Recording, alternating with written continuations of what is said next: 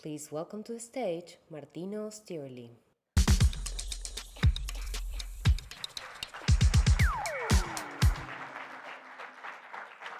Good morning, everyone, and welcome to MoMA. My name is Martino Stierli. I'm the Philip Johnson Chief Curator of Architecture and Design. It's a pleasure to see you all here for the 2025 World Around Summit.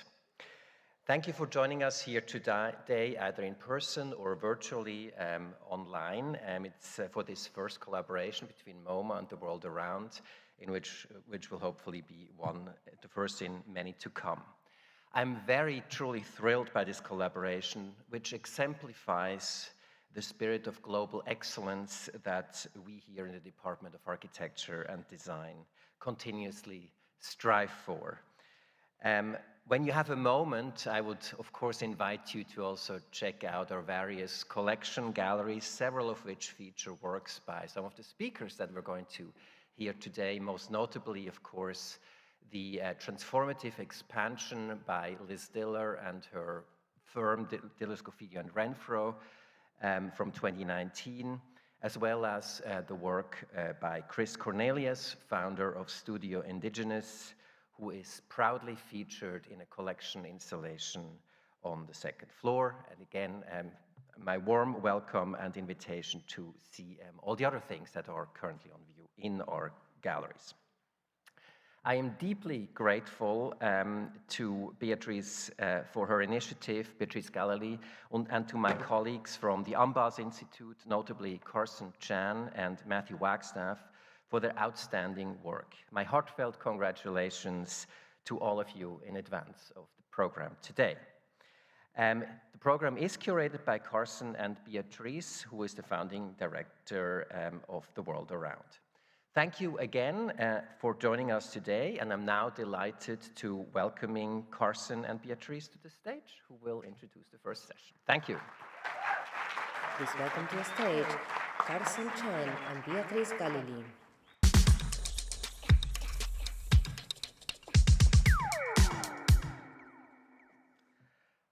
Thank you, Martino, and thank you everyone for joining us today in person here at the Museum of Modern Art and online through the live stream.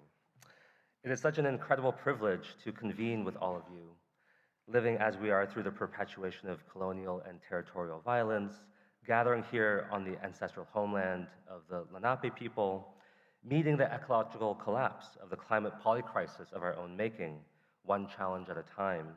I ask that we all recognize the immensity of our privilege as we celebrate, listen to, and learn from the extraordinary practices that will be showcased throughout the day. Architecture, design, art, the aesthetic and intellectual heart of the Museum of Modern Art exists within a biological and ecological reality. Architecture, in particular, is already an environmental discipline. There is no building without consideration to the ground, to weather, to climate, to materials, and to the communities of non-human life. This year, instead of our annual Ambasz Earth Day lecture at MoMA, we at the Ambasz Institute have teamed up with The World Around to bring you 16 presentations from people who hold the urgencies of our time at the forefront of their practice. Throughout the day, we'll hear about strategies for addressing and combating our intersecting issues, from the coast of Thailand to Ottawa, from urban-scale ecological reclamation projects to poetic interventions. Our youngest speaker, notwithstanding the winners of the Young Climate Prize, that Beatrice will speak more about, is 32. The eldest is 91. Before giving the stage to Beatrice Galilee, founder and executive director of The World Around, I want to thank a number of people who have made all this possible. Thank you to my colleagues in the Architecture and Design Department here at MoMA for your daily brilliance, to Paola Antonelli and Martino Stierli, our chief curator, for your support of my work over the years. Deep gratitude goes to Emilio Ambasz, of course, whose vision and generosity made my work here at MoMA possible. And the Ambasz Institute team, past and present, Dewi, Ava, and of course Matthew Wagstaff. None of this would have been possible without your dedication. Shout out to the museum's incredible AV team. Good luck today. And thank you to Beatrice, my friend, for the incredible year of collaboration. The stage is yours.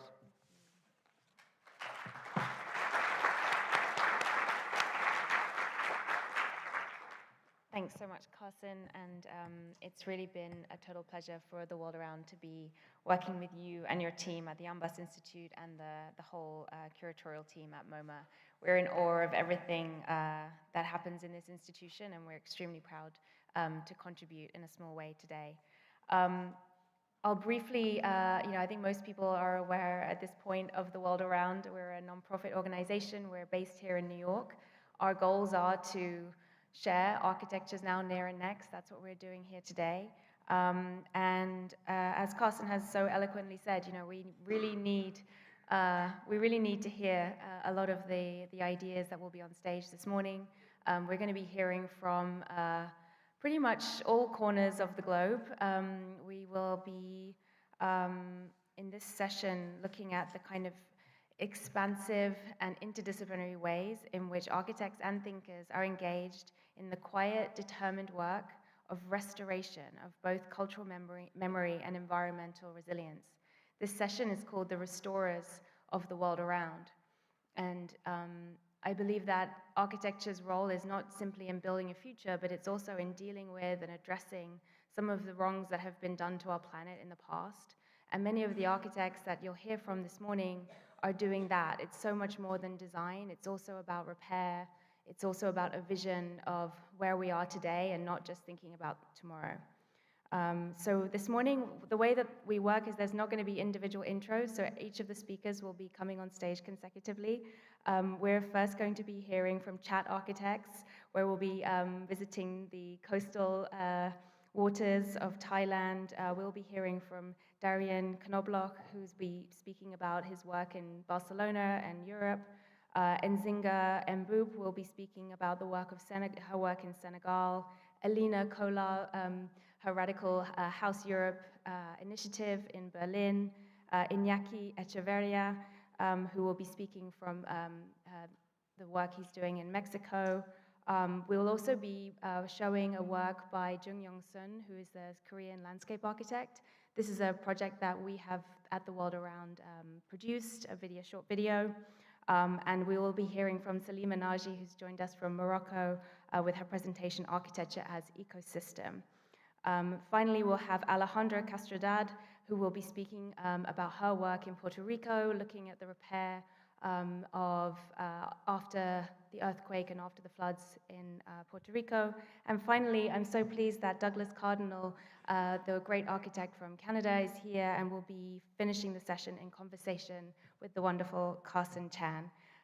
So it's a pretty packed morning, as you can see. Thank you so much for joining us here in New York. Thanks to everyone who's joining the live stream from, I know, many people all over the world and our friends and family. So thank you for joining us. I hope you enjoy the morning. And we'll see you in about an hour and a half for a lunch break. Okay, so it's over to chat. Thank you for joining us, everybody. Have a great day. Please welcome to the stage Chatpong Chuenrudeemol.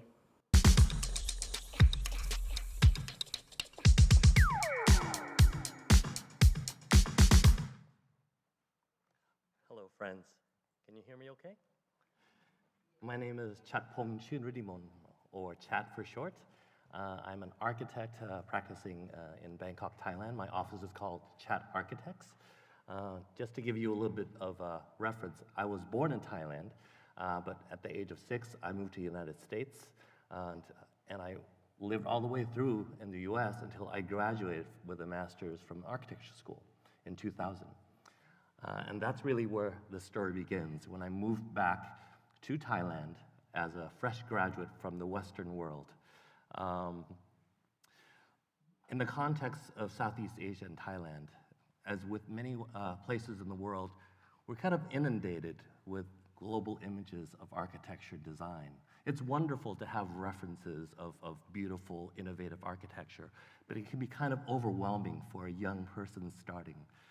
I truly, in 2000, want to be a part of this world. I want to do work that was innovative, provocative, sustainable, green, all the tag words. And I did do work like that I thought.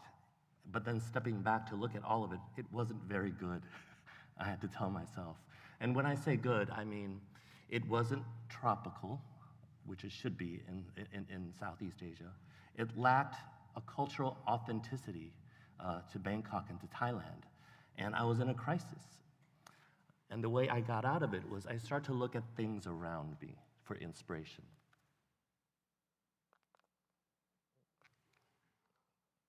Sorry.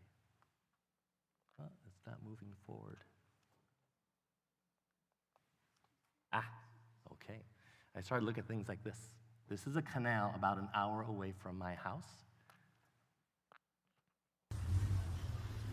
You'll see a gentleman in the yellow shirt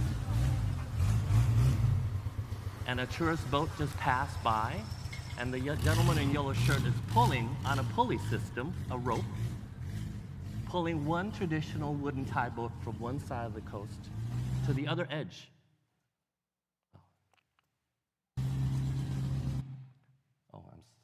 I don't know why it stopped, sorry. Let me go again.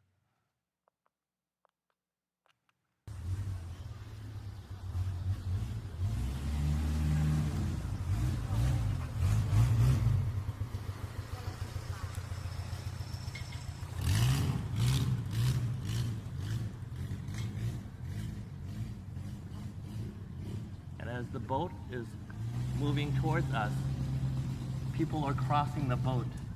It has transformed into a bridge, right? These are the wonderful inventions that make me happy and joyful working in Thailand, is that one small little thing is flipped and hybridized and turned to another thing. These incredible inventions fascinated me, and I draw. I draw, and draw to understand. I draw not only the boats, I draw the dirty water, I draw the corrugated sheets, the stray dogs, because architecture in Thailand isn't just buildings, it's all of these things that make an environment. As an architect, I draw sections. I draw the basic drawings. This one shows how the red rope is given slack so that it doesn't get entangled in the propeller. I draw details of how that ad hoc pulley system is concocted to understand what local leftover trash materials are recycled. And in that sense, I'm able to tell the story of detail, architecture, and urbanism in just a few drawings. And I named them very simply bridge boat, because it is what it is. I've been doing research like this for a very long time, for 13 years, and I call them Bangkok bastards. Bangkok because I love working in Bangkok.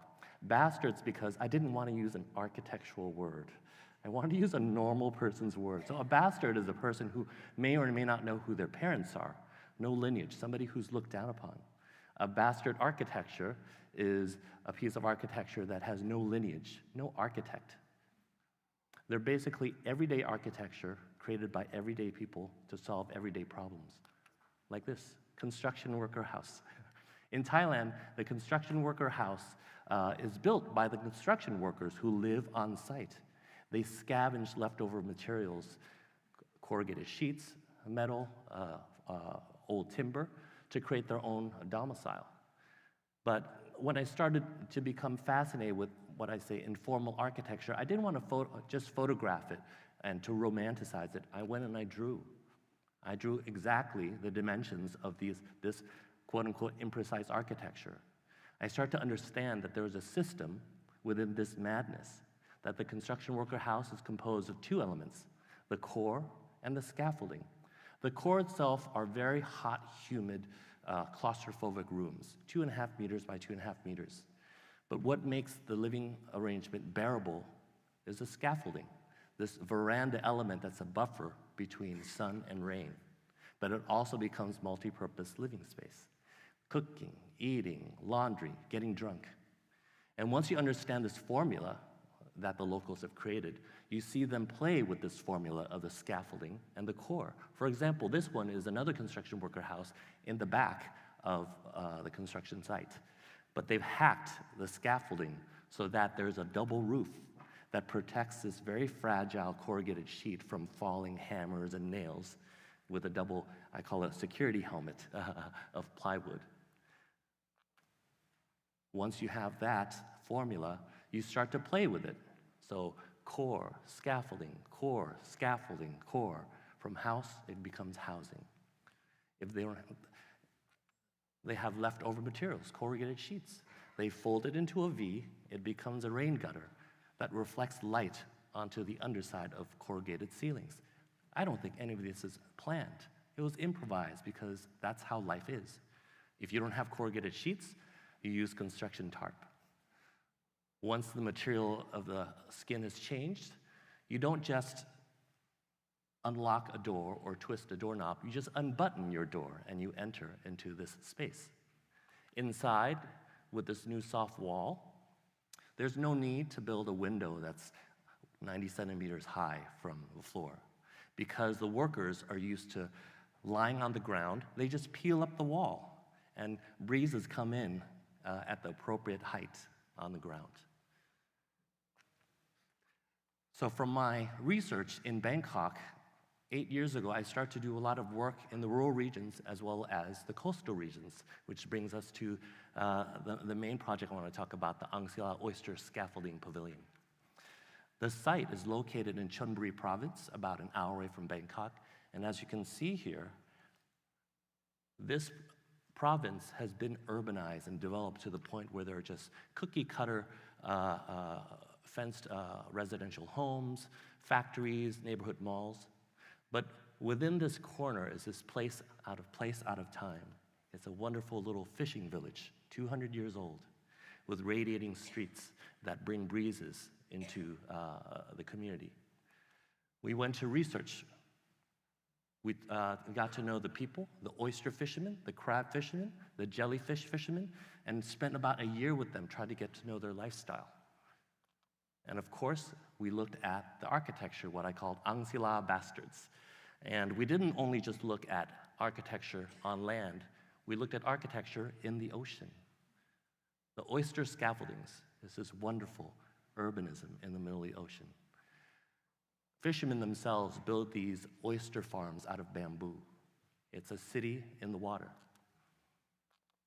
And once I went out there, hired a boat, the environment and the atmosphere was amazing with the ocean breezes. And as soon as the water goes down, the oysters are revealed, hung from the bamboo scaffolding. Of course, we went out and measured and drew. We drew these very imprecise structures. I asked a fisherman what the modular was, and he said, oh, it's about 2 meters. And I said, how do you measure 2 meters? He just went like this. That's 2 meters, that's 2 meters, that's 2 meters. I learned to improvise. We also looked at another incredible structure here, the ocean outpost.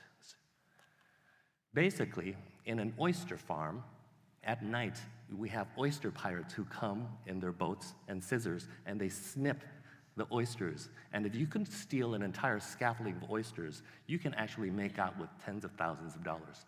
So the fishermen had to build a security guard outpost to guard their oysters. This one ingenious fisherman charges about $75 to stay overnight at your own risk, of course. You have a toilet that feeds the fish. But here's an amazing invention. The oyster fishermen would go to nearby factories to buy rejected car seatbelts and use them as binders, because seatbelts are salt-proof, waterproof, sun-proof. So it's an incredible invention, bottom up. Getting to survey the buildings, I also got to know what the problems of the fisheries community was. Basically, it wasn't just global warming and pollution in the water that was resulting in the kind of the degradation of the fisheries industry. It was actually what I call the fishmonger effect. You would have the middlemen who would go buy fish or oysters or crabs cheap from the fishermen at the port. They would transport them to the market and sell them at 2 or 3 times the price. But in the meantime, the transport needed cold storage, and some fishmongers didn't cold storage properly. So that resulted in very, sometimes not so fresh seafood.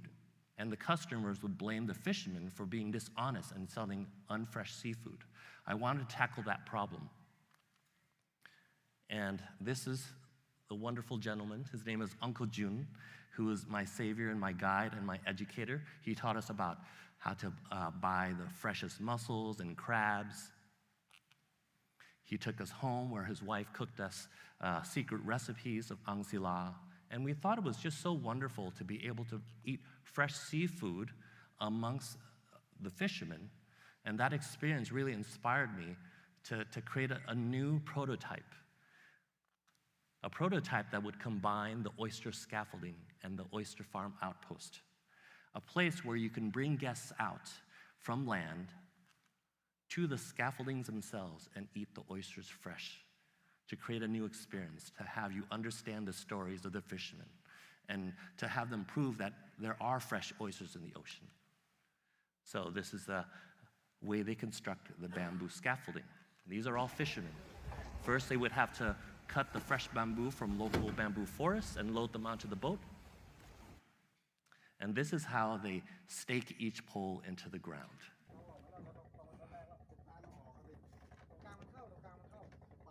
Oh. Pogo stick style. Once the columns are poked into the ground, they tie the cross beams. And as you can see here, they use the seat belts, and they overlap the bamboo. They never cut the bamboo, even though it's too long. We don't create ocean waste. Everything is used. I almost fell. On the day of the tour, we create a new economy because we would be able to rent the fisherman's boat. Guests would get on, and they would become tour guides on top of being fishermen. The first stop would be a ride through the existing oyster farms to see this incredible ocean urbanism. And then you would eventually start to see flashes of red until you arrive at the Angsila Oyster Scaffolding Pavilion.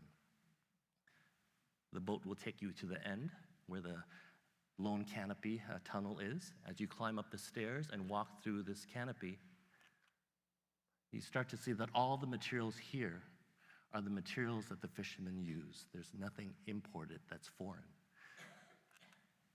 The bamboo, the red rope that's used to tie the oysters. This is what I call the accelerator detail, where this is a seat belt that you can't tighten properly with a regular person's strength, so they use the bamboo rod to twist it and tighten it and tie it off with the red string. As you go down the path, you wind up at this 3-gabled open-air kitchen. But in this kitchen, there's no electricity, there's no refrigerator, there's no freezer. You basically just jump down and you pull up fresh oysters, ready to eat. And the great thing is, once we serve the fresh oysters to the guests, it's a very poignant point where we should take care of the ocean that's creating the oysters that's going into our stomachs. So Uncle Jun is able to relate his story. And not only do we serve the oysters that are grown underneath, but we're able to order pad thai and fish custard from restaurants on shore, thereby creating another economy. But this isn't a restaurant or commercial endeavor in the ocean. It's actually what we call a pop-up educational space, so that we don't break any laws. We can talk about that later. Thailand is a unique place.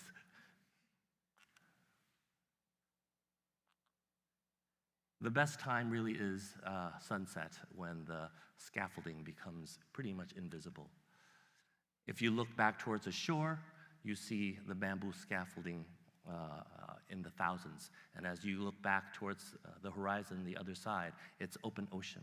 That's because we placed the scaffolding right at the seam, at the edge of the urban farms. The scaffolding isn't just for tourists, but it's actually a local hangout for local fishermen. Sometimes in early morning, once the boat tries to dock on shore, the water level has gone down so much that they can't dock their boats. So they stop and use the scaffolding as kind of a rest area and a fishing spot for them and their families. It's really about just creating the simple lines that exist in the ocean environment, which becomes invisible, especially during sunset. But the story doesn't end there.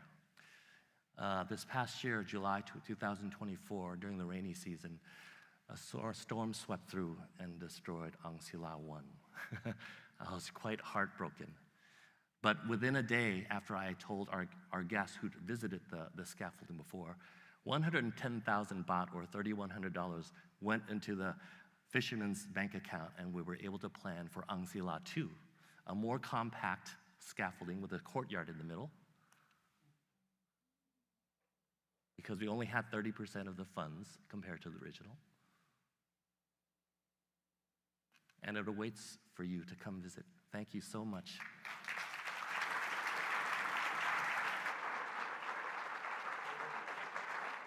Please welcome to the stage Daryan Knoblauch.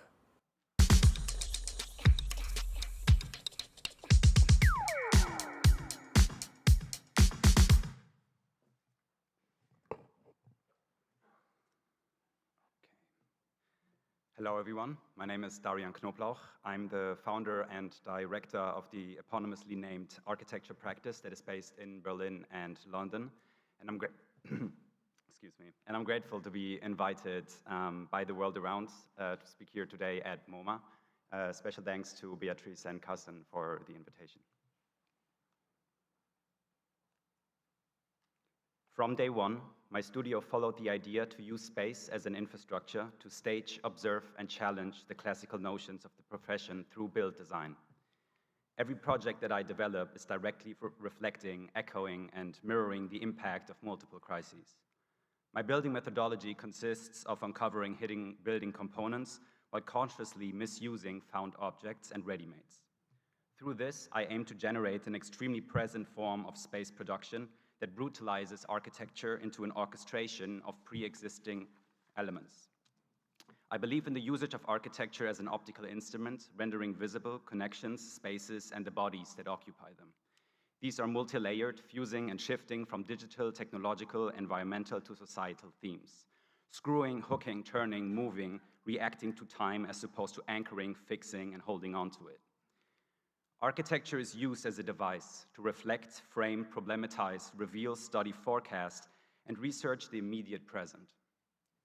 Contemporary culture, technology, the environment, and architecture become proxies for generating precisely planned propositions as architectural machines in flux. How do we connect? How do things connect? How can the same thing be reconnected differently? Rather than statically pointing at the obvious issues around us, we observe, develop, test, and propose actively through recomposition. The simplicity of 8 stones, a 16-meter-high crane, a large-scale industrial fabric, and a custom-designed joining technique propose an architecture that manifests itself as mobile, composed, flexible, scalable, and light in relation to the over-specific grandeur of the past. It is therefore that I strongly believe in the necessity of collective, immersive, spatial experiences that propose an optimistic, robust future by accepting the aesthetics of a new material realism, celebrating its potentialities in form of temporary rituals. Architecture is used as a medium of communication while actively collaborating with a young generation of clients that shape the cultural sector, staging in parallel the most urgent questions of what it means to live, think, and build today, following the aim to use space as a performative infrastructure. Over the last 24 months, from launching the practice till this moment, me and my team aimed to rethink the role of the architect and envisioned a practice for the 21st century in which the previous themes become articulated in a catalog of ever-growing ready-mades through which we orchestrate an architecture of flexibility, brutalization, and lightness. In total, our methodology is revisiting the ostensibly dead corpse of fast-paced market economies while using the hidden bone structure of the backstage in order to really bring to the forefront a new proposition. We refer to this method as functional misuse. I founded my practice in 2023. The world that we occupied in that year was undergoing massive shifts within that moment. From returning to a new normal life after 2 years of pandemic significant destructions in terms of climate emergencies, such as upheavals in relation to race and gender inequalities. A new wind moved from the microscopic into the systematic, arriving to the planetary, moving back and forth in reverse. It was within the beginning of that year that I started to work on an international competition for a pavilion in the center of Barcelona, launched by the Mies van der Rohe Foundation, in which I decided to dedicate the first architectural project of the practice, and therefore the first act of architectural staging, to the environment. I started to enter the competition by searching for a local contextualization that corresponds with a global phenomena. Researching, reading, designing, and thinking about the staggering air pollution of Barcelona that was witnessed in that very year became the driving motivation with which the competition entry started. Smog, missing oceanic winds, and an increase in car emission hit the city hard and led to the highest recordings of air emissions since the 1980s in Barcelona, affecting, of course, the health condition of its citizens. How can architecture react to this? What are the tools that help us to see the invisible biases of urban planning? Which devices allow us to observe, analyze, and discuss what cannot be seen? The site for the proposal was designated right at the center of the 1860s developed superblock urban planning proposal by Ildefonso Cerdà called Glorieta. Glorieta today is one of the largest urban reconfiguration projects of Barcelona, with a massive pollutive construction site, allowing an almost dystopic condition to be visited and explored temporarily. The architectural device that I developed to connect cosmic dust with the lungs that we carry within our bodies is called Free Air. Free Air is the winning proposal for a pavilion developed for an architecture biennial called Model, which was directed by Eva Frank. Free Air is a performative infrastructure and gathering machine that contributes to Barcelona's environment through its reflective surface, which harvests NO2 from the atmosphere and renews it. It is equipped with devices that allow us to focus on the invisible qualities of air, helping us to see, contemplate, measure, and understand a natural resource which is threatening the health condition of all citizens alike. Free Air is a 200 square meter, completely rented, lightweight aluminum structure. It is equipped with textile panels that have been treated with photocatalytic spray. These semi-transparent, silverish shining textiles purify and improve the condition of air wherever they are placed. The pavilion became a meeting place for our current generation and the generations to come. The articulation of this ranges from environmental to scientific to structural to cultural developed themes, such as a choreographed durational piece and performance by over 30 young local performers, climbing, tearing, and testing the new generated space, embodying a moment of crisis and hope, distancing itself from a moralizing undertone of sustainability to a scene spot for a next generation in which subculture, the environment, and technology meet eye to eye, and therefore tackle the most urgent questions of our times in plain field. Free Air is not so much about how it looks, but about what it actually does. It carries wind measuring devices, solar panels that allow to be operative autonomously and feed back into the LED light grid system, such as various monitors at use, and is accompanied by a large water hose to react to Barcelona's droughts in case that it might rain. It structurally reacts to wind load forces due to its textile wherever needed. All these vectors had to be taken into account in order to arrive to the following claim.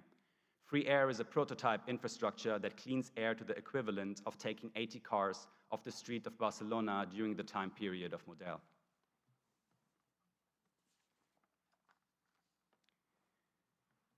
By taking these vectors into account, we produced the largest surface area possible for the pavilion, as surface area in this case meant amount of purified air, constructed out of silver shading textiles. This was important as all these textiles that you can see are treated with nanoparticles on the basis of titanium dioxide, TiO2. TiO2 reacts photocatalytically, which means that through the exposure of the coated textiles towards light, a chemical process is set into motion in which the particular matter of air is split from water. And within this process of transformation, invisible pollutants such as nitrogen oxides are snatched from the air of Barcelona binded against the silver texture of free air. In total, a large-scale machine pavilion became a device for cultural, environmental, and discursive surplus. In this pavilion, we further developed 3 primary design strategies that we consider the most important ones for an up-and-coming generation of architects and designers: lightness, consistency, and performativity. The entire installation uses a completely rented F30 global truss system, which, due to its lightness, not only allowed to perform well due to the explained restraints of the site, but moreover stand for something that we particularly find important, namely a scalable, rented, cheap, light, quickly constructed, open source solution, which makes these typical theater structures to the epitome when trying to interlock space with the sharing economy.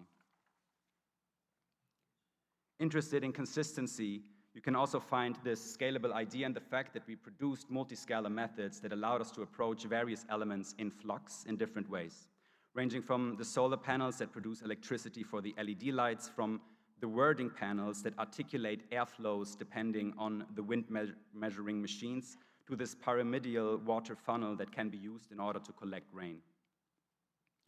We did the same thing for the designed furniture of the benches that you can see on this slide. These benches are constructed solicitly out of ready-mades. With the bench, we try to encompass the idea to also use air as a structural element. More precisely, we filled up every pillow in one of the 10 different neighborhood districts of Barcelona. Then the air quality was measured, noted, analyzed, and printed on top of these airbags, which then have found their way back into the pavilion. And by this, we literally had a cross-section of Barcelona's air quality physically inside of free air. Right at Glorieta, next to the Design Museum in Barcelona, we started to embed a methodology that we continuously refined, altered, challenged, and questioned, merging architectural propositions that extend the limits of the gaze, paired with serious issues that we face in regards of climate emergencies, thinking of rented spatial systems that can be constructed before they evaporate into other forms of usage, as today the structural truss unit is used by theaters across Barcelona. The entire structure was developed with detailed joining systems that allowed it to become completely demountable, while still striving for a spatial articulation of this cause in ways as that it draws audiences of all kinds, being a gathering machine for the people of Barcelona, but applicable as a method in various shapes, configurations, scales throughout the entire world. Thank you.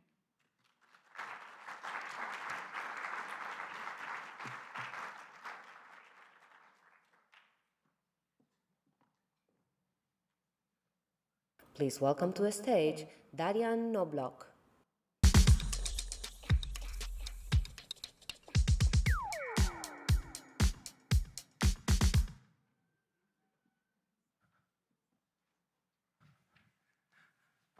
Hello, everybody. So my name is Nzinga B. Mboup. I am an architect and curator from Dakar, Senegal.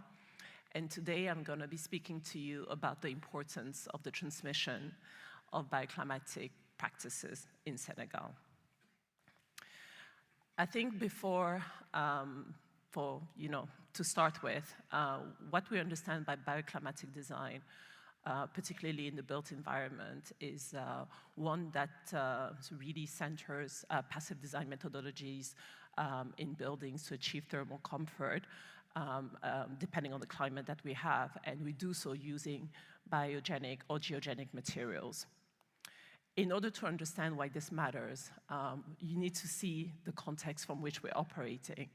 This is Dakar, the capital of Senegal. It's the most western city on the African continent.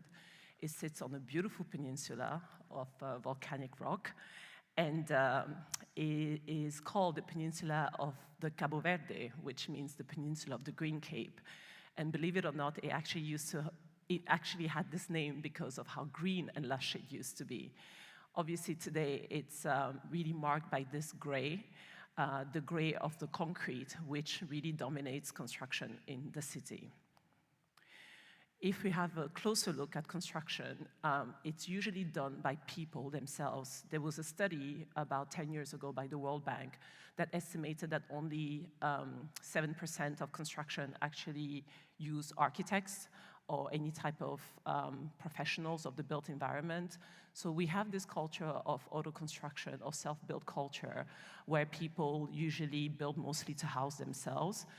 They do so by acquiring land, that's the first step.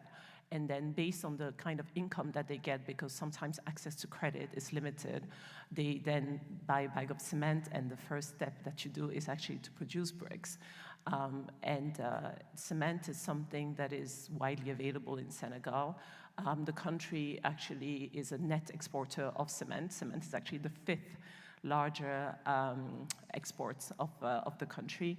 And the price is fixed as any kind of basic necessity, so everybody knows what the price of a bag of cement or a ton of cement is. And it's important to look really closely at the sites of production and all the sort of elements that constitute concrete, which is usually made of gravel in the form of limestone and basalt that are extracted from mines, all within a sort of 90 minutes drive away from the capital city. We have some steel recycling factories that actually produce reinforcement for the concrete. And most importantly, we have the cement factories. We have about 3 major ones and 2 small cement factories, all within, let's say, about 100 kilometers of Dakar. And a closer look at the geography of these factories shows that many of them sit in close proximity to urban centers. This is the Sokosim, the very first cement factory that opened in 1948, that sits next to the town of Rufisque, which was a colonial sort of city. And nowadays, the inhabitants of Rufisque are actually exposed to a lot of the air pollution generated from this factory. There's also the reality that to build with concrete in the way that people build nowadays, because again, we're in an environment where people don't really build with architects, so the way in which concrete is employed actually makes for very uncomfortable housing. So a lot of the building envelope is actually a source of a lot of thermal discomfort, because a lot of the accumulated heat, because we're in a hot and dry climate, is accumulated through the roof, through the walls, and then irradiates into the building. The irony of cement is that it's actually, although it's an industrial product, but it's actually made out of natural materials that are all found within the soil. Within actually the mines that you see. For instance, the limestone mines actually are very much close to the cement factories, because both limestone and clay are ingredients that are used in order to make concrete. And what I find really ironical about it is that all these, let's say, ingredients of concrete, of cement that I showed you previously, were all raw materials that were used in our past, distant, but also recent past, in order to generate a very rich architecture, which utilize not only the materials of the soil, employed low-tech processes, and really try to make buildings that are comfortable for the climate. And when we look at the mosaic of Senegalese architecture, we have examples of traditional architecture utilizing raw clay, for instance, in order to make walls, depending on the kind of climate that you have. So for instance, here in the south, where it rains a lot, you have cob walls that are actually covered by thatch roofing. In the north, where it doesn't rain as much, you have earthen walls that are usually plastered. This is adobe walls that are usually plastered.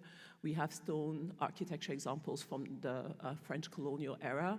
And then in the early days of modernism, you have this building, for instance, by the Bureau d'études Henri Chaumette, which is in the University of Dakar, that was made using local ceramics, locally produced ceramics, and then you have the top part of the facade, which is covered using shells, and which, although the building is almost, I would say, 50 years old, still stands today. And one of the most striking examples of, I think, endogenous architecture, if I can say so, is really this project which actually came into my consciousness very recently. It's the KD Hospital, which was built in 1983 and was the recipient of the Aga Khan Award in 1996. And it sits in a city called, which borders Senegal and Mauritania. And at the time, actually, you can only access it through the Senegal River, so from the side of Senegal. And this project exemplifies, because it was done by a collective called the Adawa, which is a bit of, for us, especially in my practice, which started off as a collective, is really an important precedent, because I found out that in the 80s, you had West African architects and urbanists that had the vision to try to produce an architecture that was really suited for the climate, but also for the social context. And through the work that I've done with the CCA, as I've been appointed as a curator of the CO Dakar project, I really took that as an opportunity to investigate and learn more about the Senegalese architectural traditions. And I've done so firstly by kind of looking at the legacy of the first generation of architects trained in Senegal, when we used to have a school of architecture, a national school of architecture, between 1973 and 1991. Because unfortunately, in the present, we only have private schools of architecture, and many architects have actually trained abroad, such as myself, which is why research also matters a lot in order to be able to learn more about precedents, and really understand the context better. So through that work, I got to meet this lovely architect called Birahim Niang. Birahim is actually part of the second generation of architects issued of the school. So of the second year, he was the major of his promotion.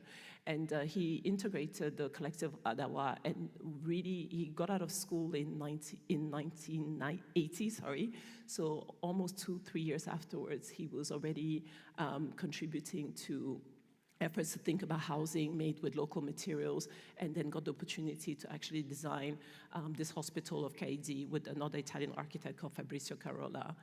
And they made the choice to actually work with fired bricks, because clay is very abundant in the north of Senegal, because you find it on the banks of the river. And through the use of a single building component, they actually devised an architecture with and really engineer, let's say, the whole envelope of the building just with one single unit, which is the brick, as you can see here, which was used to make walls and also to make arches and domes. I've been lucky through my research to actually find archives of the construction process of the hospital, which started off, and you can see the sort of evolution of it. This was the very first prototype that was done with a very small kiln that produced the initial bricks that were done on site. And this is the guardhouse, which is kind of like a test of the various sort of building systems that were then used into the project. The kiln then evolved to become a much bigger kiln. Birahim told me, that he had researched Korean kilns in order to find a way to fire bricks and also produce a large quantity.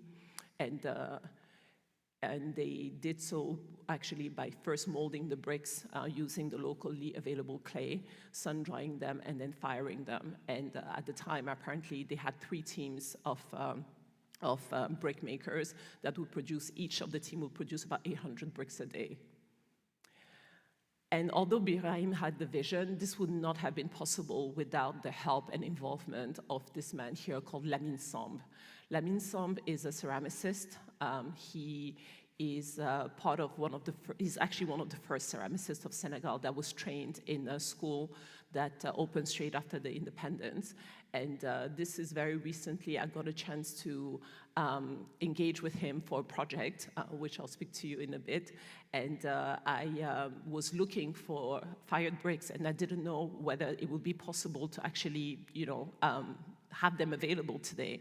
And Birahim guided me through this man who actually is still in Senegal. He's still practicing, because 10 years after the completion of the KD Hospital, he actually settled a small artisanal factory in the city of Sébikotane, which sits about an hour away from Dakar. What he produces nowadays are mostly sort of artisanal ceramics used for everyday objects such as ovens. He does small bricks that are used mostly for pavers, but nothing to the scale of what he had done for the KD Hospital. So in recently meeting him, the challenge was to actually get to ask him whether he could, reproduce what he had done in the past. And we sort of had a meeting, and he kind of explained to me the process and the intricacies of how he actually works with clay, the type of clay that he uses, which is actually a mix of the various types of clay available in the city, and especially on the site where he has the factory. And from one city, you can see 4 different types of clay-rich soils, from laterite to raw clay that you have here. Oops, sorry. To raw clay that you have here, and this is the clay of Sébikotane. These are all generally mixed in order to make ceramics. And most importantly, I think it kind of informs us on the importance of looking into geology and understanding that we have what we look at, what is within the soil. We have a wide diversity of soils that could be used for different things. For instance, the Chiki clay, which is used, right here, is the one that is most known and most useful for ceramicists. And laterite, which is widely abundant, as you can see the red on the map, is actually very much used for road construction. And so we went back to the place where he actually got to learn his craft in order to sort of create and start a year-long research into learning and the transmission of some of these knowledge. So we went back to the school where he was trained, which actually happened to sit about 5 minutes away from our offices in Dakar. This is the Artisanal Training Center.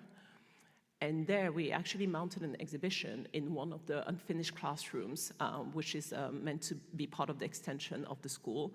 So we had a bit of a window before the contractor finished or reprised the work. And we decided that we wanted for people to understand the richness of what can be done with clay, knowing that there you had students being trained into ceramics. So clay became the sort of like common material through which we could engage the students, but also talk about the type of architecture that can come from it. Through very simple testing and through, as we have a variety of clay-rich soil, so we can go to labs, but through very simple testing, we have the ability to know what type of granulometry, what kind of conditions the soil has in plastic, humid, and viscous stage. These are the Carrazes tests.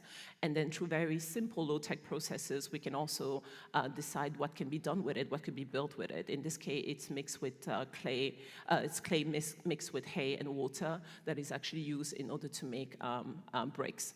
And you see the bricks were made in workshops with members of the public with no particular type of skills. And in the exhibition, we really made it a point to show people the difference between adobe bricks and what you have at the back, which is compressed and stabilized earth bricks that are made usually with crushed laterite and compressed in a machine. And those bricks have between 3 and 8% of added cement, which is actually added just to prevent any type of water erosion. So after the exhibition, we set up a lab in order to continue really learning from the materials and testing them and really making the building components ourselves. So we found that with adobe, because it doesn't have any type of cement, the challenge is how to fight water erosion. And we found a way to actually make sort of hybrid walls and insert ceramics from Lamine Sam's factory and in order to prevent any type of water erosion. We did the same thing with cob walls, which is actually a very indigenous technique to the south of Senegal, but we use shutters in order to prevent any type of finishing needed afterwards. This all culminated, this year-long research, was made possible through support by the ReArc Institute, and we decided to kind of create a center and a place where people could actually have access to the knowledge that we have received and we've developed into a training center, which is called the Labo Fou, and it's going to sit in the city of Sébikotane and exemplify what type of building techniques can be done with the materials of the place. So we have a tower that is going to be, a service place, which is going to be built using adobe and ceramics, very similar to a technique used in the Arabian Peninsula to prevent from water erosion. We're also going to have space for exhibitions, which are going to be open using adobe plasters and adobe vaults as well. And lastly, a classroom where the inner walls will be made with a shuttered cob and the outer walls made with the fired bricks from the artisanal factory of Sébikotane. And our hope is that this is going to be a place where people can come and learn, can come and actually produce and make the materials that they need to build themselves, but most importantly, continue to share the knowledge in the form of exhibition, documentation, workshops, etc. And we hope that at large, this will become a big place of experimentation, but mostly a resource center for a city that has actually been at the center of a lot of extraction industries, but also generates, has a great potential, I think, for transformation as it's growing recently. So for us, in order to go from the usual construction that we have in Senegal to more sustainable construction, we think it can only be done by making sure that it's accessible to all people. So by centering low-tech processes and really continuing the chain of transmission, we want to demonstrate, and we are very hopeful that particularly young people will really take on these lessons and be able to build a future, a more sustainable future for themselves and for our communities. Thank you very much.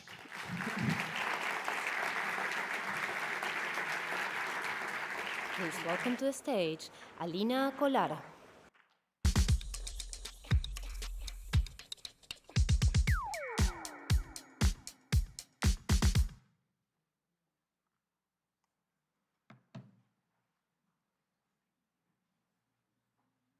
Hello, everyone. You want to start a family. Oh, I'm afraid this might be the wrong presentation. Well, meanwhile, I'll say thank you for having me. It's a pleasure to be here.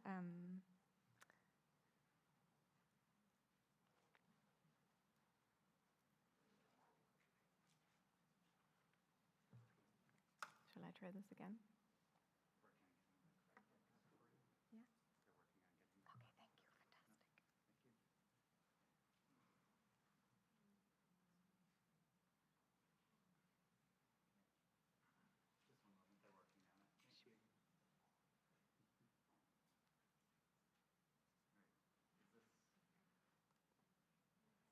No, I don't think so. You want to start a family. No, that's not the one. No, it's not the one.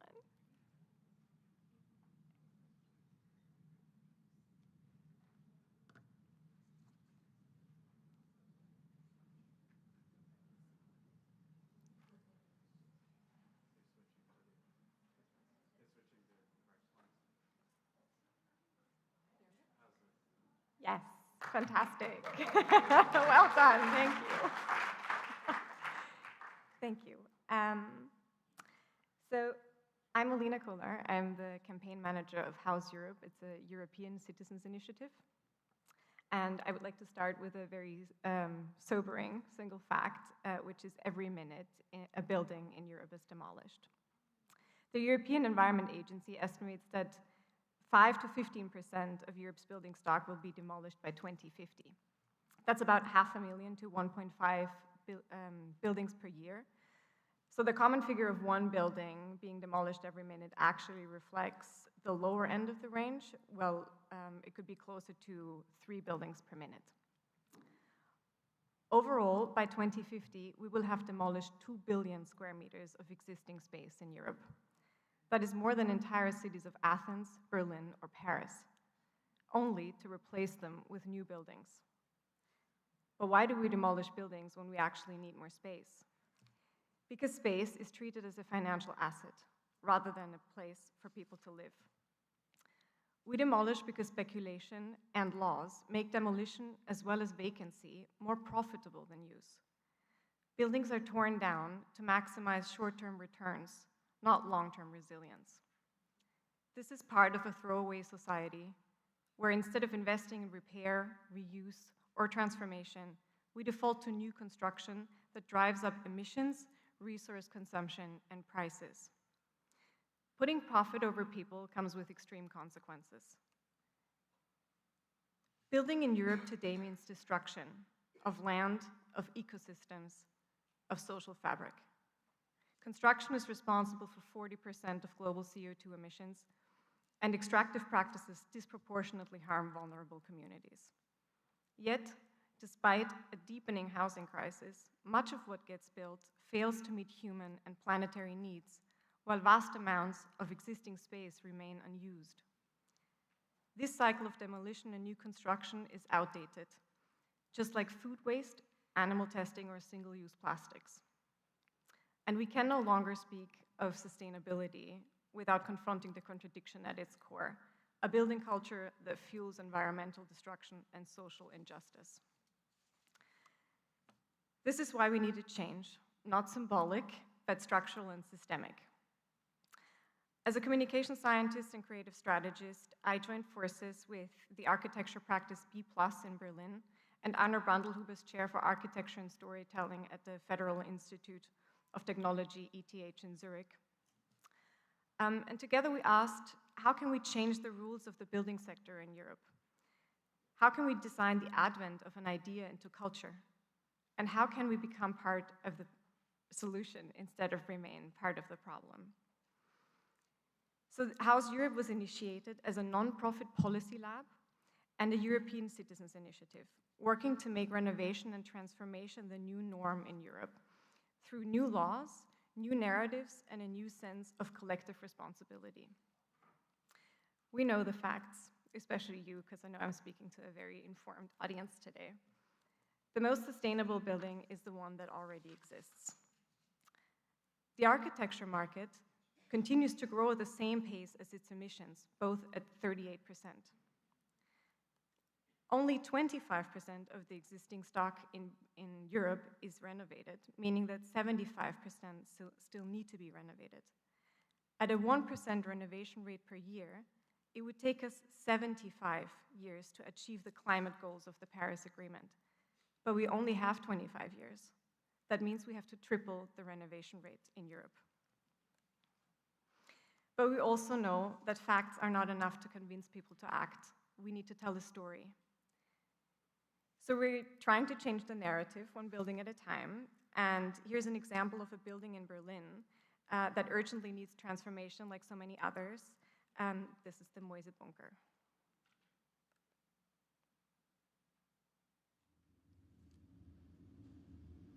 Es war einmal eine Tierversuchsanstalt,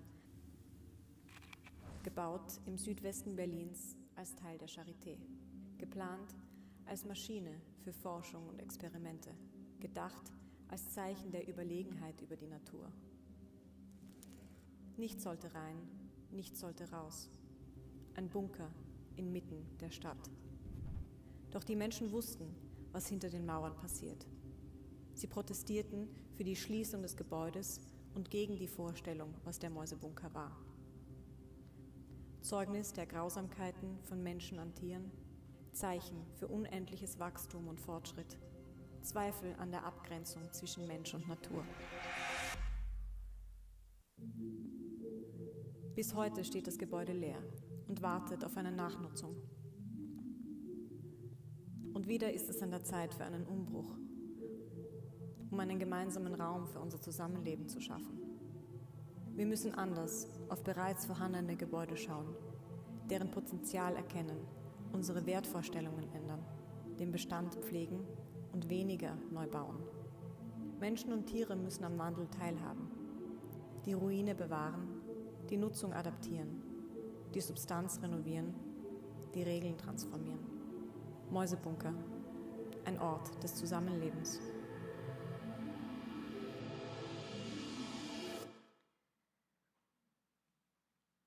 So while saving one or a few buildings from demolition is important, it's simply not enough. This is why we started HouseEurope as a pan-European movement, so we're actually campaigning all over Europe. A European Citizens Initiative is a tool for participatory democracy implemented by the European Union, and it enables citizens across the EU to propose new laws or amend existing ones. If 1 million EU citizens from at least 7 countries sign the initiative, the European Commission must consider the proposal and put it on its agenda to assess how it can be implemented. This gives citizens a direct say in EU policymaking and brings attention to critical issues that would otherwise remain overlooked. So we chose this tool because we wanted to change something and we didn't want to do it alone, and we wanted to include the public. But after a comprehensive survey we conducted in 8 European member states, we realized most people don't actually think about the impact the built environment has on their lives. So raising awareness is one part of the initiative. I'm going to show you a trailer that we usually use. You want to... Oh no. This is the one that we wanted to see before. How can I go back? Like this. Oh gosh. This is cursed. You want to start a family, but cannot afford a home. You want to build a future, but can only find temporary housing. You want to find a house, but functioning buildings are demolished. You want to save homes for our communities. You want to fight climate change for our existence. You want to create freedom for the next generation. You are not alone. We blame landlords for raising our rents. We blame developers for demolishing our buildings. We blame politicians for ruining our hometowns. We blame ourselves for not working harder, not saving more, not being richer. We are anxious, angry, alienated. But don't worry. Together we can transform the system and renovate existing buildings to house Europe. Because renovation is the best option. The only thing we need now is laws to make renovation cheaper, faster, and easier. The EU has the power to change this. You have the power to change this. Support House Europe. Now. So in an ideal world, a radical transformation would be the solution, but transformation takes a lot of time. So, and we're not saying that all demolition is bad. There will always be exceptions. Only today, demolition is the rule and transformation is the exception. We want to flip that. Our buildings carry many values, and it's time we recognize them and make transformation the rewarding choice. So we developed concrete, achievable policy changes that can pave the way for the bigger shift. With experts from the building sector, policymakers, EU laws, and national partners across Europe, we worked on an alternative to current legislation. HouseEurope proposes this directly to the European Commission. We call this legal framework the right to reuse. It includes 3 core legal proposals: tax reductions for renovation work and reused materials, fair rules to assess not just the risks but also the potentials of existing buildings, and new values for the embedded CO2 in existing structures, or what people in the industry call the gray energy. Our legal proposal stands on 4 pillars: social, economic, ecologic, and cultural. The social one is that renovation saves homes by keeping prices stable, letting residents stay, and preserving neighborhoods' identities and community lives. There's a very good example by La Caton Vassal in Bordeaux. It's the building that you can see here, where residents were actually able to remain in the home whilst the house was renovated. So we're showing these, we have like a renovation atlas online where we're gathering examples that can be scaled up all across Europe. The economic premise is that renovation saves jobs by supporting local work on small businesses, helping markets thrive on labor instead of materials. This was shown by Basque architects in the French countryside by renovating with local builders a house, a single-family home. The ecological premise is that renovation saves energy by preserving materials, reducing waste, lowering CO2 emissions, and limiting resource extraction. This is an example by Elephant Architects in Amsterdam, where a former bank was transformed into housing. And the cultural premise is that renovation saves history. It values the existing, keeps memories alive, and allows stories to inform future generations. This is a form of wine storage, which also became housing in Switzerland. So most of this isn't actually new, and luckily we're not alone. We've built coalitions across Europe and beyond, bringing together people who've been working on this for a very long time, from architects like Lacaton Vassal and Herzog Demeron to the Architecture Council of Europe and hundreds of practitioners who now support HouseEurope. It is an initiative that is now registered officially with the European Union, and we have 1 year to collect 1 million signatures, so all EU citizens can sign until February 2026. With HouseEurope, we're trying to build a connection between architecture and participatory democracy, and we hope you'll join us. When you scan this QR code, you can either follow the initiative or you can sign if you're an EU citizen. Thank you very much.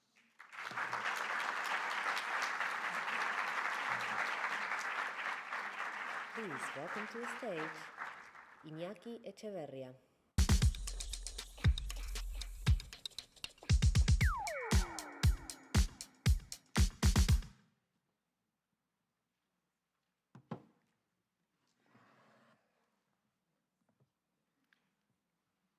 Hello, everyone.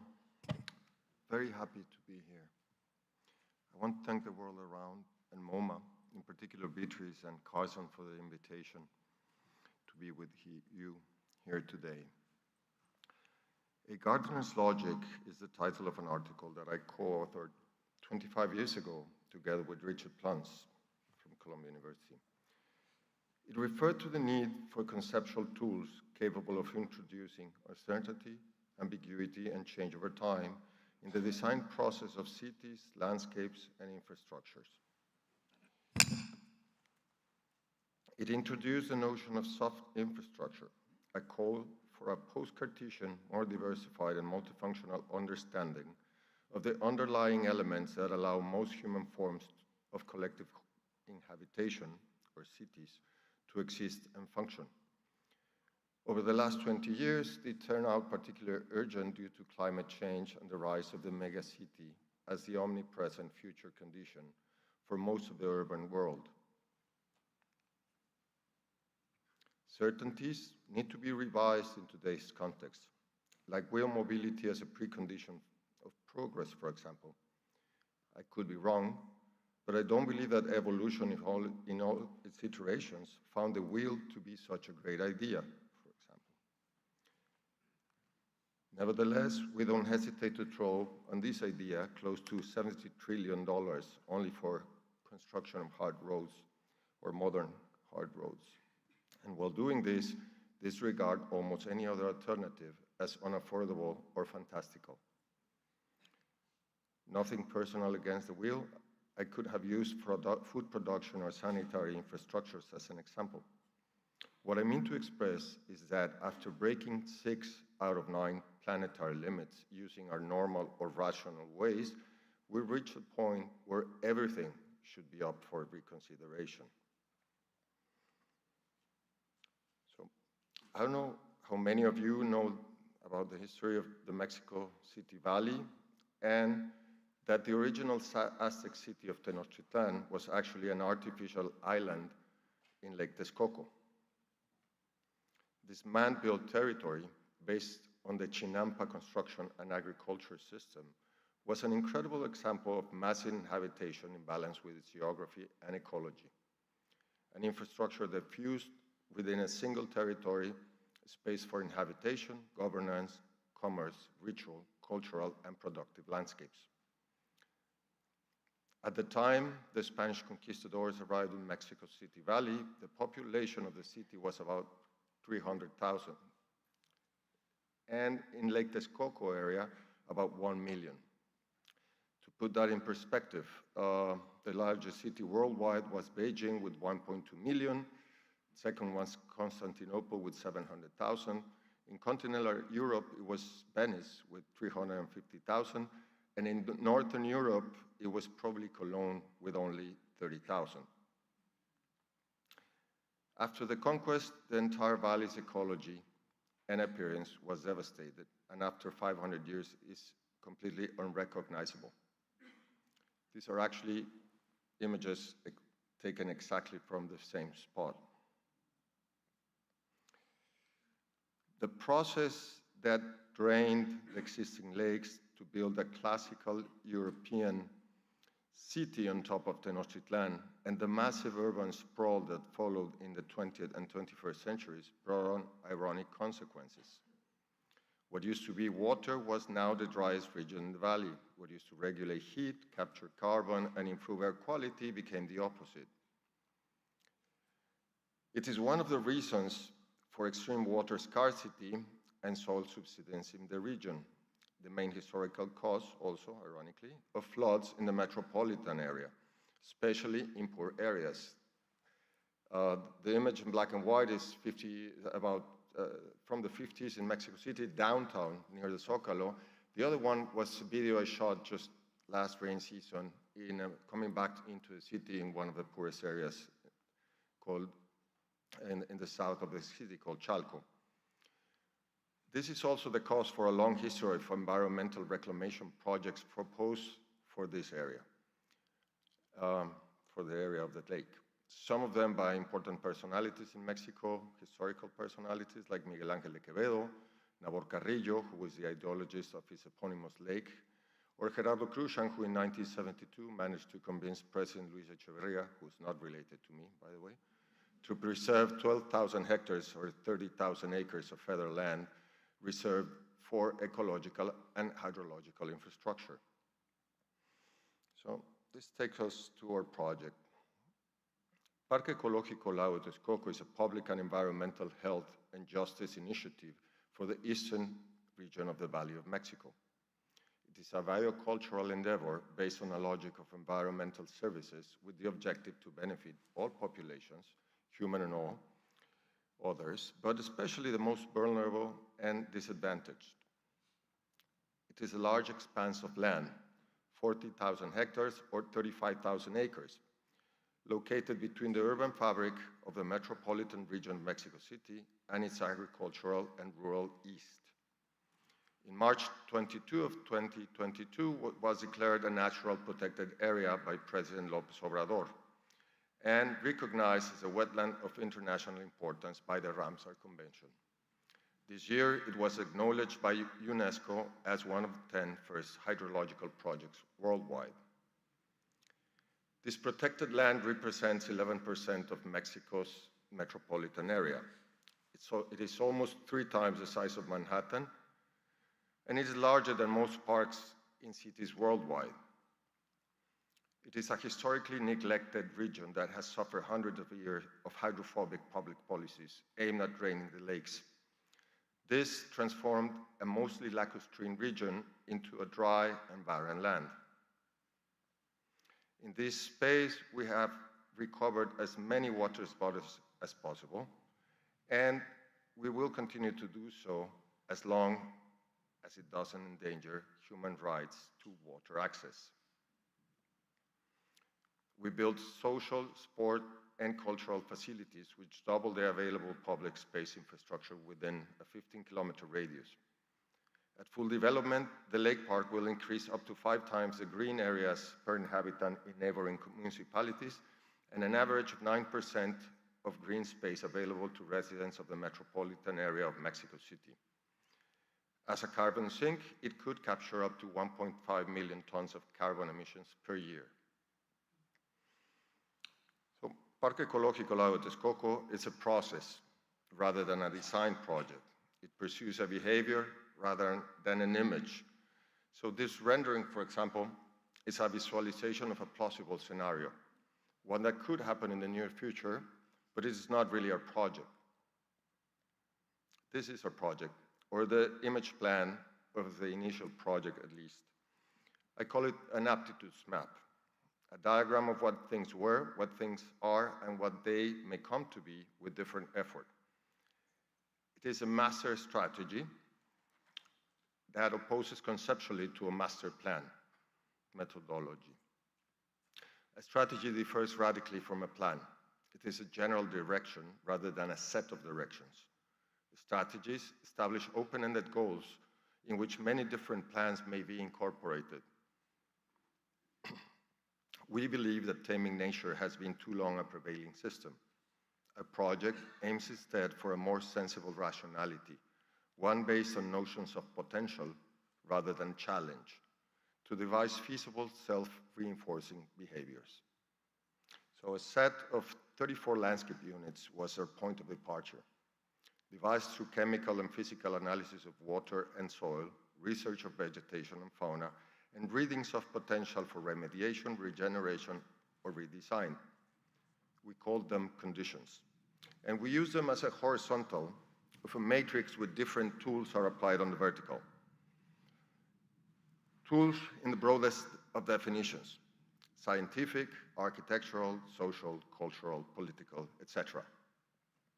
To each condition, different tools are applied, and so this matrix is our project. Then we introduce time.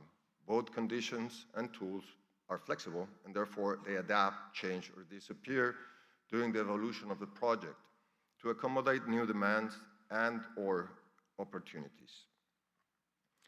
So how does this look, and how are we doing this? Well, this is actually what the north of our site looks like, and this is what it looked like before they started to build an airport in part of the area where we are now working, luckily because the airport was stopped 10% into construction already by President López Obrador. So this was supposed to be nothing.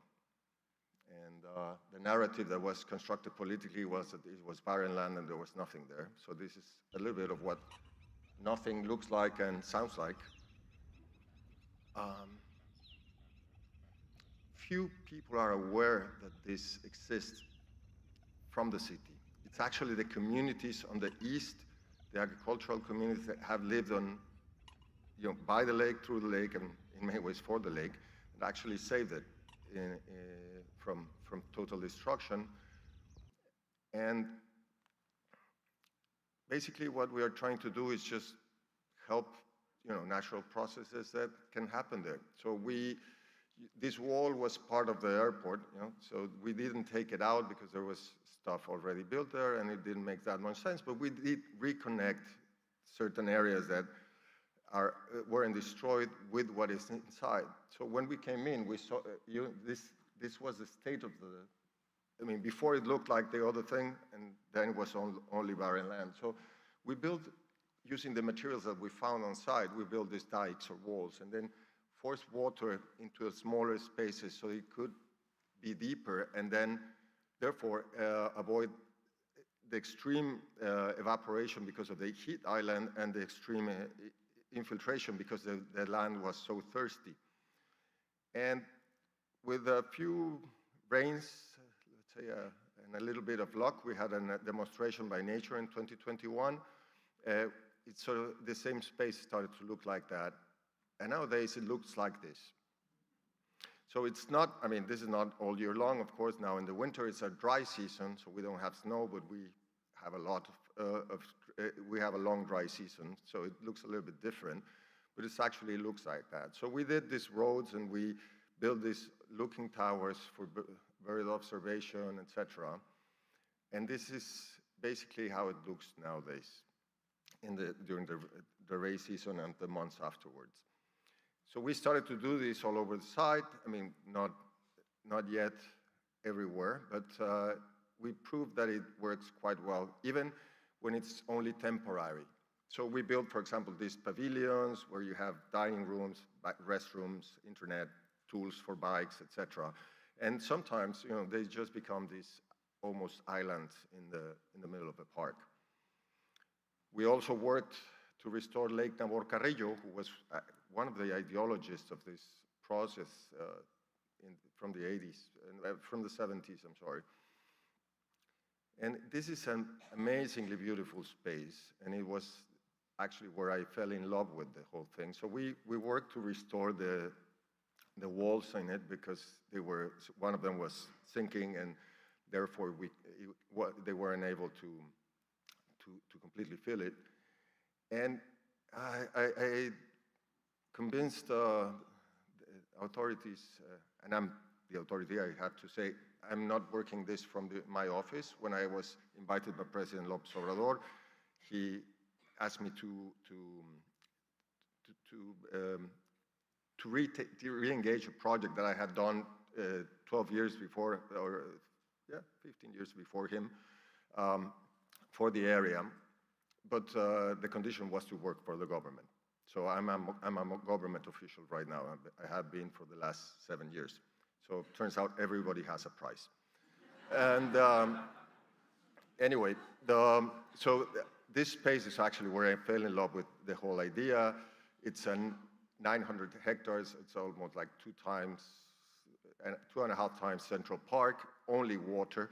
It's within the poorest areas of the city, but it was only infrastructure. So the idea is to make it public and to make it accessible to the public. So we built this looking deck, which is basically just a space for observation and playground, etc. And we also built this sports park. It's quite big. It's like 2/3 of Central Park, to give you a sense of idea. It's within it, we built a few things, for example, a visitor center, and then a series of platforms where different sports programs are available.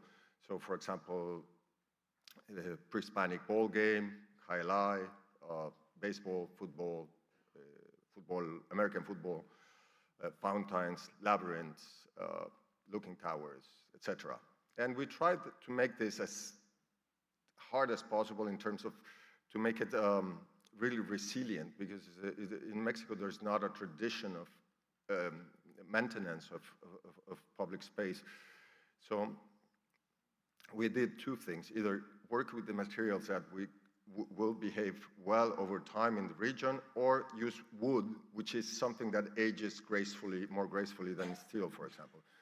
We recycled as much as possible. All the red rock that you see there, it's what's used for the runways of the airport that was being built, so we didn't have to impact anything bringing material.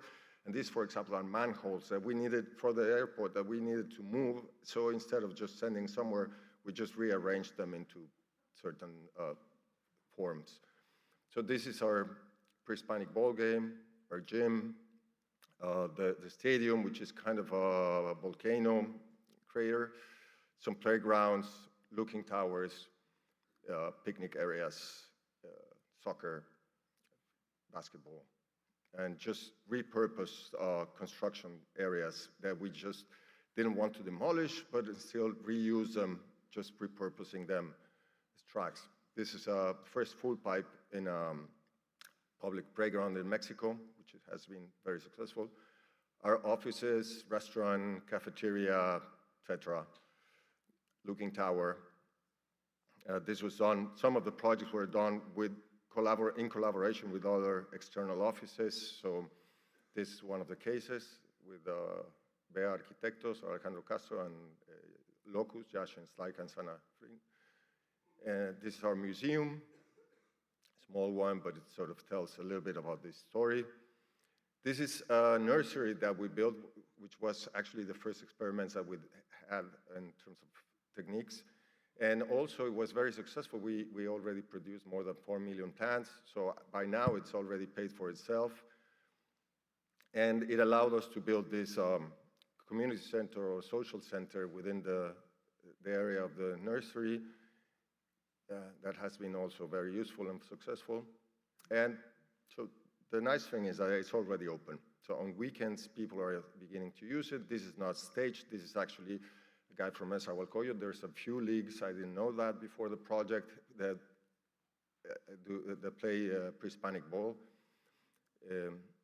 And there's a bunch of people already taking over the park for sports in terms of like serious sportsmen, and then some people who are just there for recreation, schools, institutions, and of course, all of the publics. So these guys are also very happy that the airport was canceled.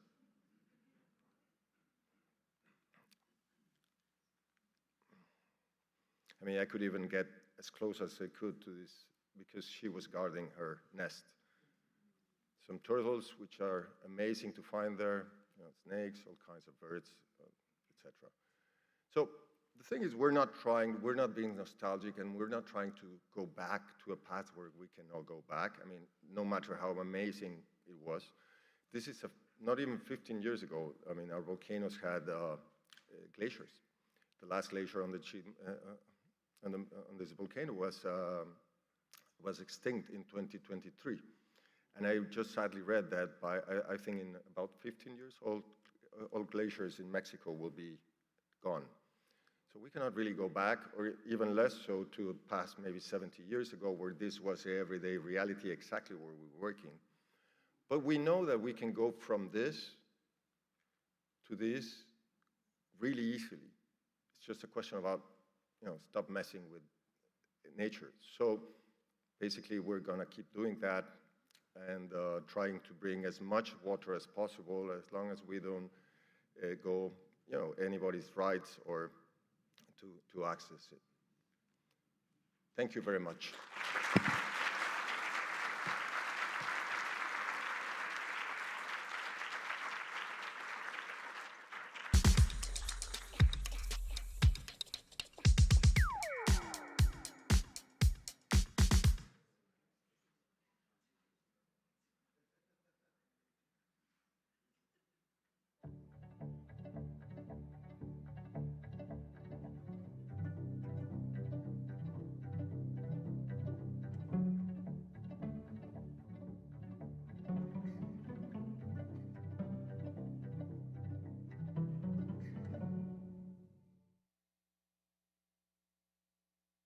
시작합시다. 네. 괜찮을까요?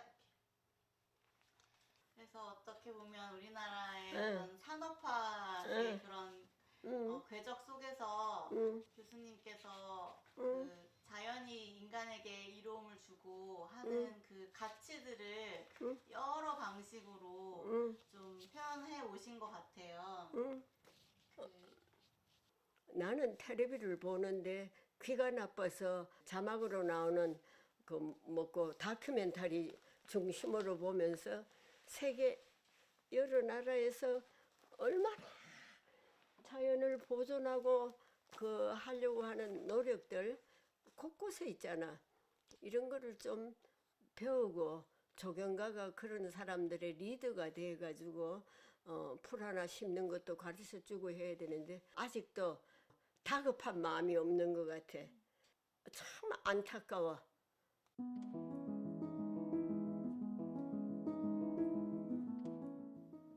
아주 어릴 때부터 우리 것의 아름다움에 대해서 좀 생각을 해야 되지 않느냐 하는 생각은 가지고 거기서부터 시작한 거라고 보면 돼. 세상 뭐라 그래도 이제 우리 것 좀 살리는데 인식시키는데 내 목숨 다 할 거다. 그렇게 결론했지 뭐.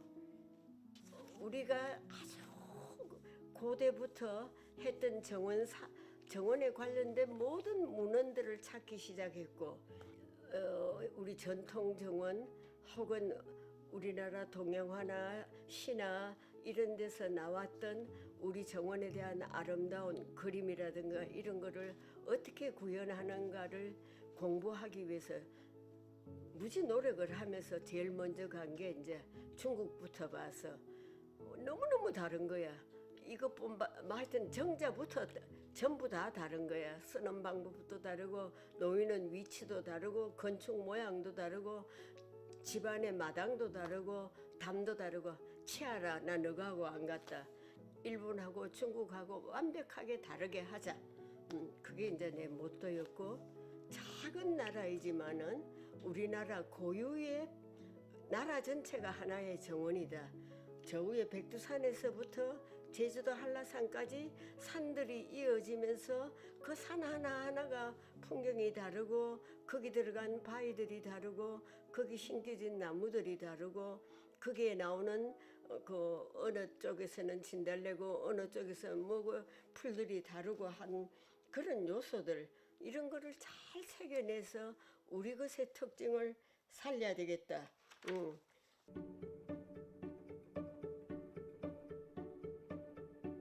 처음에 이제 선유도를 하게 됐을 경우에 직원들을 데리고 내가 이제 현상 설계가 나온 날 어쩔 수 없는 시대적으로 이렇게 변한 풍경을 이거를 최대한 입체적으로 이걸 잘 살려면 너무너무 좋은 생태공원이 될 수 있을 것 같다. 그리고 우리가 앞으로 해야 될 거는 많은 일들이 이런 식으로 현대화되면서 거기에 한 시범 모델로서 한번 최선을 다해보자. 뭐 이런 식으로 설계하기 전부터 아주 일찍 새벽에도 가보고 늦은 석양에도 있고 심지어 밤늦게까지도 있어보고 그렇게 자연에 따라서 봄, 여름, 가을 놓치지 않고 겨울까지 그 일하는 과정에서도 계속 보게 되는 거예요. 그래서 나무 하나를 심더라도 겨울에 잎이 져도 나무 수영이 이쁘면서 한국적인 거. 뭐 그런 식으로 고민을 했지.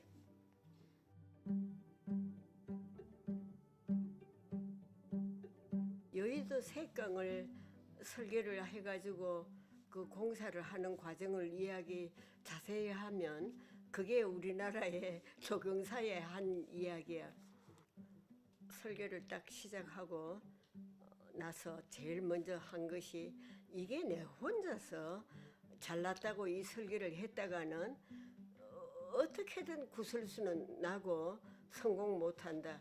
여기는 물 전문가도 있어야 되고 섭지 전문가 있어야 되고 풀 전문가 있어야 되고 새 오는 새 전문가 있어야 되고 물고기 전문가 있어야 되고 무슨 전문가 있어야 되니까 그게 우리나라의 제일 중요한 전문가들을 다 리스트업 해가지고 이분들을 자문위원 겸 이분들이 현장에 나와서 직접 물고기가 어디에 어떻게 들어갈지 이런 걸 지정해 주시기를 바랍니다. 물풀은 어느 정도 심으면 어떤 종류를 심는 것이 좋겠습니까? 이런 거를 이제 나머지 디자인 뭐 어떻게 걷는다, 뭐 데크를 어떻게 만든다 이런 거야 내가 하면 되지만은 그거를 이제 감히 내가 여기에 무슨 물고기가 산다 이렇게 거짓말하면 안 되잖아. 그렇게 그 학자들을 전부 불러가지고 공동 작업을 했어요. 만사를 위해서. 그리고 내 설계비 받은 거는 싸그리 몽땅 그분들 자문비로 다 들여버리고 그렇게 해서 참 재밌게 나비 전문가, 새 전문가, 곤충 전문가, 뭐 뱀 전문가, 뭐 별 사람 다 와서 왔다 갔다 하고 일을 했고 또 그렇게 하니까 효과가 또 나고 그렇게 해서 일을 하면서 그 섭지에 그렇게 집착을 한 이유가 우리나라는 이렇게 산과 하천과 바다와 이런 것이 연결되어 있기 때문에 어디든지 섭지가 많은데 이런 걸 가지고 어떻게 섭지를 보존하고 산림을 보존하느냐 아주 중요한 이야기예요. 이 이야기는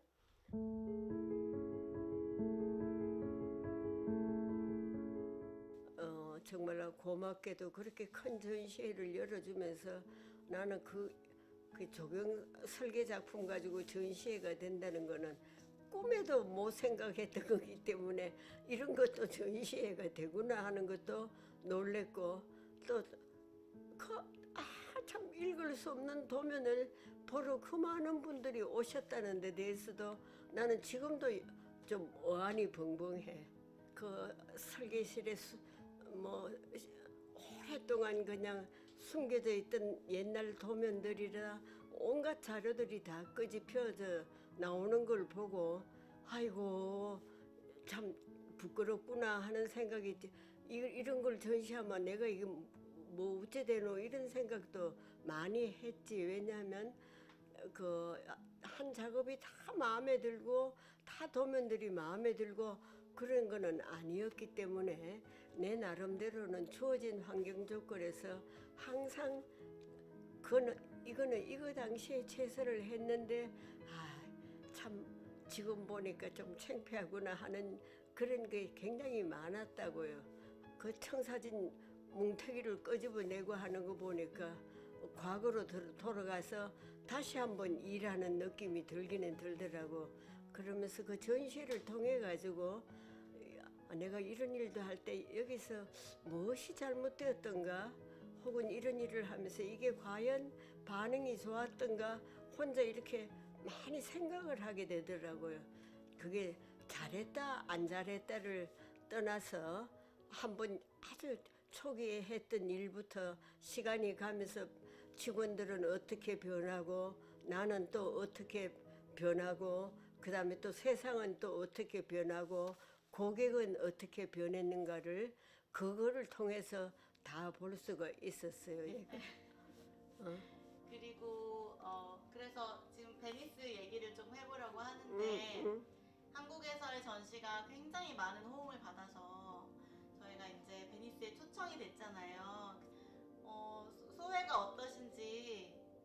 가난하고 궁핍한 시절을 겪은 나라가 이렇게 된 이유 중에 하나가 이렇게 자연을 사랑하는 사람들 혹은 좋은 전통 속에서 살았기 때문에 어떤 고유정신, 고유태도 혹은 추진력 이런 게 있다는 것을 깨달아 주기를 바라고 내가 마지막으로 이 국토를 위해서 내가 할 수 있는 일이니까 잘 되도록 이제부터 맨날 기도만 하고 있어.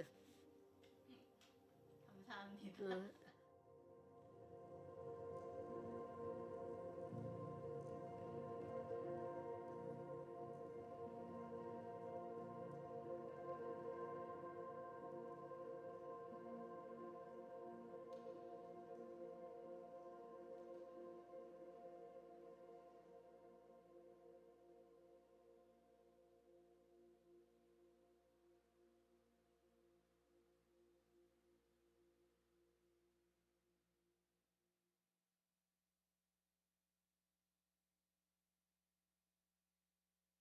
Please welcome to the stage Salima Naji.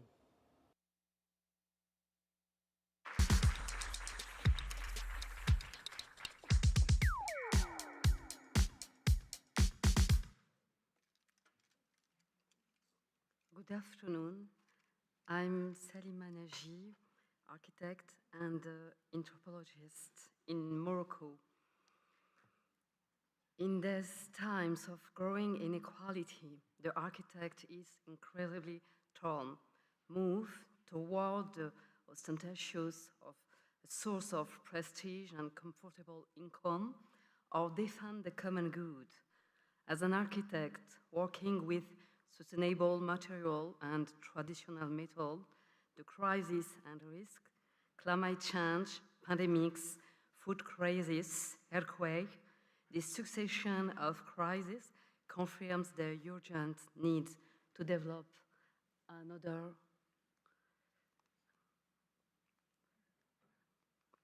another type of architecture.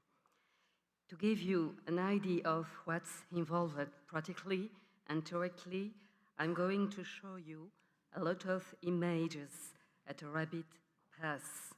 These sum up 20 years of action on the ground, concrete projects bringing about progressive social change. In the beginning was nurturing garden and construction, the construction of shelters to be protected by and live in, and the construction of our territories, an inexhaustible source of human effort for habitat and storage with collective granaries, collective habitat, and water that belong to all. This context of origins, of course, very important and transferable. The oasis appears as a privileged place of observation of common good. For a long time, this entity signified a capacity to cope collectively with constraints. Indeed, it was a group logic. The technical and environmental conditions have long imposed a collective effort to be able to build a resilient living together. The dwelling, like the food production garden, could only be sustainable adjunct to other dwellings and other gardens, thus giving such a singular urbanism. Humanity then appears as agglomerated on the edge of an uninhabitable world. But they survived. Defending architecture as a common good means questioning not only the building itself, but also society as a whole. Beyond the technical gesture, it involves questioning the condition of production and inhabiting space. To achieve this, the building must be placed in its spatial and social context. The discourse of the archaism of technologies only serves to delegitimize and humiliate rural population who, after having suffered the horror of colonial domination, are now subject to economic marginalization in a context of growing inequality. Traditional methods are the product of centuries of empirical innovation to overcome, with limited means, climatic or epidemiological hazards. There is still time to act, and with limited resources, to prevent another major crisis in the near future. We are in a new epoch. Architecture is an ecosystem and metabolism. Territorializing means rooting in a specific context, in its culture, its tradition, its social and political truth, but also in its evident resources. There are roots of sustainability. Yet, there is another path, that of the constructive arena, building site and experimentation, confrontation, dialogue, to become a link in the production chain, to propose and defend another way of doing things together. The so-called modernity remains primarily inspired by the possibility of extracting resources without conscience. For each project, we have a dual objective that in both scientific and emancipatory, based on the circulation of knowledge and on a practice. In terms of the quality of the spaces produced, the idea is to reintroduce a new way of looking at common space to raise awareness among children through their father, who are the mason on the building sites.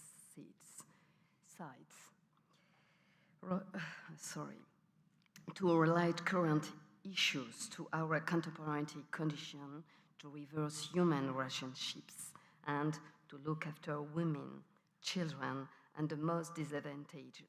People have an attachment to the place from which we start. We too put societal issues back at the heart of the village or oasis through a concrete project. The lines are moving in terms of everyone's horizon of dignity and in terms of the form produced or renewed. For working on Agadir it's the regional capital, not a rural area. It became essential to offer a broader public the chance to rediscover this heritage by combining two approaches: a scientific approach to the fortress, a part of the post-disaster rehabilitation work, and a revisited vernacular approach, the Pali-U innovation for the public reception platform. The preventive archaeology was done under the direction of the medieval archaeologists with us. We were paying close attention to all the information, to accidents, to building of the recovery of work. It's in the way that we are better able to read the history of the building in all its complexity, the stigmata on which the restoration work is then based by using historic techniques from collective granaries, from mosques, or habitat. Civically, the design preserves the memory of the dead left buried inside the destroyed citadel, drawing a line of pan between the lower part of the wall that survived the earthquake and the upper part has been fully restored. I walk through the incense of construction without parting past and present. Construction is at the heart of societies. Architectural construction embraces innovation in structure and material in order to continuously enhance environmental and social outcomes by fostering an harmonious coexistence between the built and natural environments, their cultural identity and future needs.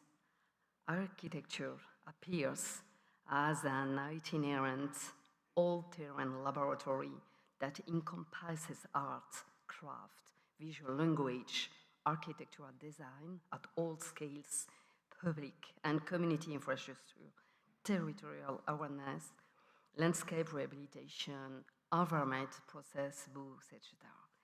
Finally, art, like architecture, reveals profound issues such as decoloniality, identity or gender, and of course the central question of sustainability are understood more quickly than in the humanities, instinctively by a public that is increasingly concerned about the destiny of the living world.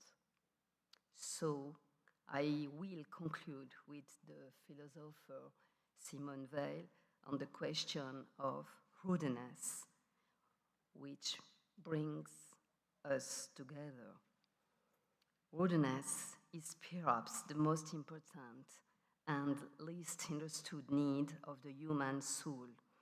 It is one of the most difficult to define, a human being its root by his real, active, and natural participation in the existence of a community that keeps alive treasure of the past and presentiments of the future, natural participation that is participation that automatically results from place, birth, profession, and milieu. Every human being needs to have multiple roots. They need to receive almost of their moral, intellectual, and spirit life from the environment of which they are a natural part. Thank you so much for your attention.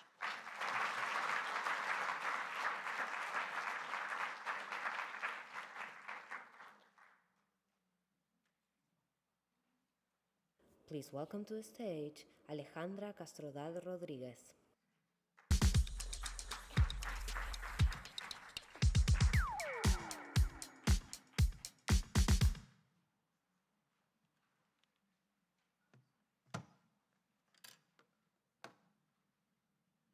El mal que se desplazó dentro de la comunidad totalmente, hasta llegar a las parcelas, que es una distancia de cerca de 1 milla.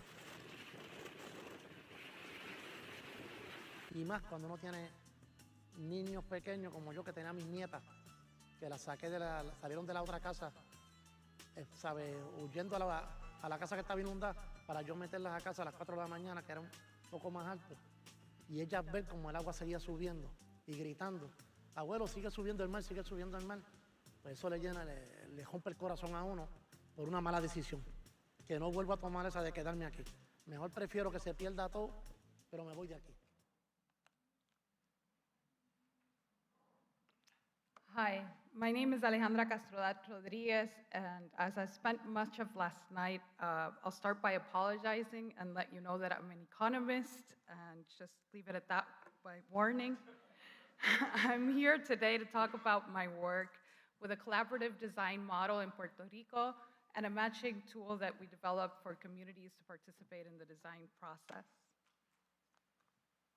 First, I'd like to provide the briefest primer on Puerto Rico with a very specific focus on climate adaptation, design, and equity.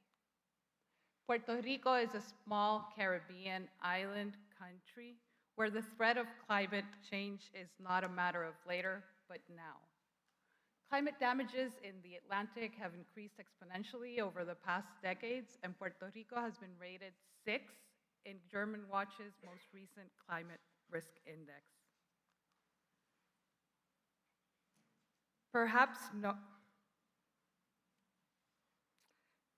known and maybe reduced to the picturesque touristic destination with gorgeous cobblestones, blue skies, and white sand beaches, our 500 kilometers of coastline house more than 60% of our population, and more than 500,000 people live under the constant threat of frequent and extreme flooding in Puerto Rico. We also have some of the most extreme inequalities in Puerto Rico, with tax incentives and massive investments in real estate coexisting with dilapidated infrastructure, austerity, lack of access to services, gentrification, and displacement. Today in Puerto Rico, housing costs 10 times more than the incomes of half of the population. If you were to put in a Google search, Puerto Rico, corruption and news, you would get 9 million results. We're tainted by our politicians' worst instincts.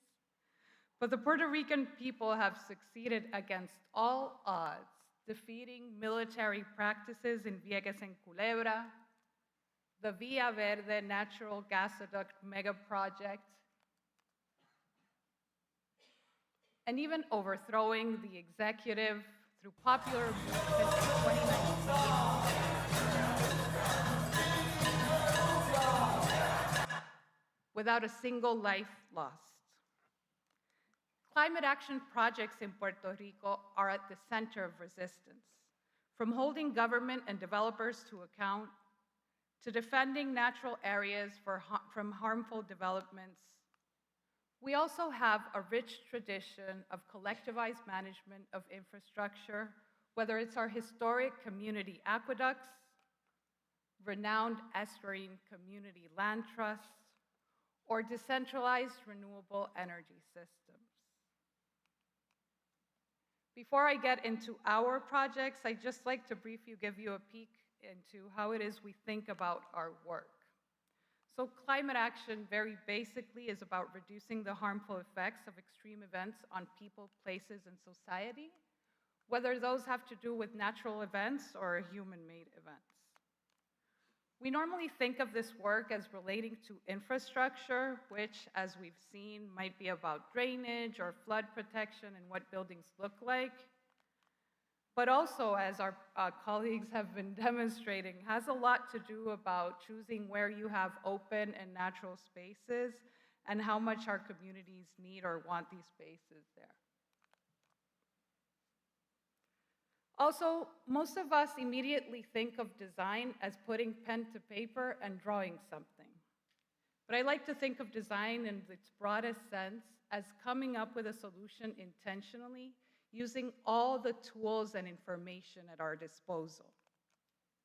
And collaborative design, in our model, is about integrating different and diverse sources of knowledge, whether that knowledge comes from science and official institutions or from lived experience and cultural practices.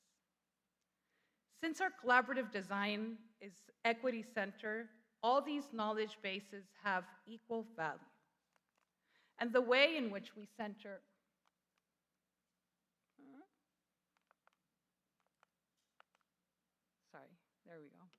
And the way in which we center equity is by focusing on the root causes of inequalities and specifically targeting imbalances in power. And this isn't just about the core of accessing resources, capital, and assets, but it's also about having the information and the know-how to participate in the conversation in a meaningful way, and having access to the places where design and decisions are taking place. Radical collaborative design is less about implementing solutions for or in marginalized communities, like this very real bridge to nowhere, and more about communities and citizens being an integral part of designing the solutions that meet their needs and priorities. The collaborative design model was born in Playita 18 months before Hurricane Maria. The project then was targeting water justice. Eso era agua, esto lo secamos nosotros. Y por eso dice Calle Unión, que esta calle la hicimos nosotros. Eso era agua de aquí hasta la Valdorión. Playita is a community of rural migrants pushed to the outskirts of San Juan who built their community right on top of the La Laguna Los Corosos. In the first stage of our collaborative design process, co-learning, the idea is to bring together the broadest and most diverse coalition of experts and exchange information. We wanted to find ways to integrate that knowledge in a meaningful way, not just put everyone's perspective into a joint report. And since flooding was the main threat, a team from Deltares and the University of Wisconsin worked on a flood model, and then they came back to Puerto Rico and they asked the community, what did we get wrong? The leaders were swift and precise in identifying the places that lived experience and the model didn't match. And although we could only see very small changes in the recalibrated model for the less intense events, in the cases of more extreme events, the floods that were originally thought of as having 3 to 4 feet could actually go as high as 8 to 10 feet for the model that is the equivalent of Hurricane Maria. This model accurately predicted the level of flooding that persisted in the community for 14 days after the storm. More importantly, it was this model, developed with input by the community, that gave us the credibility to evacuate residents from the shorelines of the lagoon, including this single mom with 3 children under 10 from this home. The coalition that had come together for water justice also swiftly mobilized to document the damages to home, deploy volunteers to build rooftops and community solar solutions.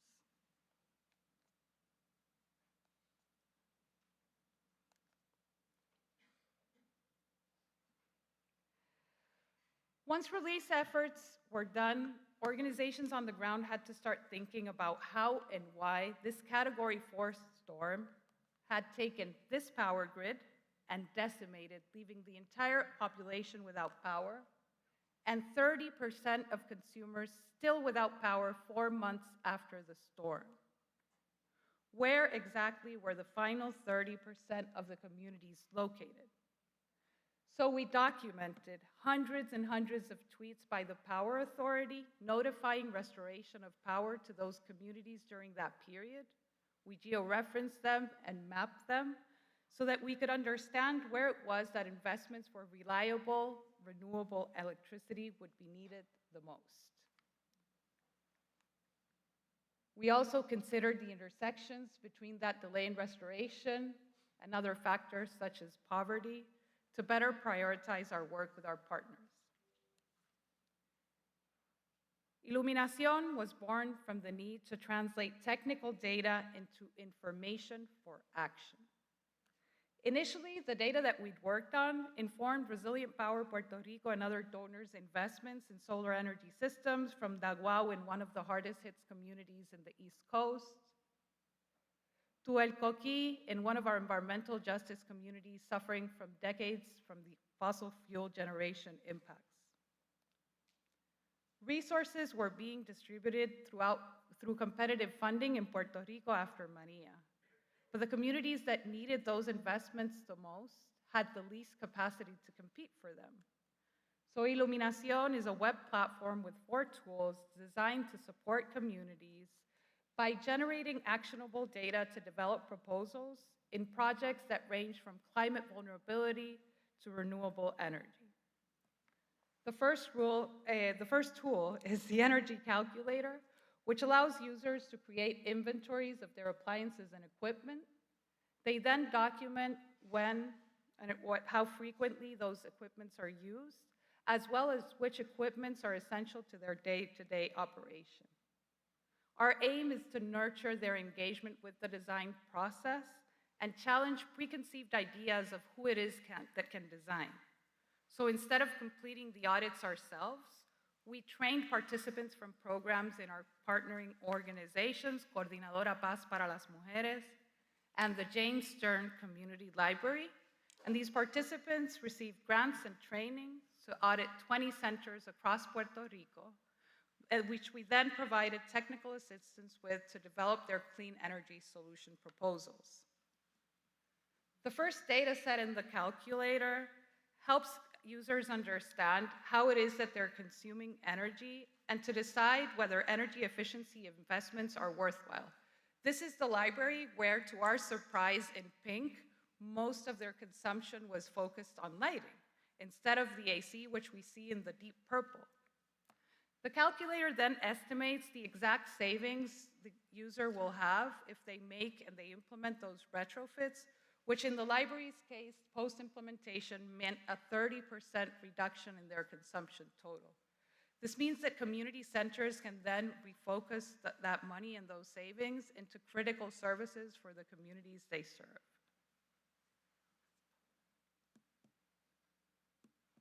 Parte del proceso de Sorry, I also have the wrong presentation, but I'm going to move on. So the second set of data that is produced by the calculator relates to being able to decide whether a certain system size is sufficient to satisfy the consumption in that center. What the data does is tell you whether you have enough energy to consume during the day, in purple, but also enough energy to deposit into the battery, in yellow, and then consume in pink from the battery when there's no sun. In this case, the 35K system clearly isn't sufficient to satisfy demand for energy, and the user in the iterative process has the opportunity to optimize by reducing their consumption.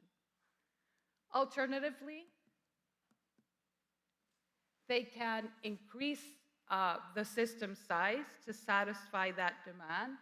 And here we see that they'll be able to store as much energy that they'll need to consume later from the battery.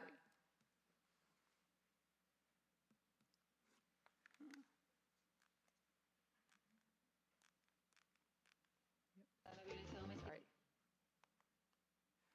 Our focus is on ensuring that communities can produce the energy they need over a 24-hour cycle because of the ever more and frequent and longer blackouts that we continue to have in Puerto Rico after the privatization of the power grid 3 years ago.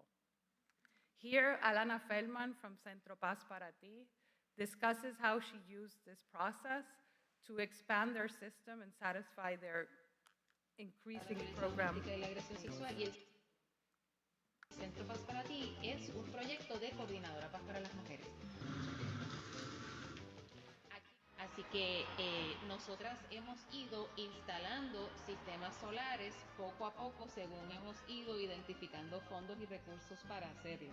Así que llega un momento en el que nos damos cuenta que estamos creciendo más rápido de lo que puede nuestro sistema solar mantenerse al día, ¿verdad? Poder servir nuestras necesidades. Así que ahí es realmente donde la colaboración con Resilient Power nos es de una gran utilidad, porque Resilient Power nos ayuda a poder hacer la auditoría energética que nos permite identificar cuáles son los usos y las necesidades y las proyecciones que tenemos para el uso de electricidad aquí en las instalaciones. The main goal of optimization is ensuring an investment that will ensure continuous provision of critical services in these centers for the communities. Climate action is ultimately about protecting home, about our sense of safety, shelter, refuge, and self.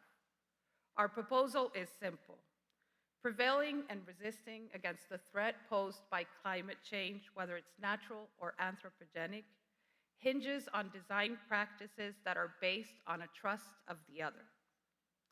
Each one of us needs to consider how to relinquish power and recognize that knowledge born from science, lived experience, and cultural practices has equal value and isn't just useful, but necessary for radical solutions.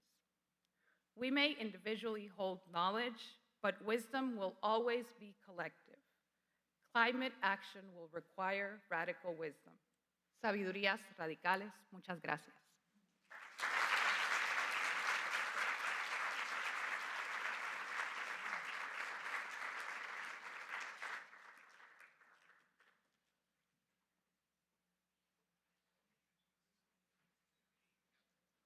Please welcome to the stage Douglas Cardinal and Carson Chan.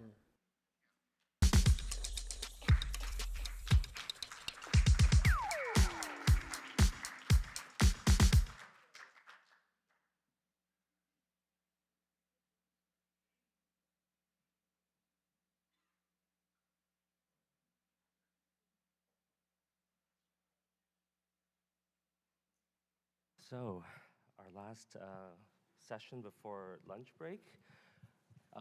Welcome to MoMA, Douglas, or should I say, I guess welcome back to MoMA. You were in an exhibition here in 1979, the Arthur Drexler's Transformation in Modern Architecture exhibition. And so in many ways, I like to think about your career as itself thinking about transformations. Your work has been about the transformation of your knowledge of modern architecture into a new indigenous architecture, a new philosophy of architecture based on an indigenous worldview. You studied at the University of British Columbia, University of Texas in Austin. You went to Taliesin to meet with Frank Lloyd Wright. You studied with Richard Neutra. And it was only after that, and returning back to Alberta in 1964, that you really started to ask a question to yourself, what is indigenous architecture, right? A question that has led you to design some of the most incredibly iconic structures, like the Smithsonian National Museum of the American Indian, the Canadian Museum of History, and St. Mary's Church, which we see on the screen right now. I'm wondering, can you walk us through a little bit about how you got interested in finding out more about your Blackfoot roots, about your Anishinaabe heritage through architecture? Yes. I had to leave Canada because they felt I didn't have the family background to be a royal architect. So I said, see you, and I pointed to Car South and went as far south as somebody would want me to work with them. And it was in Texas at the university that they said, we would like to train you, and we'd like to give you that opportunity of studying at our university. But I felt I had to take not only architecture, but anthropology and sociology, and learn more about people and their needs, and just listen, you know. And I listened to people there, and they were involved with racism as well, with the human rights issue. And so I wanted to listen to how they would solve their problems that we had. Same problems in Canada, racism. And so I joined the Civil Rights Union, and I learned a lot. You have to listen to people, and you have to serve people in general, but you have to listen to their needs. You can't get it out of a book. You have to go to the communities and sit down and really listen to the people and bring their visions into reality. So this is the early 60s and the Indian power movement, right? Yeah. Tell us about that and how this helped, bring about your awakening of your interest in indigenous roots. Well, It started by me doing my first building, a major building, which was a church. I was concerned about the church. I was brought up in the church, as most Native kids were, and we, the Canadian government didn't want us to know anything about our culture, our language, our history, our anything. They wanted to start reprogramming us to be British subjects, and so I was sent to a residential school, actually a convent, because they wanted me to be a really good Catholic, and so that I would be able to save my mother's soul, who was Catholic. And because she would go to hell being married to a savage like my father, who was actually from Blackfoot heritage. And he was part of the Good Striker clan. My grandmother, Good Striker, was the head of the clan. And we come from a culture that's more matriarchal, where the women actually are the leaders of the communities and the clan mothers. So you listen to the clan mothers, and you serve the women. It's the other way around. It's upside down in our culture, where the women are supposed to serve the men. So ironically, it was working on a Catholic church that brought you closer to your Blackfoot roots. Yeah, actually it was, because it taught me to understand that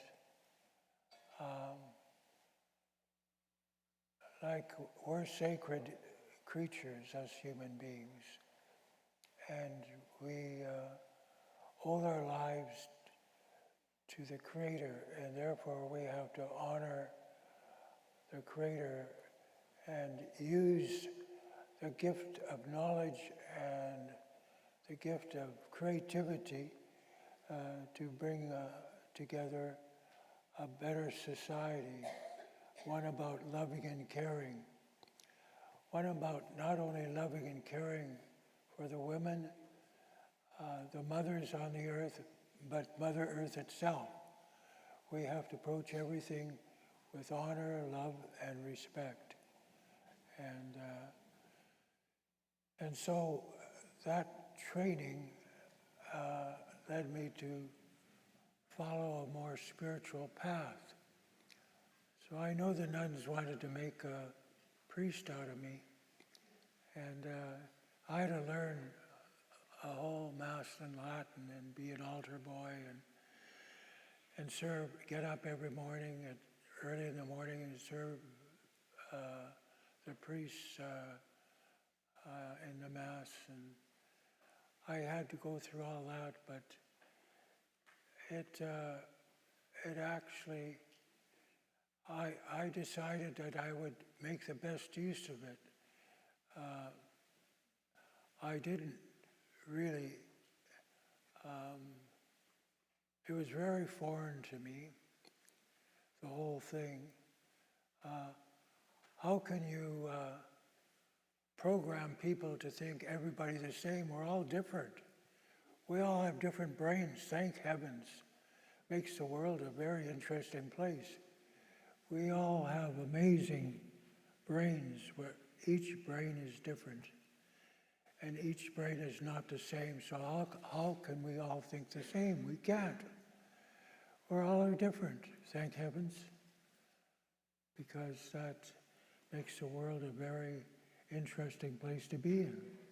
I mean, part of this discovery too, I'm fascinated by how it was also a discovery of an architectural form for yourself.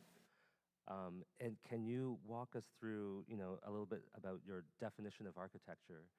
I remember a few months back, you told me that you saw Western architecture as primarily about power and control. What do you mean by that?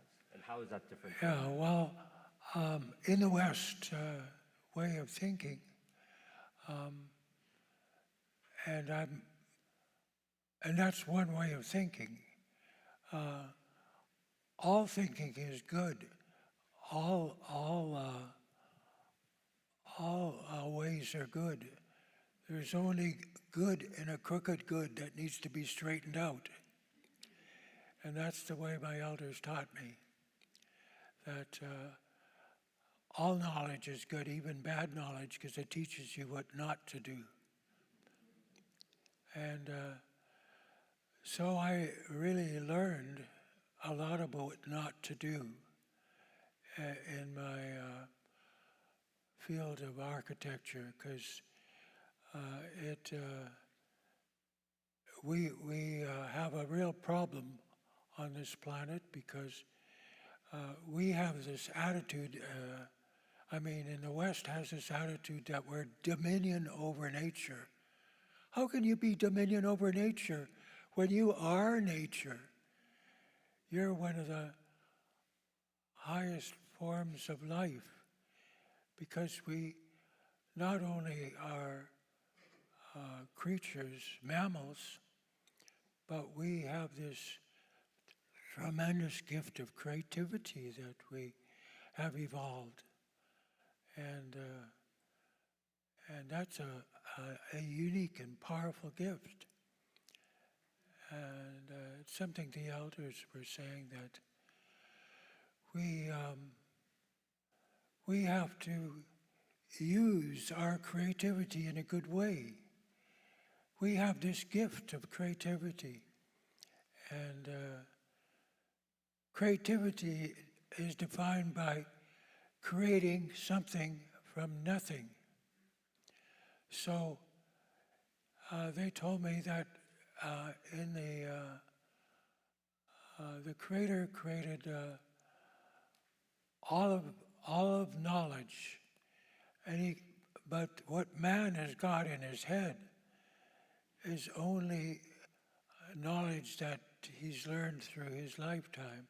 But the Creator, he said, can hold all of man's knowledge that we have up till now in the palm of his hand. That's what we know, and that's what we don't know. But that is not where creativity comes from. Creativity actually comes outside of what is known, because that's the definition of creativity. So from the edge of the Creator's fingers to the edge of space, that's what we don't know, we don't even know. And they said that's where creativity comes from. The land of what you don't know, you don't even know. It has to be created. So don't stick in what you know. Go out there, what you don't know, you don't even know. That's where true creativity is. That's the land of the eagle. That's where the power lies, not in what you know, but what you don't know, you don't even know. So that's what you got to seek, and that's creativity. The rest has already been created. That's, in a sense, dead knowledge. It's already been created. Yeah, how beautifully confounding way of putting that. I'm trying to, my question is then, how do you, put this thought into your architecture, into your design? Well, one of the things is that who is the design for? It's for the people. It's for the environment. Like right now, what I saw when I was growing up, what we were destroying our environment. In the West, we polluted all the waters, and we've cut down all the trees, and we've shot a lot of the wildlife that should be feeding us, and we've literally destroying life as a way of being. We are actually almost like cancerous growths on this planet, where everything we see, we look at it and how can we use this? How can we use this for our gain and our well-being? We're not thinking about what we're doing to life itself on this planet. We're not thinking of how we're treating life as a whole. And yet we want to go out to other universes and bring our knowledge outside our own planet. We haven't even solved the problems on this planet. I don't think the Creator will think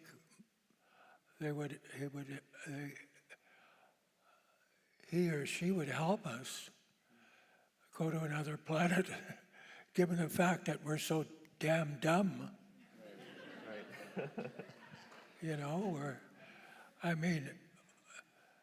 it takes, we're as dumb as the virus, a cancer virus, you know, that kills its own host and then really has trouble surviving. Absolutely, and I think, you know, I sometimes think about your architecture as a form of resistance as well. In one of your books of the spirit from the 60s, you talked about how the rectilinear form is this kind of a symbol of Western architecture, of control and power. And I think of the way that you use curvilinear forms as a way to resist that. It's also a way to connect to the sacred feminine, as you say. Yes, because in our culture, and I'm talking about in our culture, the women are sacred because they bring life into the world. And life is connected with the water because all life came from water, from the vents in the earth that come through the water and create all life, and then they went on the land and started evolving all forms of life, including, in the beginning, of course, the dinosaurs and everything. But we, as small mammals, evolved into first mammals and birds and fish and human beings. We're a product of nature. We evolved from nature. How can we consider ourselves as dominion over nature? You know, we're a small part of nature. And actually the part that's really interfering with all life on this planet right now. We're acting like a virus, you know? So how can we change our way of thinking? Yeah, I mean, so as you know, the work we do at the Ambasz Institute has been really to understand the fraught relationship between the built and natural world, architecture and nature. Maybe to close, you can, give us a few words about your thoughts about today's relationship between architecture and nature. Well, I feel that we must follow the teachings of people that know about nature and how to live in harmony with nature. And so, although I went to university in Texas and I learned about my culture in Texas, if you can imagine this, I had to go to a school of anthropology to learn about my culture and know. Thank heavens the professor actually got his PhD from living with the Blackfoot people So when I walked in the classroom, he said, "Oh, we have a Blackfoot in our classroom." I'm looking around, where? And they said, "You." And I go, "Yeah, but how do you know?" "Well, I'm an anthropologist. I can tell by your stature, your bone structure, your way of look, your hands, for example, with your long fingers, and you probably got long toes. You're a Blackfoot from Montana." "No, I'm not from Montana. I'm from Alberta, just north of Montana. But we're the same people, you know. We just came to the Canadian border to get away from Custer, you know." But Custer wasn't too bright, you know. He decided to take on the Sioux, and we know the Sioux. We always had to deal with the Sioux, and that's why we were. But then we got together, and we realized, you know, as Indigenous people, wolves actually even were more intelligent than we were, because what we were was at war with each other. The Sioux and the Blackfoot were at wars with each other all the time. The Sioux like to come up and steal our women and our horses and our cattle, and we would have to defend ourselves. So we were always at war with each other, except the grandmothers got together on both sides, and then they said, "You know, this is a terrible waste of manhood, where all the men are being killed. Look, what a waste of good men." And they said, "Let's put a stop to this." Well, they thought, "Well, how are we going to do this?" "Well, let's not kill each other anymore. Let's do like the wolves do." What do the wolves do? Well, they're more intelligent. The wolves won't kill their own species.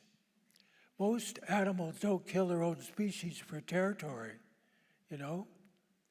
Only human beings do, kill each other for territory.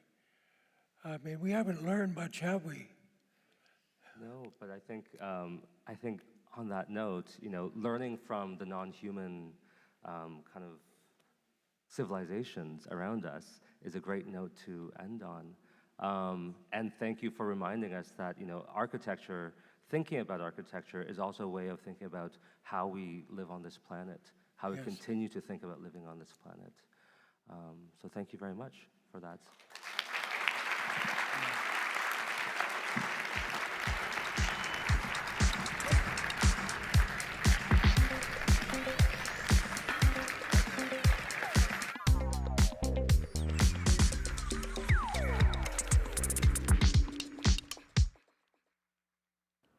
This concludes Session 1 of the World Around Summit. We will now have a break before Session 2 begins. We kindly request that all your personal belongings Thanks, are taken everybody. with Thank you so upon much. exiting the I theater. hope that you all enjoyed this jam-packed first session. Thank you all so much for being here. We will be back at 2:30 for Session 2, which is Inheritors of the World Around, the Young Climate Prize story. I am very glad that you're here. I'm so grateful to our first session speakers who were sensational and I think left us feeling full of hope and promise, and wait till you hear our second session, Young Climate Prize winners. This auditorium needs to be cleared out, so please take your bags with you, and the doors open for the second session at 2 p.m. For those of you watching the live stream, we will be back online at 2:30 Eastern. Thank you so much to our supporters, the World Around Cultural Partner, Cartier Foundation, Uniforum Molteni Group, the Summit Circle sponsors, and everybody who is a supporter of the World Around. Thank you. Please take your seats. The World Around Summit 2025, Architectures Now, Near and Next, presented with the Museum of Modern Art's Emilio Ambasz Institute for the Joint Study of the Built and Natural Environment, will continue shortly. Please take this time to silence all devices, and we hope you enjoy session 2.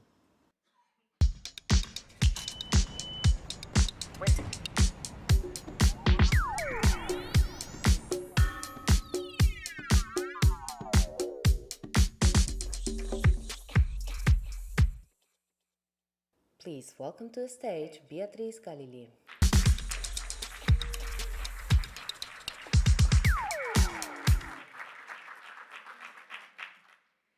Good afternoon, everybody. Thanks for being here today in person. Hi to everybody watching online. This session is about something very close to everyone who works at the World Around's heart, which is about the Young Climate Prize. I'm going to give a very brief overview of why we started this prize and why we're hoping to continue it, and you'll also hear from 3 of this year's winners who have traveled from far and wide to be here today.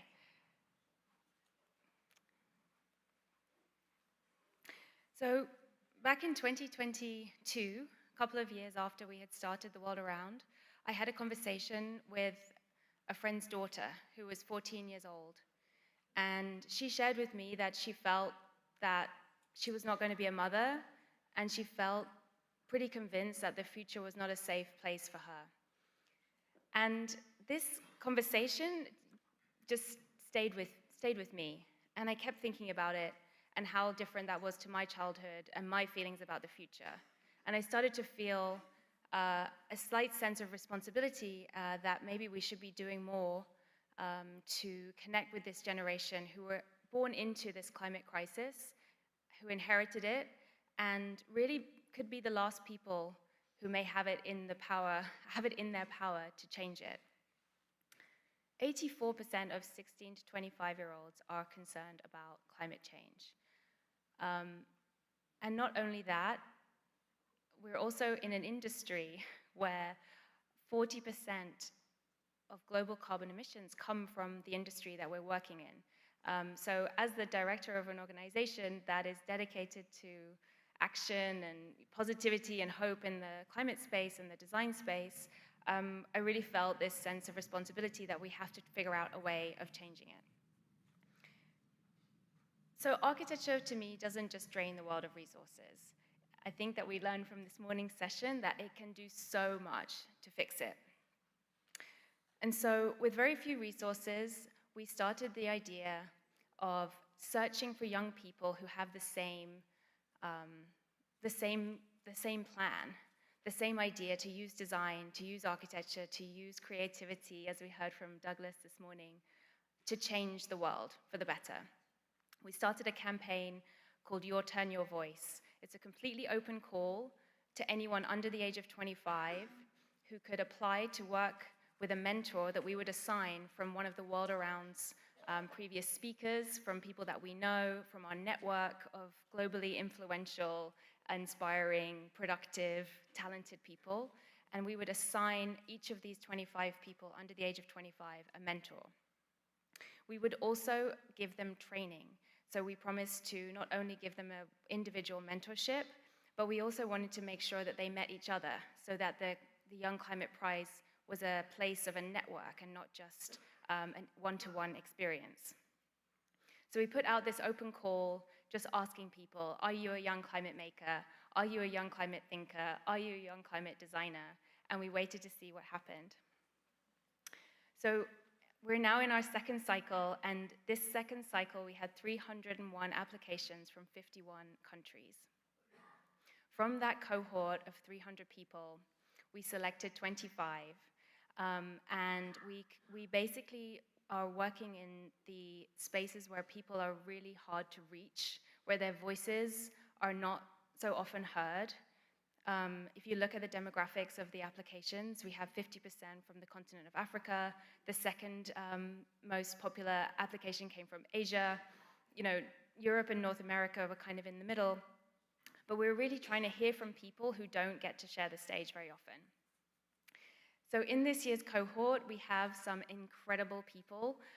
We have a team from Indonesia called Kibon, who are working with corncob waste and trying to figure out ways in which they can reuse the immense amount of corncob waste that gets burned and gets polluted into the atmosphere, and they turn them into furniture. And they were working with Forma Fantasma, the extraordinary designers from Italy. We also have Blossom Eramasele, who we'll be hearing from, who was working with sustainable housing for refugees.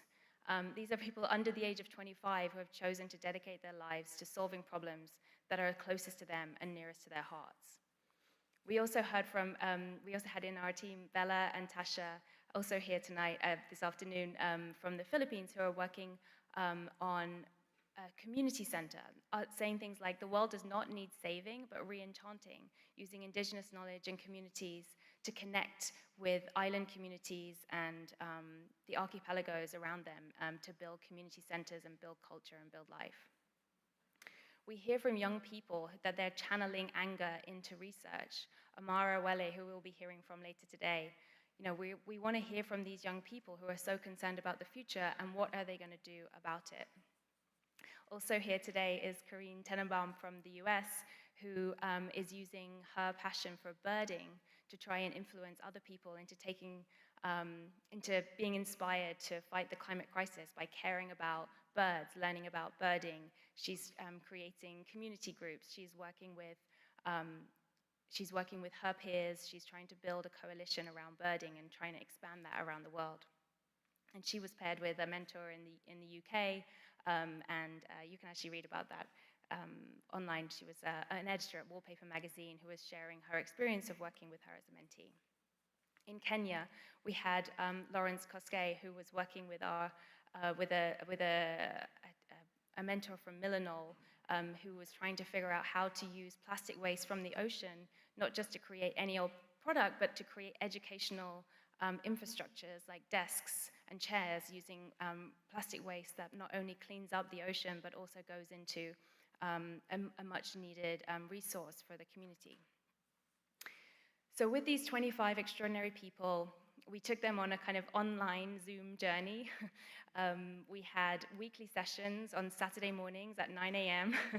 So these were pretty intense mornings where the whole cohort listened and learned. We learned about how to do public speaking. We learned about fundraising. We learned about inspiring stories from people who have gone through this process before. We connected the first year's cohort with the second year's cohort. We tried to get them to feel get them to learn and listen to each other, as well as start to find their own voices. One of our cohort members, Mohammed Anwar, is in the Cox's Bazar refugee camp in Bangladesh. He is just 18, and he shared with us that he had never met anyone from anywhere else in the world before being a participant in the Young Climate Prize.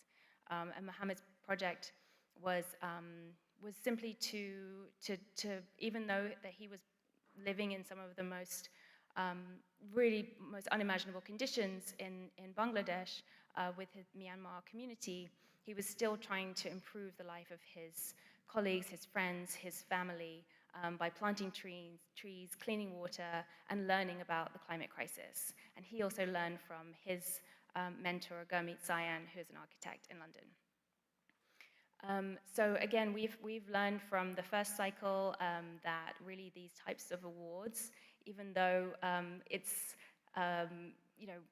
maybe there's one of many awards that people can get, but this particular prize where we mentor, we provide learning opportunities, but we also provide networking opportunities.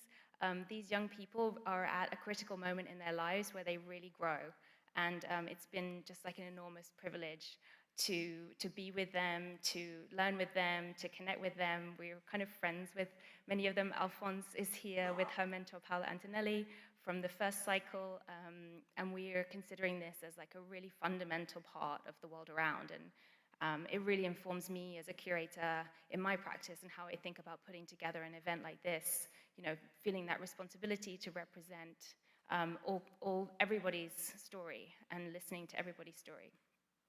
So at the end of the process of the Climate Prize, we gathered an international jury, and we asked them to review all 25 of this year's cohort, their work and ideas. They all presented videos, and they selected winners in 4 different categories.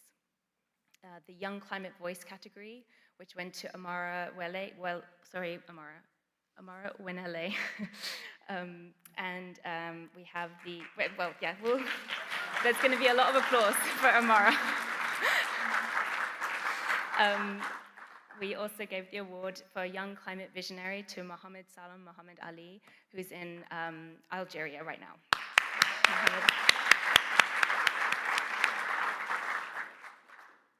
And this year's Young Climate Designer Award went to Blossom Eramasele from Nigeria.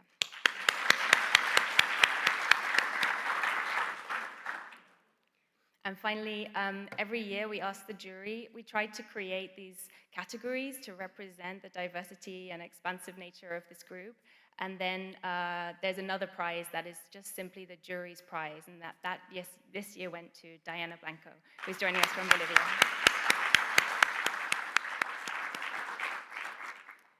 So I'm so pleased to be sharing this stage with those 3 winners who are going to share their stories. And then after you hear from them, we're going to have a conversation between the Young Climate Prize winners and their mentors. And we'll also be able to open up to questions to you afterwards. So coming up is our Young Climate Voice winner, Amara Nwuneli.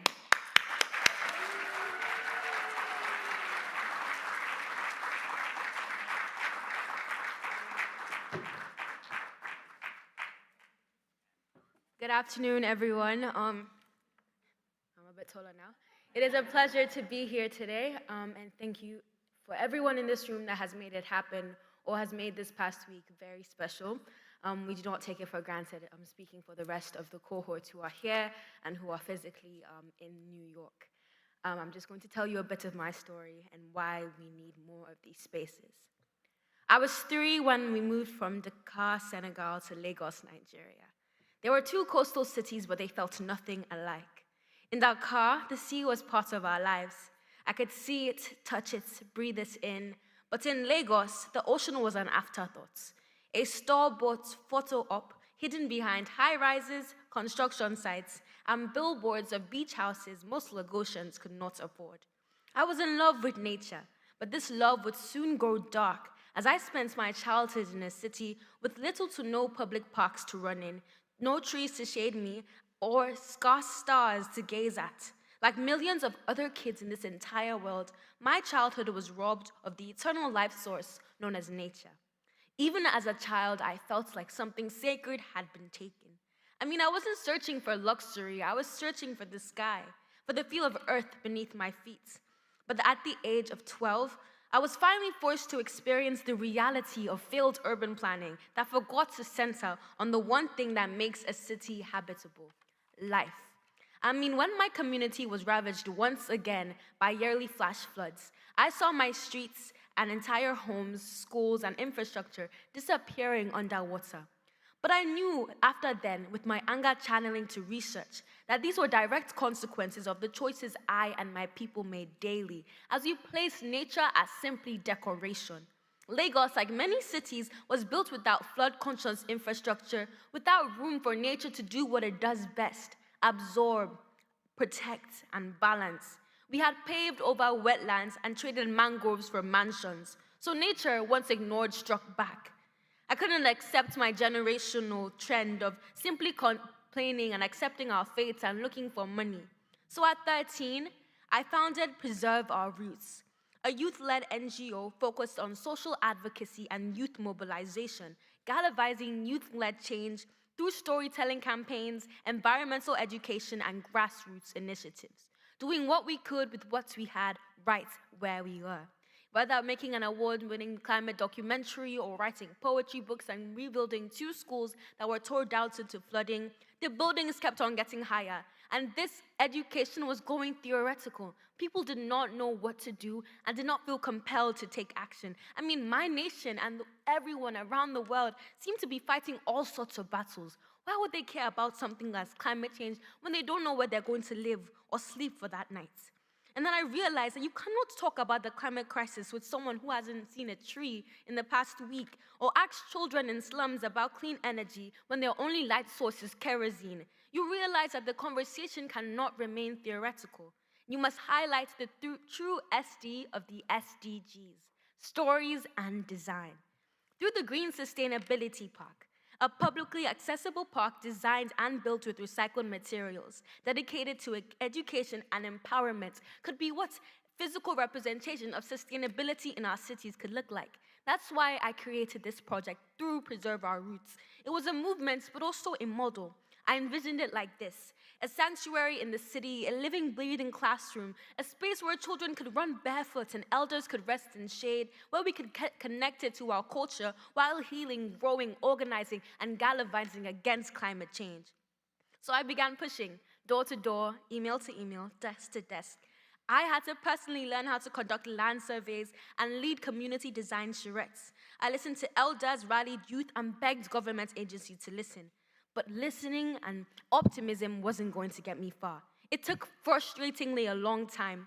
I wanted to build it in a bigger site like Grand Central Park, but I was rallying support and not really channeling that to action. Bureaucracy slowed everything down, and it would take weeks and routine calls, and investor told me there's no money in green spaces when we need this land for people. People say, why fight for a park when we need housing?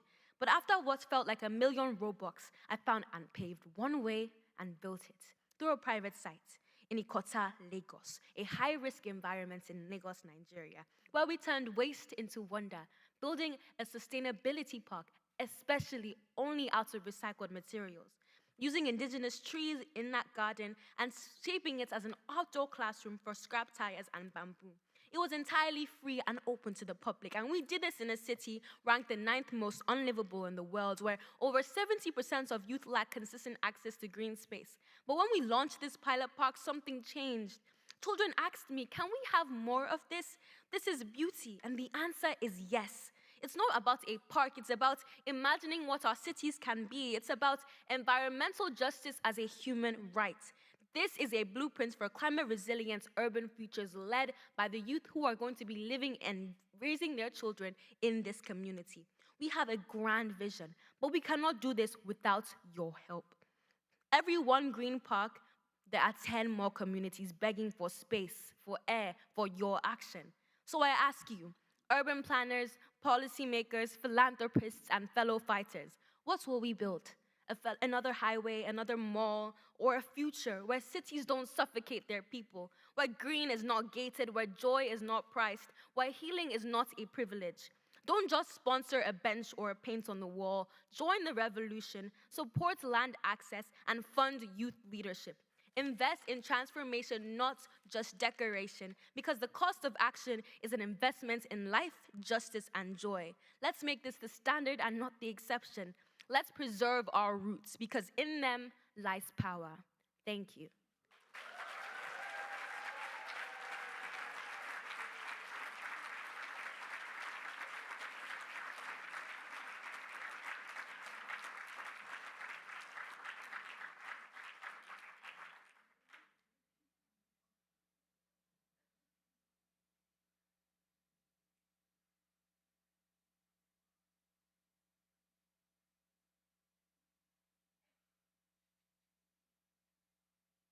Shall I start? Okay. Action. Hello, everyone. My name is Mohammed Salim Mohammed Ali. I am talking to you all the way from the Sahrawi refugee camps in the southwest part of Algeria.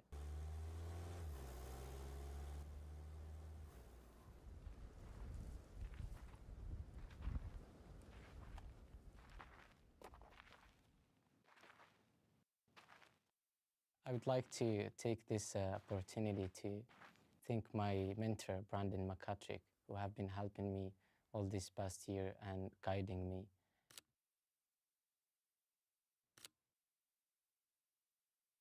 I'd like to also to thank the world around for honoring me the Young Climate Visionary Prize. Let me tell you a bit about my story.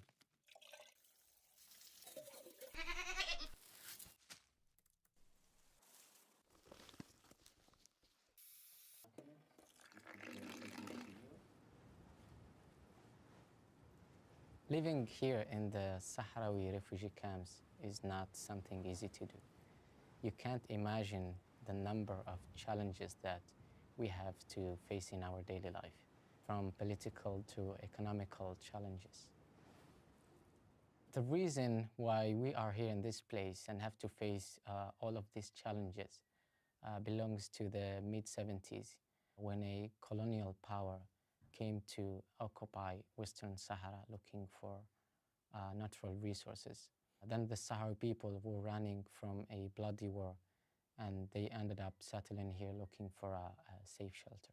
When the Sahrawi people came to these refugee camps, they had no agricultural background because they were nomads. And due to the challenges from the sandstorms to the lack of water to the heat that in the summer gets up to 50 degrees Celsius, they couldn't do much about producing their own food. So they started to depend on the international aid. I was born and raised in the Smara refugee camp, and I have come to see this international aid decreasing year after year, leaving people with high numbers of anemia due to lack of food and food diversity. Looking to this health issue closely, I had to do something about it. So in 2018, I created an experimental garden called the Nomad Garden, which aims to find possible ways to grow organic food in the Hamada Desert.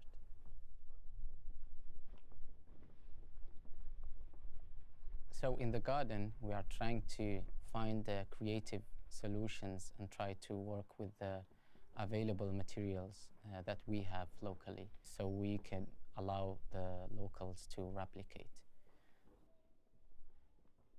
One of the techniques that we are using in the garden is a local developed technique called sandoponic.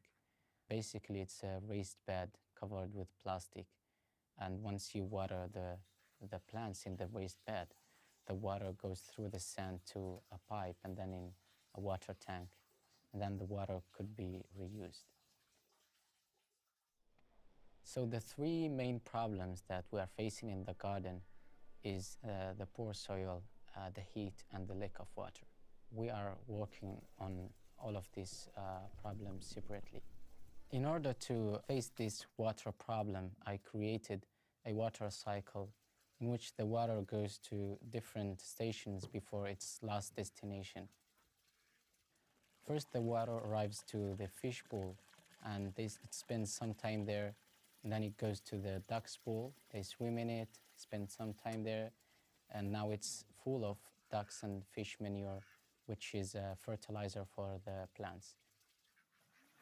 Then it's being distributed to the seedlings, trees, and mostly for the sandoponic system. And in this system, it keeps recycling and feeding the plants until it just evaporates. Through the past couple of years, using these techniques, I have been able to grow a number of vegetables and herbs, and even raise a number of animals, such as fish and ducks and goats. I am aware that this knowledge will take time because we are building this knowledge from zero, but it doesn't matter how much time it will take. What matters is, in the end, we will create our self-sufficient garden for my community. And if my people have to move in the future and practice their nomadic life, so will our plants. And that's what the Nomad Garden is for. Good? Good job. Yeah, thank you.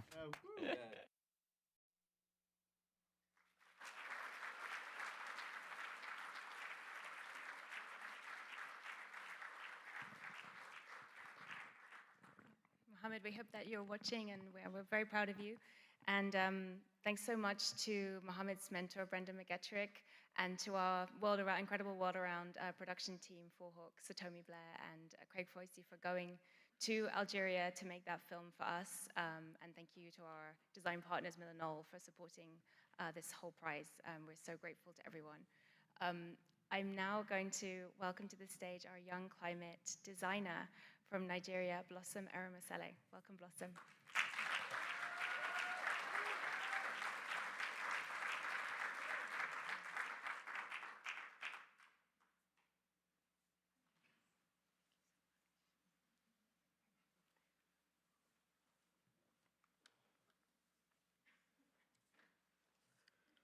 What if the next world-changing solution isn't a billion-dollar invention, but a simple shelter crafted from billboard tarps, plastic waste, and hope?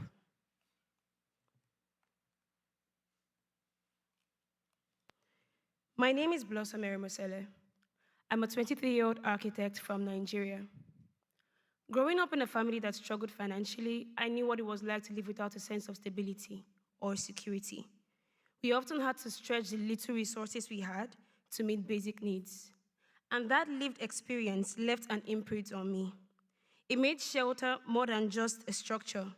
It became a symbol of hope, of stability, and of comfort. But for millions, even that symbol is out of reach. In Nigeria, over 3.5 million people are displaced, forced from their homes by conflict, insecurity, and climate-related disasters. These aren't just statistics. There are mothers giving birth on bare floors, children playing in floodwaters, families huddled together under torn tarpaulins when the rain pours in.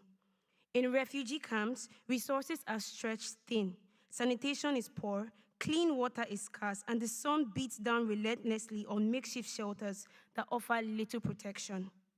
These families aren't just surviving without homes, they are surviving without hope.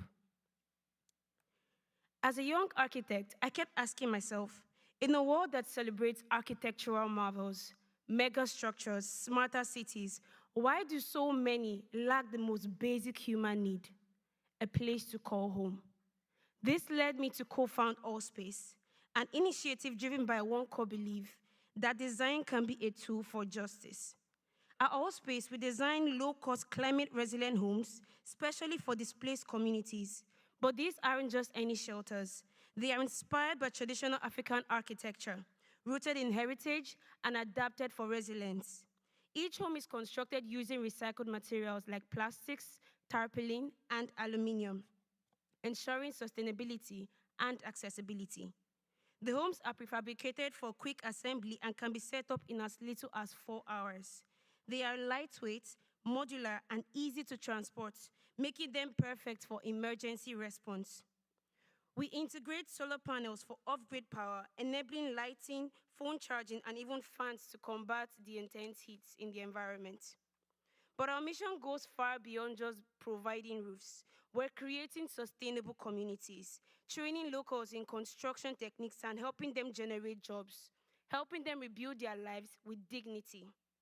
If we scale to 100,000 of these homes, we repurpose over 33,000 tons of plastic waste, preventing them from going into our landfills and the ocean.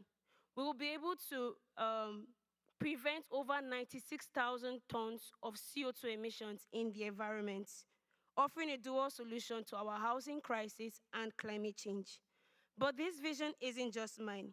It's one that needs dreamers who see possibility where others see waste. It needs doers who understand that building a better future starts with giving people a place for them to belong.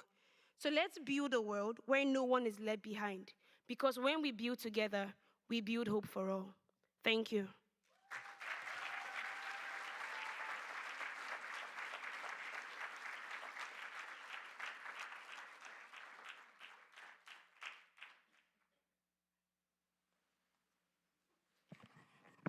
And now I'm so pleased to welcome to the stage the winner of the World Around Young Climate Prize Jury Prize, Diana Blanco.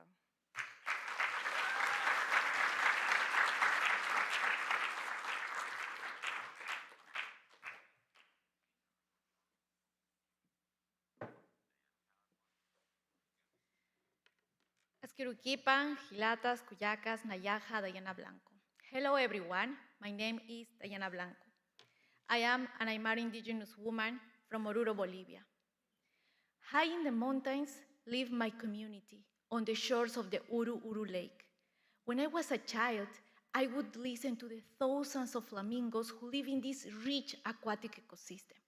My grandmother would say that we didn't need a clock because the precious animals around the water were our alarm gifted to us by nature. Today, things are different. Today, the 120,000 flamingos who live in this rich aquatic ecosystem are disappearing. Mountains of plastic waste and constant drought have devastated our lake. It was once a rich aquatic ecosystem. Since 2019, illegal mining companies have invaded our territories, and they have leached into the waters pollutants, and also they dumped a lot of plastics. This destruction has occurred despite Bolivia being one of the few countries who recognize the rights of nature. We used to drink and fish from the water, but now it's not possible anymore. So we had at that time only two options. The first one was to become climate refugees, or the second one was to fight back. So with my community, we decided to fight back because it's the only house that we have. And we use the traditional knowledge of our ancestors. In the past, my ancestors used totoras for purifying the waters for cattle rising. So in this situation, we decided to start with protests in front of the Tribunal Justice, asking the Bolivian government to stop illegal mining activities and implement actions because they didn't respect our right to free, prior, and informed consent. But mining companies have bribed high quantity of money on local authorities. So at that moment, we decided to continue fighting. And like I said, we have used totoras, which are natural purifiers. And we have implemented those totoras on the polluted waters. We have built floating rafts from the materials that we found thrown into the lake, especially plastic. And we placed the totoras on the rafts.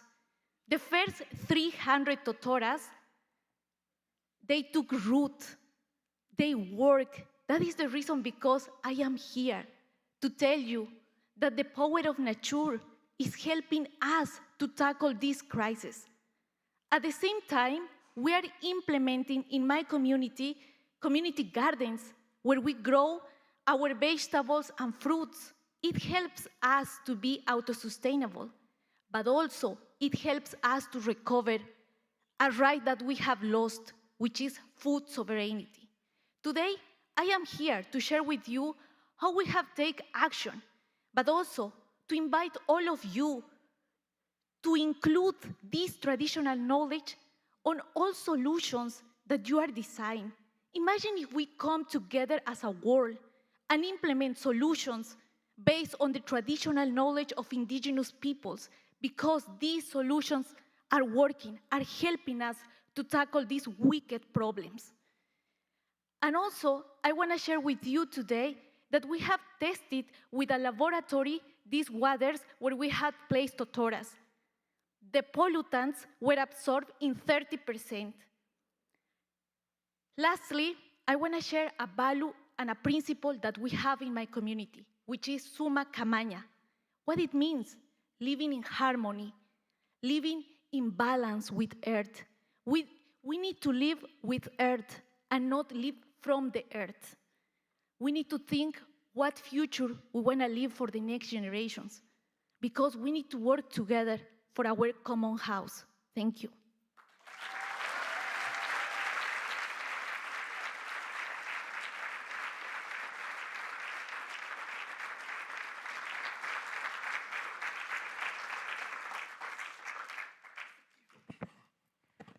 Now I'd like to welcome to the stage all of the Young Climate Prize winners and also their mentors who are here today. So welcome Joseph Henry, Katie Swenton, and Sebastian Acamte.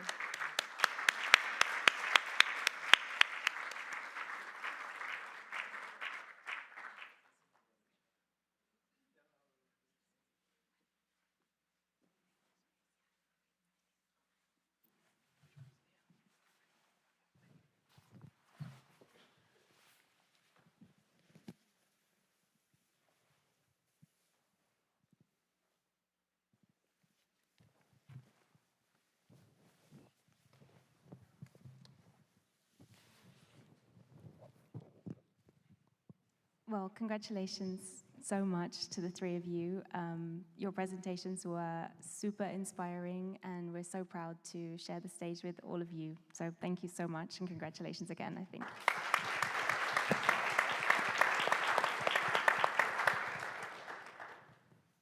I want to start with asking the mentors of these young people. Maybe you could all just share a little bit, from your profession, from your stage in life, from your career, what it's like becoming a mentor, and what specifically, maybe Joseph, you could start. What was it like meeting and mentoring Amara for you?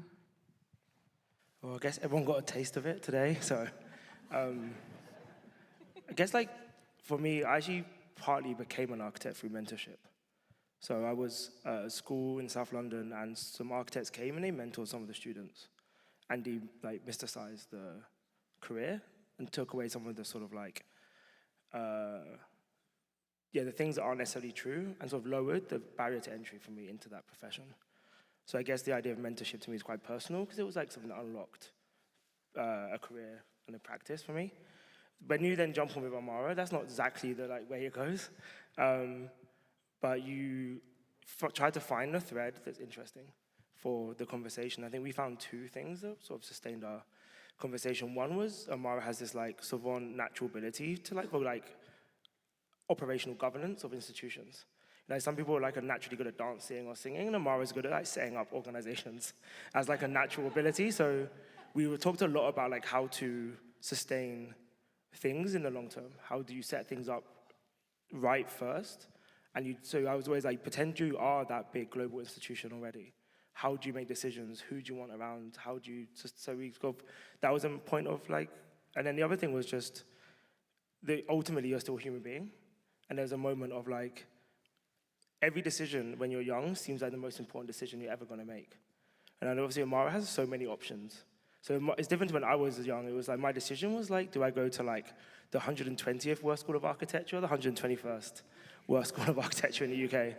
For Amara, it's which Ivy League school is going to pay me to go, So I think there's different levels of decision, but ultimately the principle that you have so many options, and it's not that you make a decision and options go away, you make a decision and more options follow.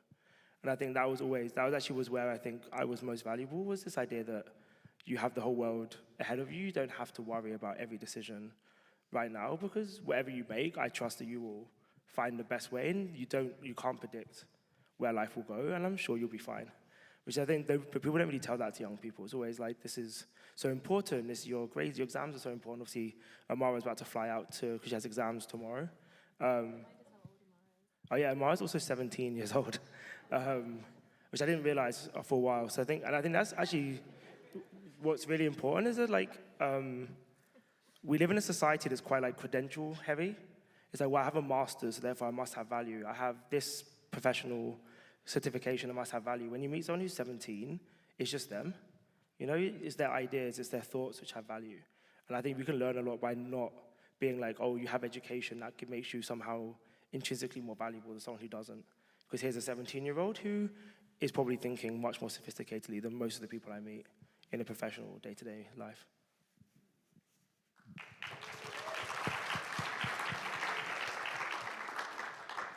Katie, can you share a little bit about what it was like mentoring Blossom?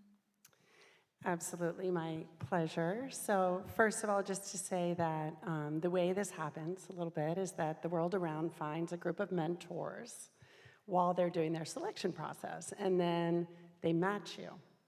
So when Blossom and I first met, not knowing necessarily what we might have in common. I think the first thing that happened was just this kind of joyous, symbiotic relationship. We came together very quickly around this core love of the idea of home and this kind of premise that has underpinned so much of my life and, as you can see, is motivating such incredible outcomes in Blossom's life. So that home is, of course, not just shelter, as she said. It's also not just housing, that there's something about the dignity and both necessity, but also dignity of home.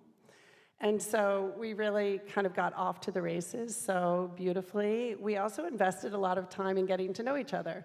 I think what we hope is that the storytelling, the sense of purpose, that this relationship will last a long, long time. So we invested in that. And then I found that, Blossom has this unbelievably ambitious project and has a lot of things figured out, but she also had an openness to learn. So we decided that it would be worthwhile for her to take a trip to Kigali, Rwanda, where my team Mass Design Group welcomed her. And she spent a week working in our office. We have architects, but also landscape architects and engineers, and have invested so much of our time in understanding about culturally relevant sustainability in different contexts. So it wasn't the same context, but how do we support each other to really learn? So I think the sense of determination that you sense in all three of these amazing people, and of course the one we saw on the screen, is also complemented with that sense of curiosity and openness to learning. And then I think the last thing I'll say is that we all need to get started somehow. We heard, I think, Iñaki, Douglas, Nazina, all spoke about some of their mentors or walking into a classroom and having someone recognize you. I myself started my career coming out of grad school. I had a fellowship to start my own career. And it allowed me to craft a path that has actually been sort of uniquely my own.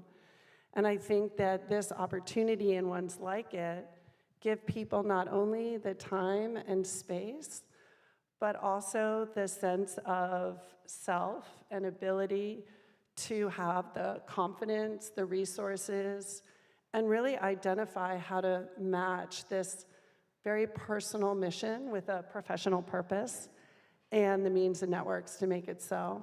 So it's really been just a huge pleasure.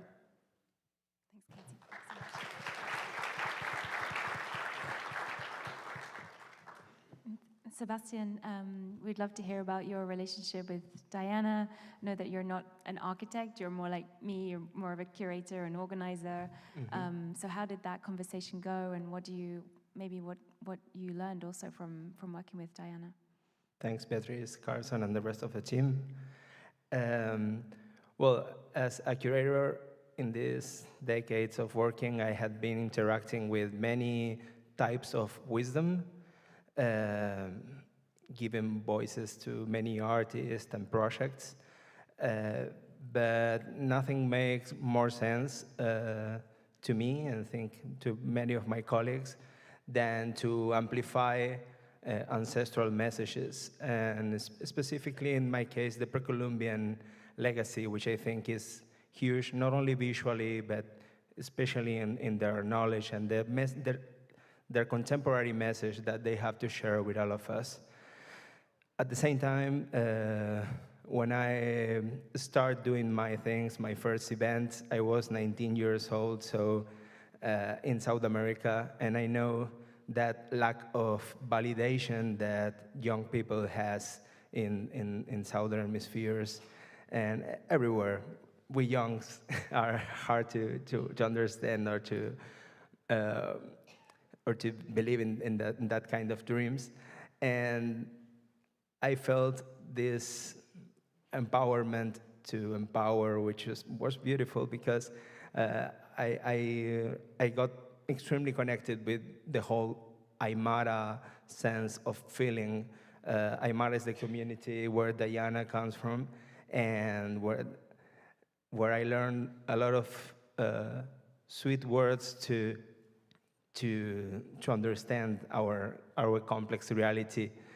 And we humans had like that sympathy to make things complicated. I don't know why, we love it. And people who had been more in touch with Earth since millennials had that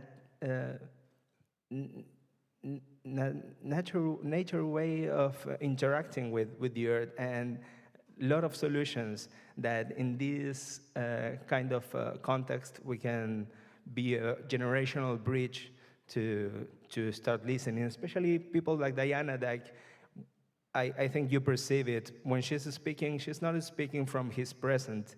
She's also carrying their voices of their grandmothers, and even you can perceive a chord of past, present, and future, and she's talking about her daughters too, who are about to come. It's like a chord, a generational chord that they are pulling with their emotions and their words, and that's very valuable. I truly appreciate this kind of environments, especially for knowing her a little bit more, their culture, and of course the message that we are helping to carry. And I desire the best of the best for this project that we are still working on.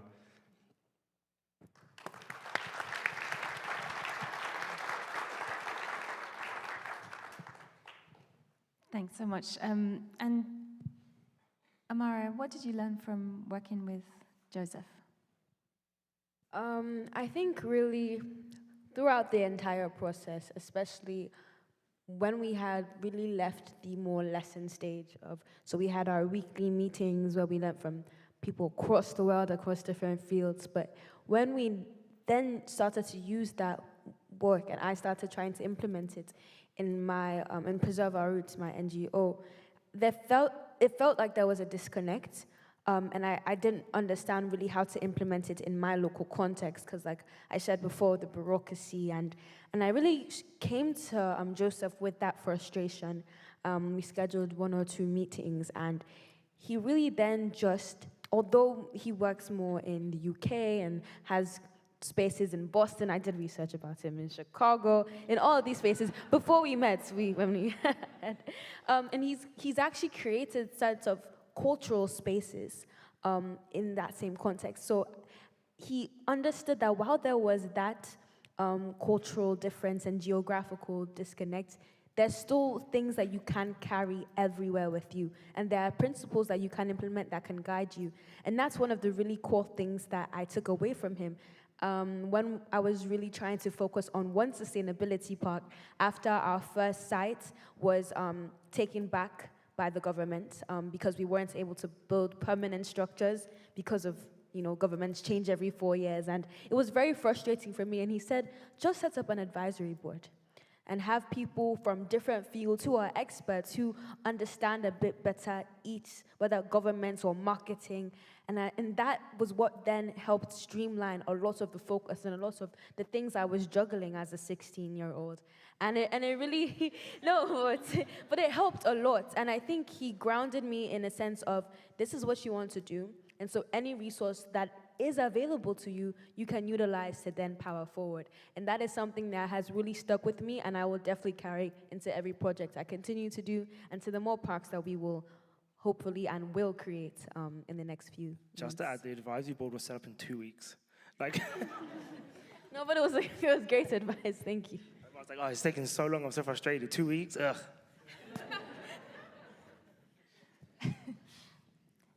Blossom, can you share a little bit about your experience at the Young Climate Prize and maybe what surprised you the most about working with Katie? Okay, with Katie, honestly, I feel like I can talk all day and it won't be enough, because I would say it was how open she was.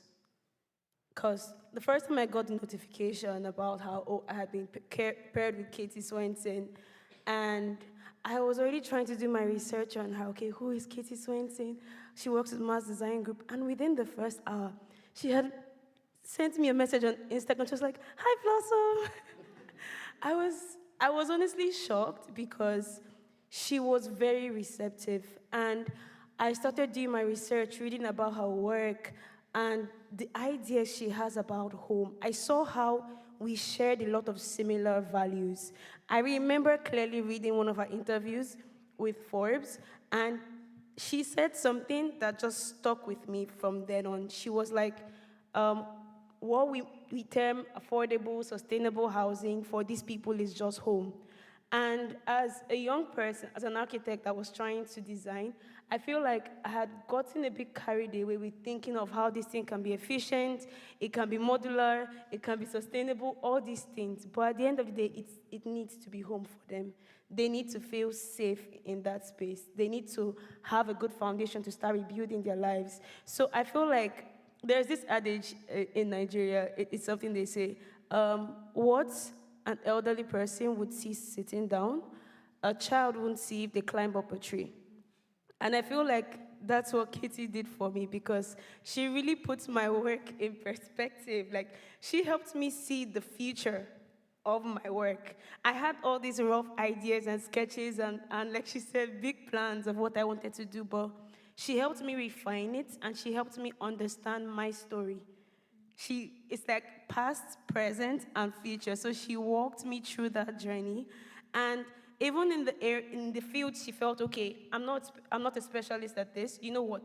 Why don't you go down to Rwanda, work with the team, get more ideas, more inputs. So we had engineers, architects.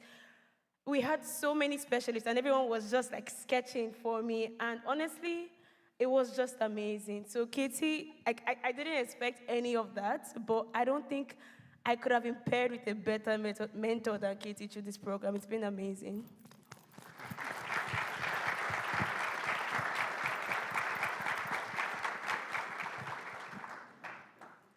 Diana, can you share a little bit about your experience working with Sebastian and also with the Young Climate Prize as a whole? Yes. Well, in my case, I think like it was a unique connection, because sometimes it's very difficult when you are like working in the field and you feel like you need to like respond in a positive way, because you are carrying all the responsibilities of your community and to save and restore your lake, right? But in that sense, I think like Sebastian was always trying to pay attention to like small details, like asking, for example, how are you feeling? How is everything going? Which is very important when we are climate activists. And then I would say like he was trying to see how I can help.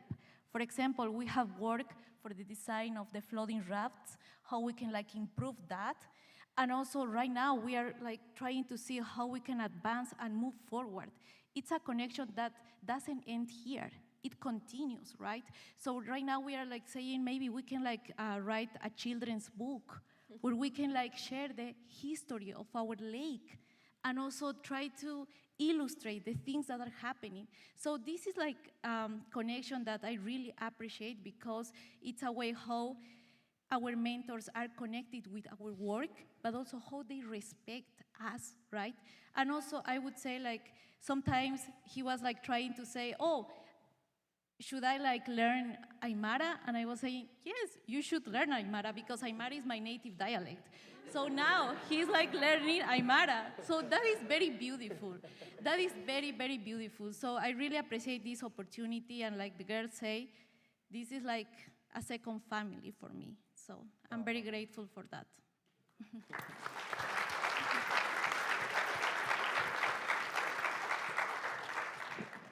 I want to talk a little bit about being part of the cohort and what it meant, maybe, Amara, to be one of these 25. You know, as you mentioned, every week we had these early, well, they were very early for us in New York. 9 a.m. on a Saturday was quite punchy. But what was it like for you to meet other young people who are all looking, let's say, in similar directions, not exactly the same, but how did you find being part of a cohort? I mean, just to keep it brief, it was honestly really fun, and it grew over time. That every week repetition almost became like a habit. Like every time Saturday, that was the time I spent with these amazing individuals. And I think there were even meetings where, I mean, I would be like dialing in the car, or we would be like different things with every single person around, because it was between September and December, so there was a lot of shifts happening in everyone's lives, but the consistency of everyone and the growth of their work re-inspired me in what I was doing, especially, like, you know, hearing about Muhammad and his story. I was able to interact with him in different conversations, and even with people who are working in the US, and I learned about the amazing things about birding. Even now, when we were in New York and we were able to connect physically, there is just this like unspoken understanding that it's something that is not only like work or one stage for, but it's personal. And in some ways it's fulfilling for us because we know that there are so many people behind us looking up to what we're doing.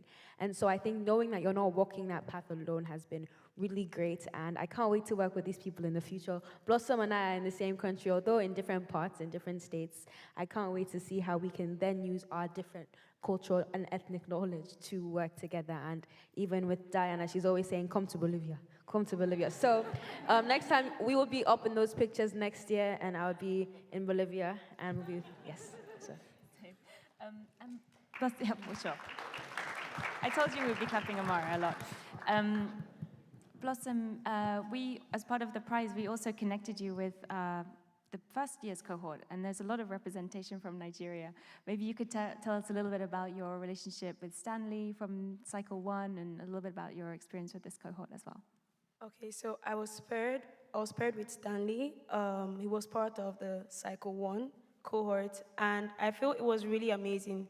They had this buddy system, so about 2 of us from the second cohort were paired with someone from the first cohort.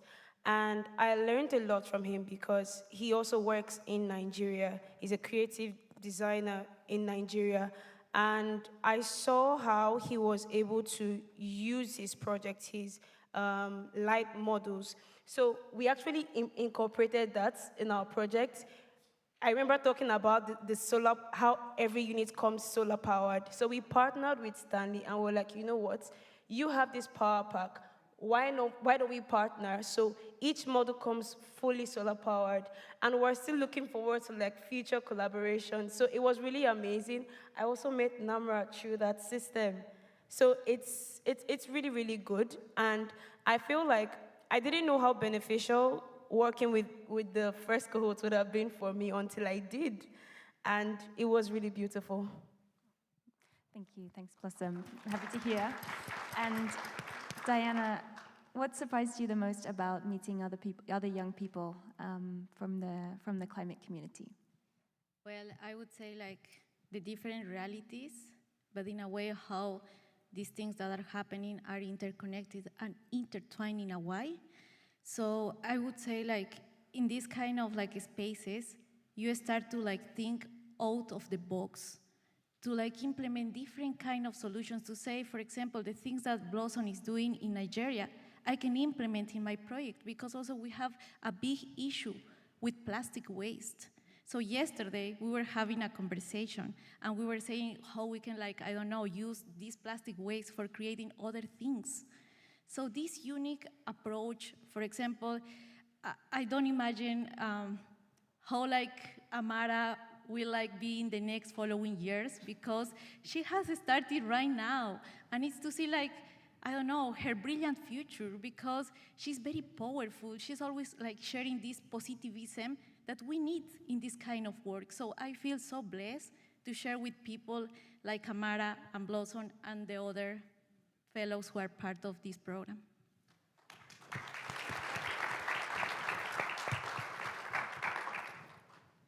I'm wondering if anybody from the audience would like to ask any questions of this group. Just we have a few minutes, otherwise I can't see. So if no one has any questions, I will keep going. I'm kind of blinded up here.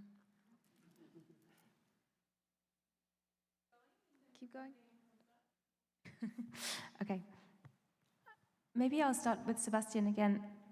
What do you think working with, between one of the big ideas we had about the the Young Climate Prize was the importance of intergenerational knowledge sharing and collaboration. Is this something that you relate to in your own career, and how has this relationship between generations affected you?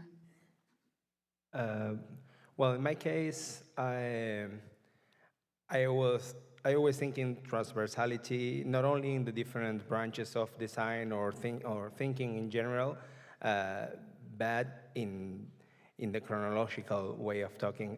And most of those little insights that I have during my career come from the elder somehow, or from childs at the same time. It's like when I don't know, this is something that I can tell like in a really short way. When I was working in the London Design Biennale, we made a send. We were sending the artworks from the Wichi culture, which is in a jungle between Paraguay and Argentina and Brazil. And when I was introduced by our translator to our team, they introduced me as curator. And some people start talking, so they went to search for the elder of the tribe, which was the curandero, which is the shaman. They thought that I was the shaman of my group, and so they introduced me their shaman. And when I realized what was going on, I said to the interpreter, no, please, tell him this is a mistake. No, he's already coming, no. So I asked him, sorry, this was misunderstood of the words, because when I explained to my interpreter, and the shaman started thinking, and he said, no, it's okay, because you know what is good for your community. And I know what my community needs too. And the power I know is nature. The frequencies I know are nature. The power you know is art, and the frequencies you know are art. You choose things that are good for your people. I choose things that are good for my people. So basically, curandero and curador is the same. And since that moment, I start reshaping the whole perception around my career. And maybe it was because of misunderstood with someone that maybe was not that familiar with the concept of my generation. But because of that kind of dialogues, the same happened with the Sununa, with the Mayan culture in Guatemala, and the kids. The whole perception of what we were doing was extremely distorted by their imaginarium of what art was or design was. And they maybe were expressing themselves by the códice, like the original writings from the Mayan people, and didn't find the difference between writing and drawing, and all that kind of things that only happen when misunderstood happen are the things that I got most value when our knowledge and our wisdom start to mix up in a world of concepts and differences, and the magic appear in that kind of dizziness. So that's what I like of working in different poles and extremes of the perception. And Katie, I know that when we first spoke about you becoming a mentor, it was something that you had a great passion for. But why do you think it's important, specifically with the climate crisis and to overcoming specifically climate problems for our generation, to help young people? Oh, it's such a great question. I think what you saw from these 4 folks was how clearly they understand the problems. They've lived them. They've seen them. They don't have the kind of, it's not academic. It's not theoretical. It's also those things. They've done their research. They have dug into the whys and the whats, but they also have this kind of firsthand appreciation and also the urgency. But I think actually what's been one of the things that's been really fun about this weekend, in addition to spending it with the young folks, is also spending it with the board and your incredible group of folks. We had a beautiful lunch yesterday with one of the advisors who was saying specifically in her own career that she has learned and gained so much knowledge over the course of her lifetime about how to make partnerships, how to delegate, how to make decisions, how to organize yourself to be in company with others to make big things happen. So I think there's a tremendous, if we get it right, if we can harness the experience and expertise and commitments of an older generation who has the ability to help make things happen, but if we do it in such a way that we're not in any way patronizing, but rather we're really trusting, we know we can trust these young people to be able to actually have the right answers. But perhaps we can fuel them with the kind of encouragement and support that they need.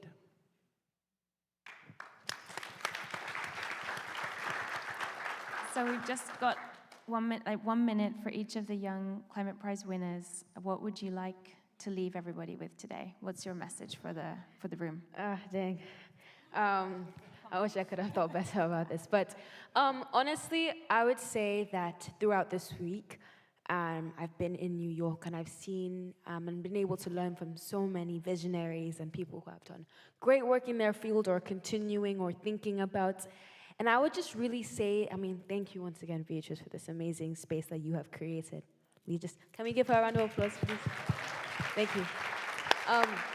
But yes, my 30 seconds now of what I say to you guys is that in every minute you spend in your life is a blessing. And I think I come from a faith place when I say that every morning we wake up, it's another chance to help someone else and to bring a smile to another person's day and to use the privilege that we have been placed in, regardless of what situation you think may be bad or good, to help someone else. And I'm going back to Lagos today, and there are so many kids who could only dream or don't even know how to dream about spaces like this. And so I would say just seek out spaces where you can help, where you can mentor, where you can pour your resources, and if it's not resources, advice, time, mentorship, support, to helping and growing and scaling, because that's where you find your true fulfillment from. And in any space that you might want to fight for, if you don't even feel that strongly about climate change, I promise you that we cannot even think about fighting anything else if we don't have a home to live in, to have that fight even starting. So with all the work that is being done here, the other 25 that you can read about probably on the website, and people in every classroom, your children, your siblings, really just push them to use their space for good. You have what you need right in front of you, so stop making excuses and reach out to us. We're on Instagram, LinkedIn, all that. Connect.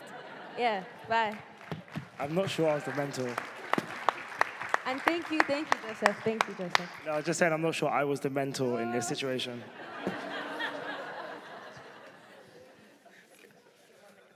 Okay, so I think for me, it would be just a reminder of how we can continue to use design as a tool for justice.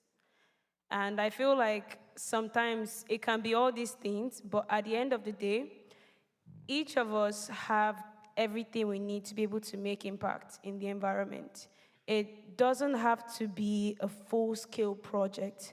The little things you do, the conscious decisions you make every day affect a life. And with that understanding, we know that we can all make the world a better place. We don't all have to be on stages. We don't all have to build skyscrapers, as beautiful as that is. But if we're all conscious of the fact that we each have a way we can impact our community in the smallest of ways, I believe we can make a difference. Thank you.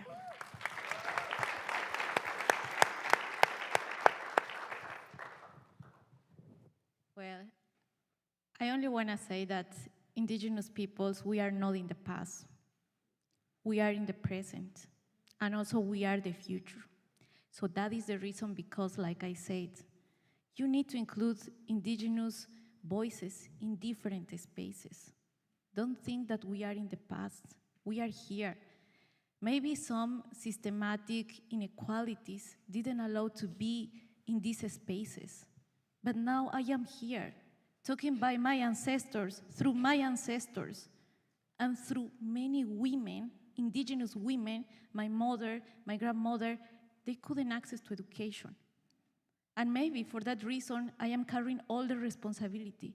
But also, I know that without deep community work, we can't advance.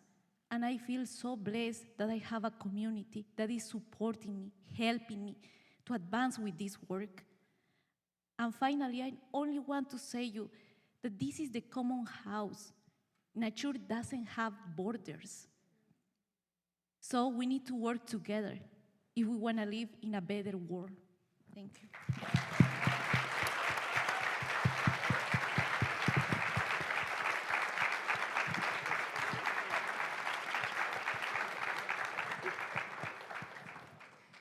Thank you so much. That is the end of session 2. Thank you so much to all of our incredible winners, our mentors. So appreciate you. So appreciate the World Around Young Climate Prize team who are here today and the Millennial team who we're so grateful for your support of this program.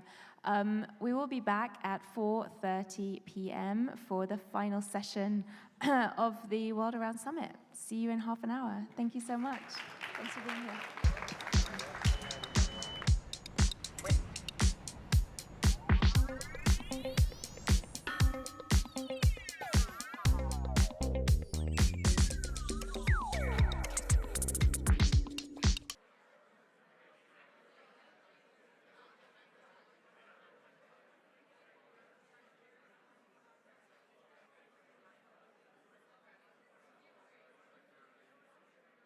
Please take your seats. The World Around Summit 2025 will continue shortly.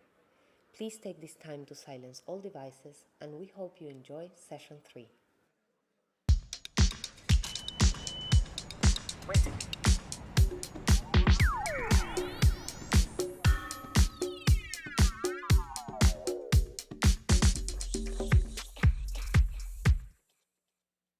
Please welcome to the stage Carson Chan.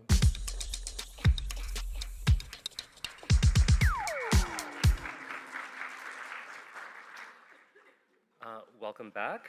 So finally, we finished this year's program by celebrating the transformers of our world, meeting the visionaries, sharing first looks at groundbreaking new projects, and revealing the ideas and processes that are shaping spaces still under construction. Renowned artist Josh Klein opens the session with a powerful reflection on a planet irrevocably altered by the climate crisis, followed by Mauricio Rocha's reimagining of a fragmented and fragile river into an expansive, mutating, and generous linear space, public space. Chris Cornelius introduces a bold new residency that redefines cultural identity through indigenous architecture, and Anna Holtrup invites us to embrace uncertainty with his poetic exploration of chance and change and design. We will be given a glimpse into Beneath the Placid Lake, a film-based installation by anthropologist, writer, and curator Vijayanti Rao, and Mumbai-based artist and filmmaker Kush Badwar, before Beatrice Grenier offers an insider's perspective on Jean Nouvel's landmark art building rising in the heart of Paris. The day and the summit culminates with Elizabeth Diller, who will share the just completed and much talked about Al-Mujadilah Center and Mosque for Women and for the first time. Enjoy. Please welcome to the stage Mauricio Rocha.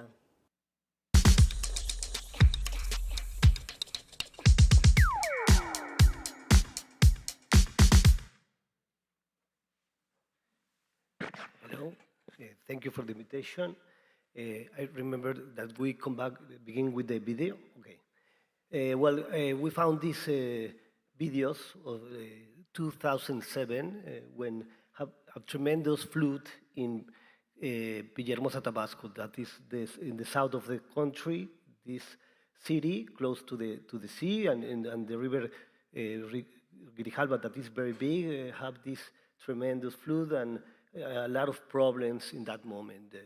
That was a big problem for the country.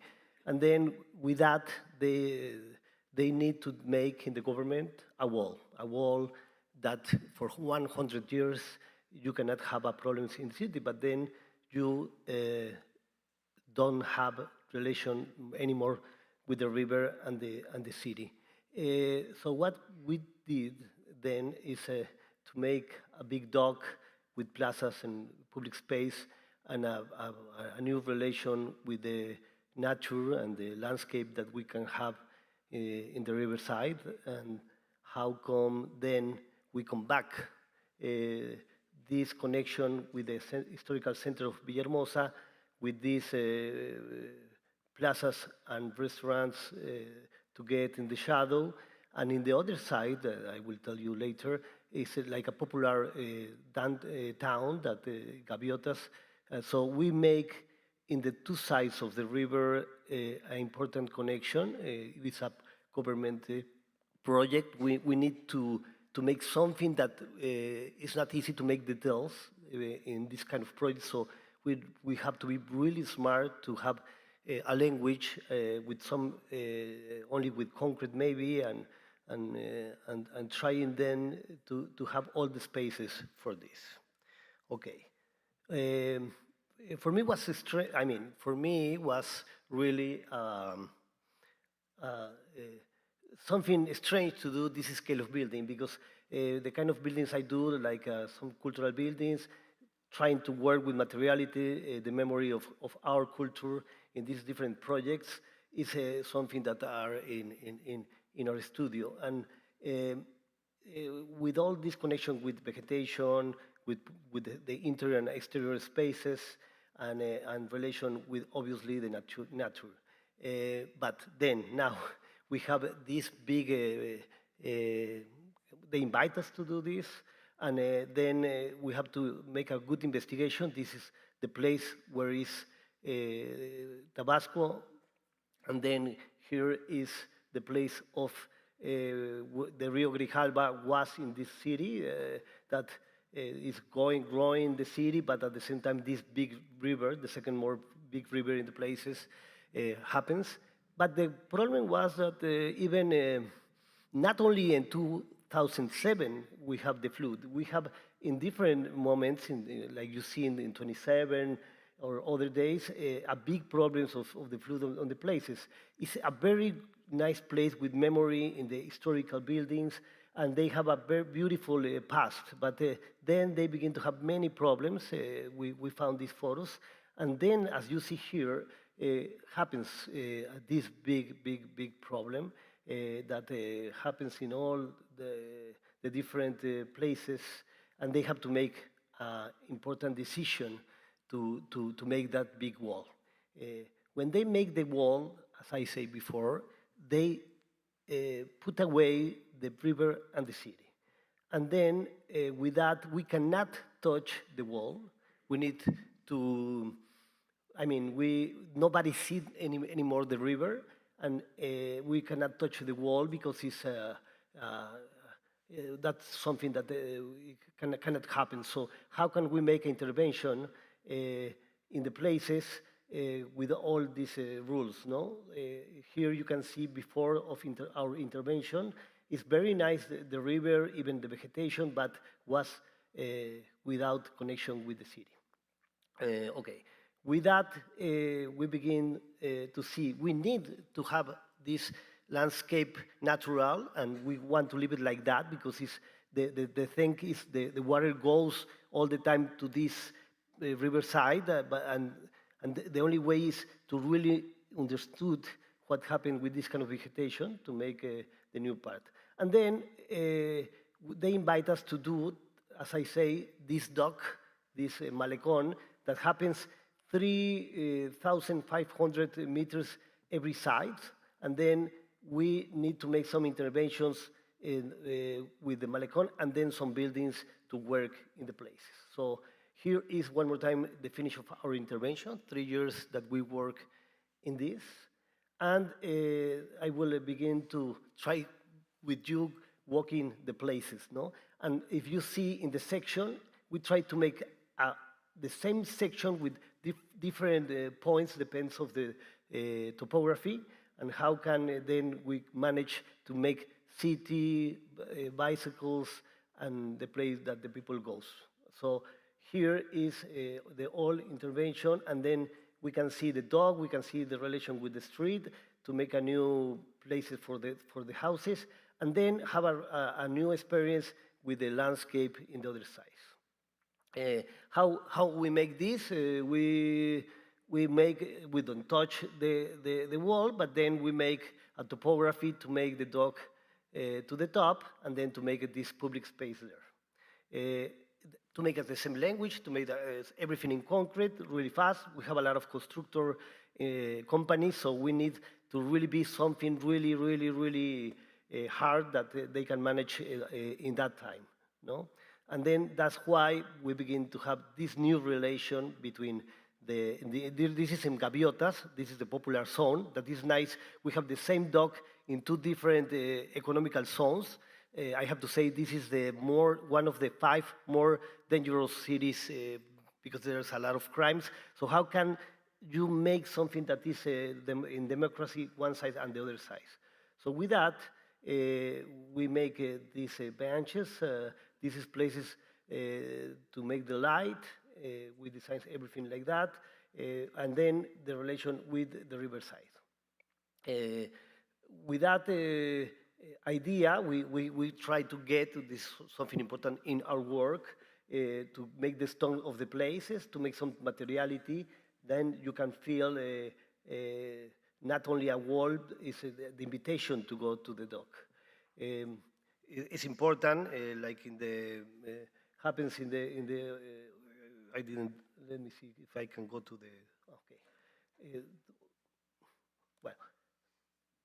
Okay, so with that, for us what's very important is not only not touching the vegetation, it's like trying to really be careful with the real vegetation was there all the time. And then this is the other size. The size happens in the historical center. One more time, the section we begin to change some sections depends of the topography. And then we have to make here some more hard plazas in the riverside because the water goes sometimes over there, and then after the water, they have to stay the floors in the places. With that, the important thing is now, one more time, you are seeing the city, you are seeing the river and the vegetation, and you are come back to see an important relation and the memory have many years before in the places, no? With all this idea, how can all the people can go in the places, and then like here, when the water comes, it's not a problem. They come and back, and it's not a problem because they have to live like that. Okay, so with that, it was very incredible how come the people begins to be part of the city one more time here. They can have this public space that is important, a lot of energy with the people going there. And then finally, with the same kind of materials, we begin to make some pavilions for food. This is a very economical food restaurants that we have in the Gaviotas zone. And then how can you go and to have the boat to cross the river? And well, the idea one more time is how you can make some buildings that doesn't have not too much details because they are going so fast to do that, no? We make some sport places in the other side, and then how come they have these different zones, like a playground for the children with all these elements inside, and some shadows to take some food when you are doing some sports, no? And then they make a very nice fields for baseball, for soccer, that now is important for the city. I mean, all this infrastructure that I think every city needs is a good opportunity to do that, and the shadow for these fields that they need. Everybody's now having very nice shadow with all the vegetation and with the places, you know. The section is very important, and every time we see every moment is how can we have the wall that we cannot touch, but at the same time, how can we have a place, depends of the program. No? And then finally, we need to walk to the other side, and then there was a cultural center that it was there already. And then with that, we only do and change sometimes how comes the benches and the light to have a relation one more time with the vegetation of the place. And well, then finally we make these big places that you see in the video that were some plazas, some restaurants close to the cultural center. And then with that, the connection in the two sides of the city, they can really have this loop that you can go one part and the other part to have the people going together to be there. No. So finally, the important thing is it's an operation. The important is it's an operation, and the idea is how can, with common sense, we can have now that for us was very important to see how come the people begins to come to the places, to leave the places, to have a new connection with the river, with the nature, and with that we finally have because we have the danger of if we go up with the plazas, nobody can see it, but we see the way that with the stairs and with the ramps we can do that. Now in the night, the people can walk in the places. It's important because then you can go from the one town to the other town and without problems of criminal reasons. The people goes all the time. They can be even in the night meeting in the places. Doesn't happen before because the same problems. The important thing finally is how come with architecture you only make something that make the frame to have the river, the frame to have the nature. The architecture is the operation to make a public space, the operation to make again the relation in between the river, the nature, and the city. Thank you very much.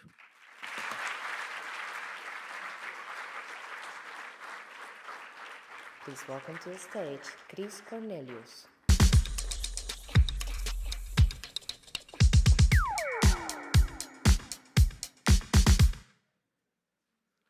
Wat kuf no will I do, Chris Nyongets, Aquahoni Wagita Loda, Okele, Oniata Aga, Nwagadun Choda. I said in Oneida that I extend my greetings, love, and thankfulness to all of you. I am Chris Cornelius of the Wolf Clan, and people of the Standing Stone is the earth that I come from. I'm going to start this story from the very, very beginning.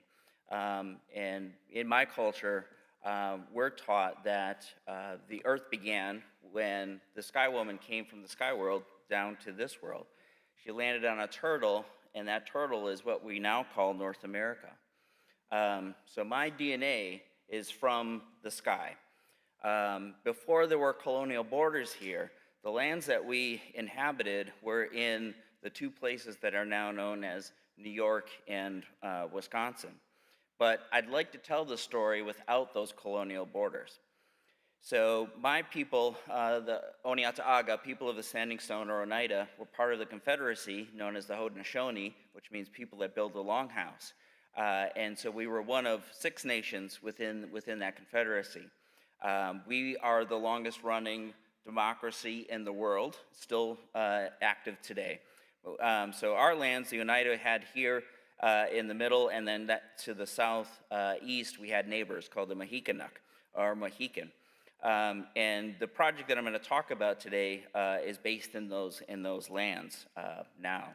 And so in 1822, a group of my people moved from what is called New York to what is called Wisconsin, or before it was even a state. Shortly after, the Mexicanuk followed us and came to Wisconsin as well. So they are now known as Stockbridge Munsee. And I grew up on the reservation in Wisconsin, which is just west of Green Bay. I grew up in this HUD house, in HUD subsidized housing on the reservation. It is within the walls of this house that I decided I wanted to be an architect. I did not know exactly why. And it's one of those questions, if I get asked in an interview, I really hate to explain. But there are two explanations, and one is I think that the environment that I grew up in here, I went to school off the reservation, and when I saw the neighborhoods of my friends, their houses were close together, they had yards, they had fences, they had sidewalks, they had trees. We didn't have any of those things on here in this home. And this is the Google Street View, so it's the improved version of when I existed within this home. The home doesn't have a porch, doesn't have a view to the sky, doesn't have a place for a fire, doesn't have a place for my non-human relatives. It doesn't even have a garage. Didn't have a dishwasher.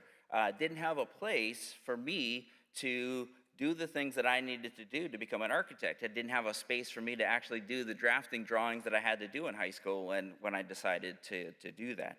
So all of those things were the things that that compelled me into becoming who I am.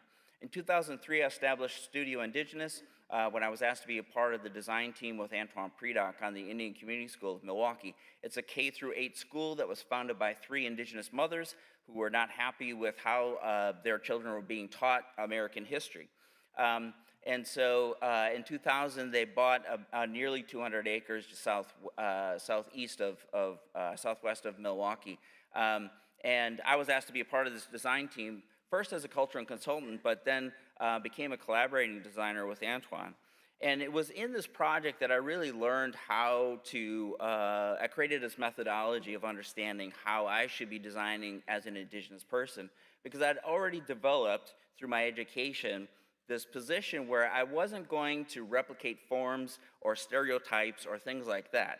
And I also wasn't going to just rely on iconography in order to indigenize space. The things that we began to really hone in on were values, and that is the foundation of my work. To me, if I tell you that I'm talking about Indigenous space, I'm not going to present a recipe or a cookbook or any of the formula, any of those things for being able to do that.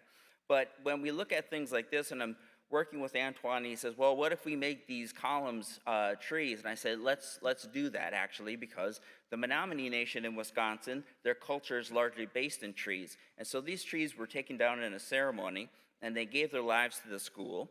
Many of them are over 300 years old. They're there to tell the stories of their existence before European contact. So it's those kinds of things, and understanding the value of the sky and natural light, and even the things that we call sustainability and climate change, to me as an Indigenous person, is part of my cultural values, and it's not a separate layer within the work, but to understand that I have responsibility as a designer for the things that I'm putting into the world. One of the things we really started to think about was that in the school, we stripped all the institutional names of things.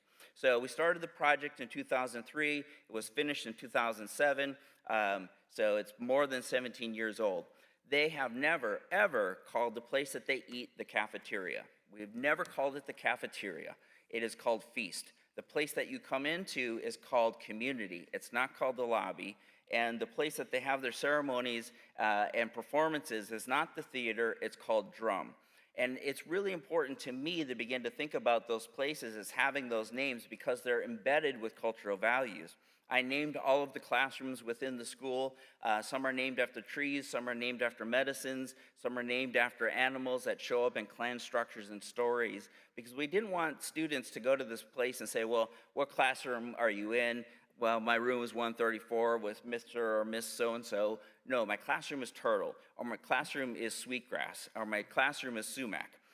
So those things were part of the way that I began to think about these things. And so really, the way that I design is trying to find what are those cultural values that are important that I want to embed in the work, but also to have a voice as a designer, that I'm not tied to those forms or stereotypes, that I'm the person that brings those forms together. So I was asked to do this two buildings, or it's really 3 buildings on this property. One is a studio, and then there are 2 residence cabins for this indigenous group in upstate New York that run this residency. I happen to be one of the initial fellows that did a fellowship here on this property. The property itself has 2 houses that were designed by Ai Weiwei. I think they're the only homes that are that he's ever designed, or any architecture in that scale that he's done. So I'm placing the studio building and these 2 residence cabins within this landscape, and understanding that this is Mexicanuk land, that I'm not of that culture, but I am indigenous, and I can begin to think about specific things that start to bring cultural values to the spaces. The 2 cabins I call the wolf's ears. They are like a right and left of each other. They have the exact same floor plan. The ceilings are different, however. I've always thought about these things as being related in that sort of genetic way, thinking about twins. There's a right-handed and a left-handed twin in our creation story, or siblings or cousins, things that share DNA, but they're not exactly the same. And so these 2 residence cabins are here is not only for a place to sleep, but I found in my residency that I worked in a very specific way. As an architect, there might be a poet, there might be someone who revitalizes indigenous languages, there might be a painter, a sculptor, a filmmaker. All of those people will exist in these places. So in order to, one of the things that I think is important to make indigenous space is a place for a fire. Because fire is not only there for utilitarian purposes like warmth or cooking, but it's also a place of ceremony. And it's also a place of council, like where you bring people together. So the 2 cabins have these fireplaces, and they allow individuals to kind of work privately. If they're more introverted like me, they'll probably exist in here. And so the left ear and the right ear are the 2 cabins. I also have shifted one of them because they are slightly different, right? To understand that these 2 things exist quite differently, but light gets into them very differently. So they're not exactly the same, even though they have apertures that are very similarly located. And that's a thing that I'm trying to also embed in indigenous architecture, is this idea that light actually comes in not just from a window or a door, but it can come in high, it can come in low. If you're bringing light in multiple spaces or multiple ways into a space, it changes the qualities of the thing. So this is the east side of the studio, faces this wooded area and landscape. But I've also thought about my flying relatives. As you may know, buildings are the #2 leading cause of death for birds behind natural predators. The reason is because when they see glass, they see the sky reflected in it, and they fly at it full speed. So what I'm proposing here is to use this indigenous patterning. This is the exact patterning that we used. I used it as a kind of retrofit on the Indian Community School, and we have almost virtually eliminated bird strikes in certain parts of the building. So it actually does work because they see these things that are not reflective, and they know that it's an object and not a window. But it's an opportunity to actually embed indigenous iconography at that level. So these are the kinds of things that, as a designer, I make them as placeholders and not saying that this is exactly how this should be. For me, this is an opportunity to work with community members, for them, the people that are in that culture, to recognize or identify the people that would help me develop those patterns.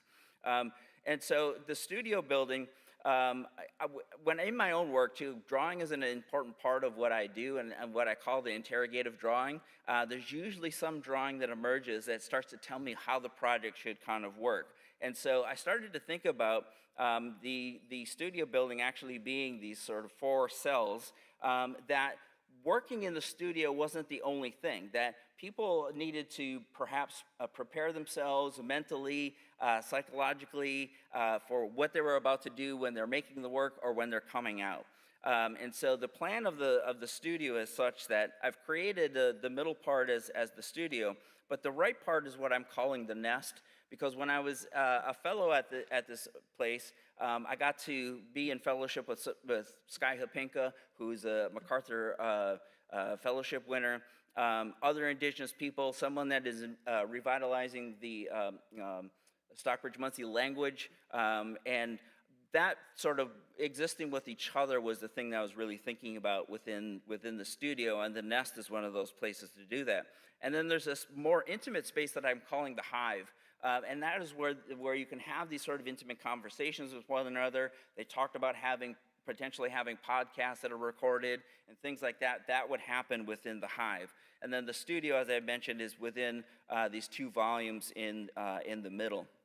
And then there's an outdoor workspace, because the things that the fellows will do there, sometimes it's tanning hides or drying medicines, other sort of cultural things that they have to do within these spaces. So for me, as a designer, one of the interesting conundrums of designing a studio space is you want a lot of natural light, but artists need a lot of wall space in order to do the work. And so I tried to balance that by bringing most of the light from above, but still allowing apertures within the walls in order to see the landscape. So the studio itself might not just be painters or other people doing those kinds of arts. It might be videographers, people that are doing animations, people that are making sound recordings and doing other sorts of things. So the studio space is intended to be flexible in order to do that. The building itself is intended to be mass timber, so thinking about the carbon sequestration in that regard.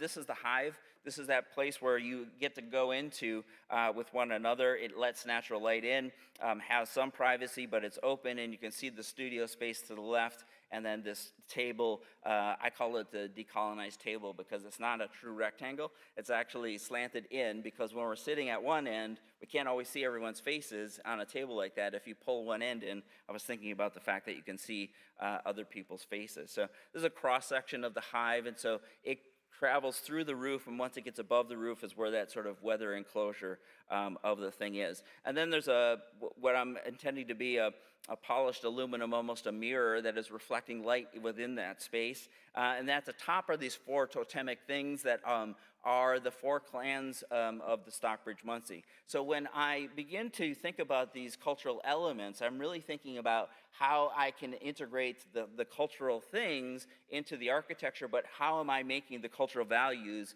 experiential through material, through light, through space, and through experience are really important. So these people that left what was called New York based on colonial pressures and moved to Wisconsin in 1822, their blood pumps through my veins. I am related to them. I am standing here because of them. And I owe it to them to be a good future ancestor. And that is what I'm trying to do as a designer. I am trying to be the best future ancestor I can be. I'm thinking about what I'm making as artifacts and being the future artifacts and evidence of the culture right now that are grounded in a timeless worldview. If I'm not able to do that, I'm being irresponsible with the risks that these people have made. Yabako, thank you.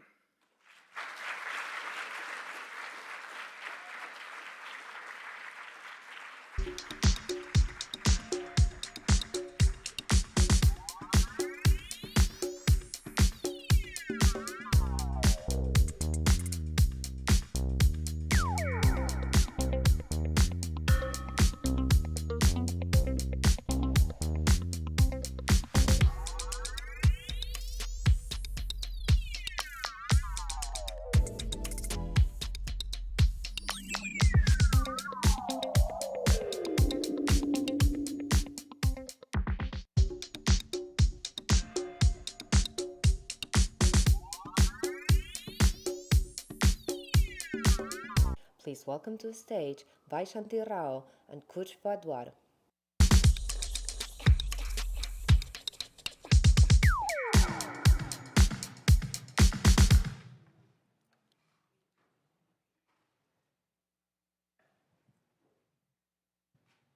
Finding an address in a film catalogue is a strange way to discover who your neighbors are. Yet it was in the Andhra Pradesh State Archives and Research Center that I found out that one of my neighbors was a professor of ancient Indian history and archaeology. Sadly, however, it was too late to meet him in person. A few months later, an unexpected encounter with my neighbor emerged. Walking into the lot of apartments in which I lived, one of the apartments was being emptied, the professor's, a coordinated disposal, presumably to make some space in the home. The caretaker of the building, at this moment the coordinator of the disposal, seeing me and having some sense of my work, indicated that I should follow the small vehicle to the recycling spot around the corner and salvage whatever I thought should not meet its demise. Was finding this work a boon or a burden? Flowers, infrastructures of modern life, a moment in the zoo, a smile, a professor's lecture slides that had lost order over time and were thrown into further disorder through disposal. Going through the material, I wondered if unexpected combinations gave new meaning to his work. Perhaps finding this material as academic refuse was a way into someone's work that I didn't have to look up to, an insight into someone's life research that didn't have to involve a relationship of reverence and patronization. I wondered if I wanted the responsibility of looking after this material, or if I wanted to be forever bound to this posthumous professor. A painting, a run, a scene of violence, archaeologist separating layers. Eventually, I was able to piece together that the professor's research interests lay in the temples of the Telangana region of South India. I understood his process involved visiting and studying all manners of temples, drawing, describing, and deciphering them, reconstructing the temples in the forms of words and images. Amongst the materials were a number of VHS tapes in which there were hours of rushes, that is, raw footage for documentaries. Without an edited order, a voiceover, or much of an idea where and what the images were of, it was hard to figure out why this footage was shot or what it intended to communicate. Digging a bit further, I found a pamphlet he had authored, Area Under Sri Selam Project to be Submerged, and I was lucky to have a friend willing to go to a library where it was kept, photograph and share with me the images of the book. In the book, the professor expresses his concerns about the submergence of many old temples that will result from the making of Sri Selam Dam. Influenced by the relocation of the Abu Simbel temple complex that emerged from Gamal Abdel Nasser's drive for the making of Aswan Dam on the Nile River. In the pamphlet, the professor proposes something similar, that the temples could be deconstructed and relocated outside of the submergence zone in order to conserve a particular history. Reading the pamphlet helped me realize that the documentary rushes on the VHS tapes related to this very situation. The flow of time, exploring and expanding a rich landscape, a fork in the road, an article in a newspaper. I first encountered the village Jetprol, where I would end up living off and on for a couple of years during the course of fieldwork for my dissertation in cultural anthropology, in a center-spread story about an obscure yet important archaeological project in a major national newspaper in India. The river Krishna, which flows through the Deccan Plateau in southern India, had been dammed at the Shaivite pilgrimage center of Sri Selam.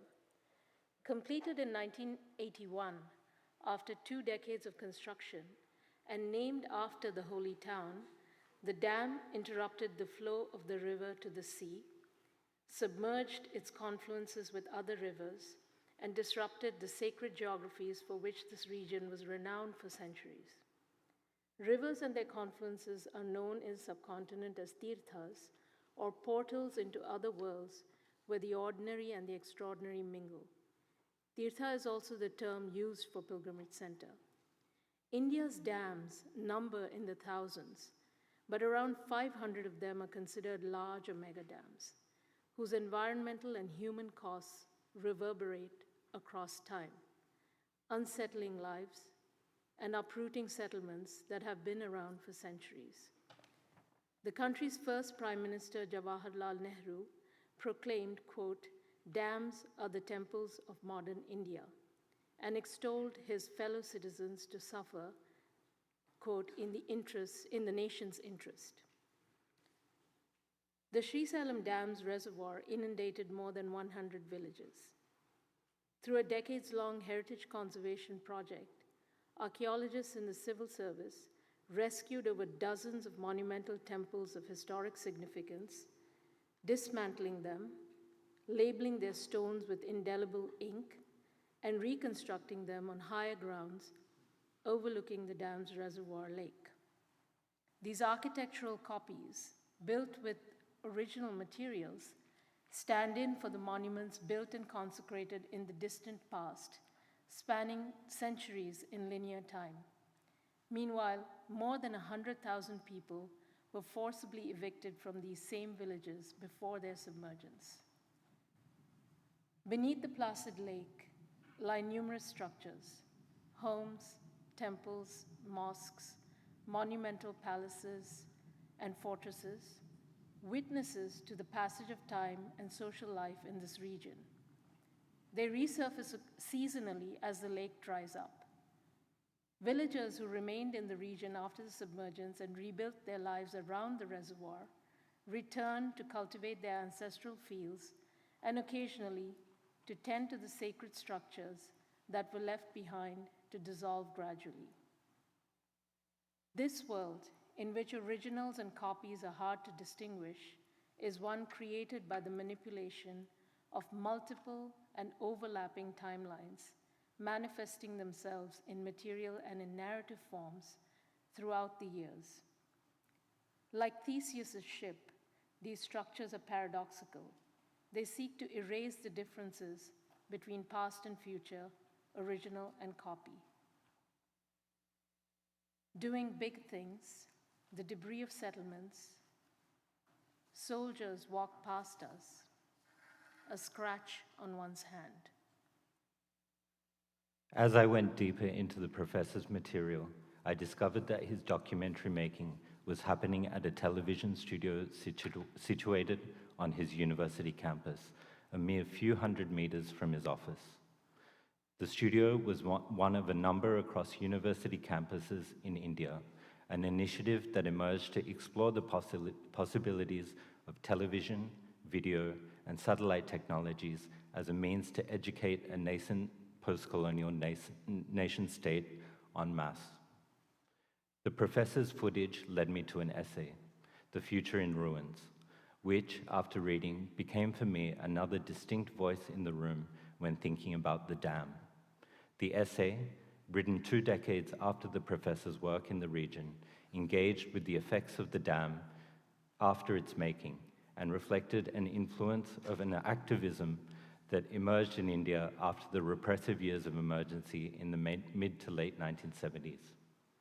Reading the essay also led me to its author, with whom I've had the chance to think about dams, media, and knowledge produced in relation to them, in different forums, including the one here today.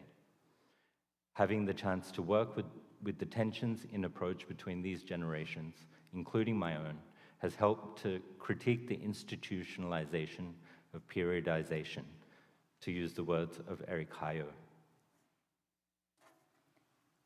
Acts of preservation, intertwined with violence, routinely underlie the infrastructures of modern life. Who speaks for whom? Who narrates the slowly unfolding scene of violence?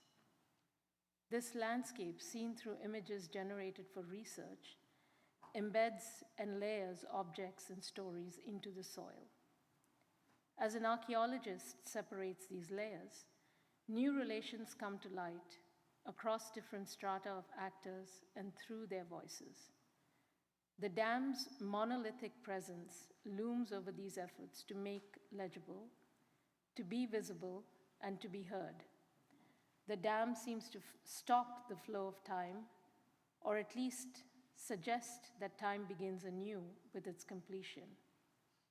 Beneath the Placid Lake attempts to produce counter-histories to these large-scale developments, incrementally uncovering, exploring, and expanding a rich landscape of sound, image, and narrative, blurring the boundaries between time before and time after the dam. Barely a decade after India's independence, Prime Minister Nehru expressed remorse about the, quote, disease of gigantism that he had helped to set into motion. Quote, he says, quote, the idea of big, having big undertakings and doing big things for the sake of showing we can do big things is not a good thing at all, unquote. What remains are traces and ruins, but these debris of settlement become the bricks and mortar for new lives. Could a new architecture emerge from these rearrangements, a movement away from extractive and privatized infrastructure, and the restoration of authentic pasts? Could these stories make space for imagining reparations that function as future-making practices? We leave you with these words and images and stories as tools for an architecture to come. Thank you.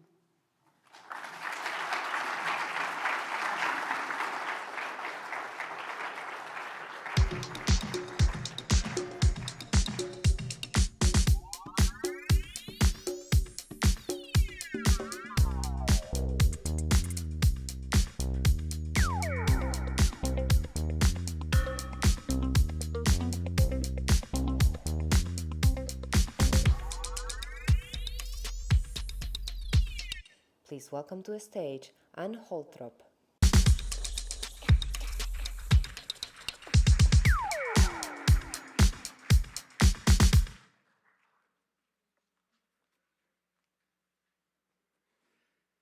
Good afternoon, everyone. Thank you, Beatrice and Carson, for organizing this beautiful day.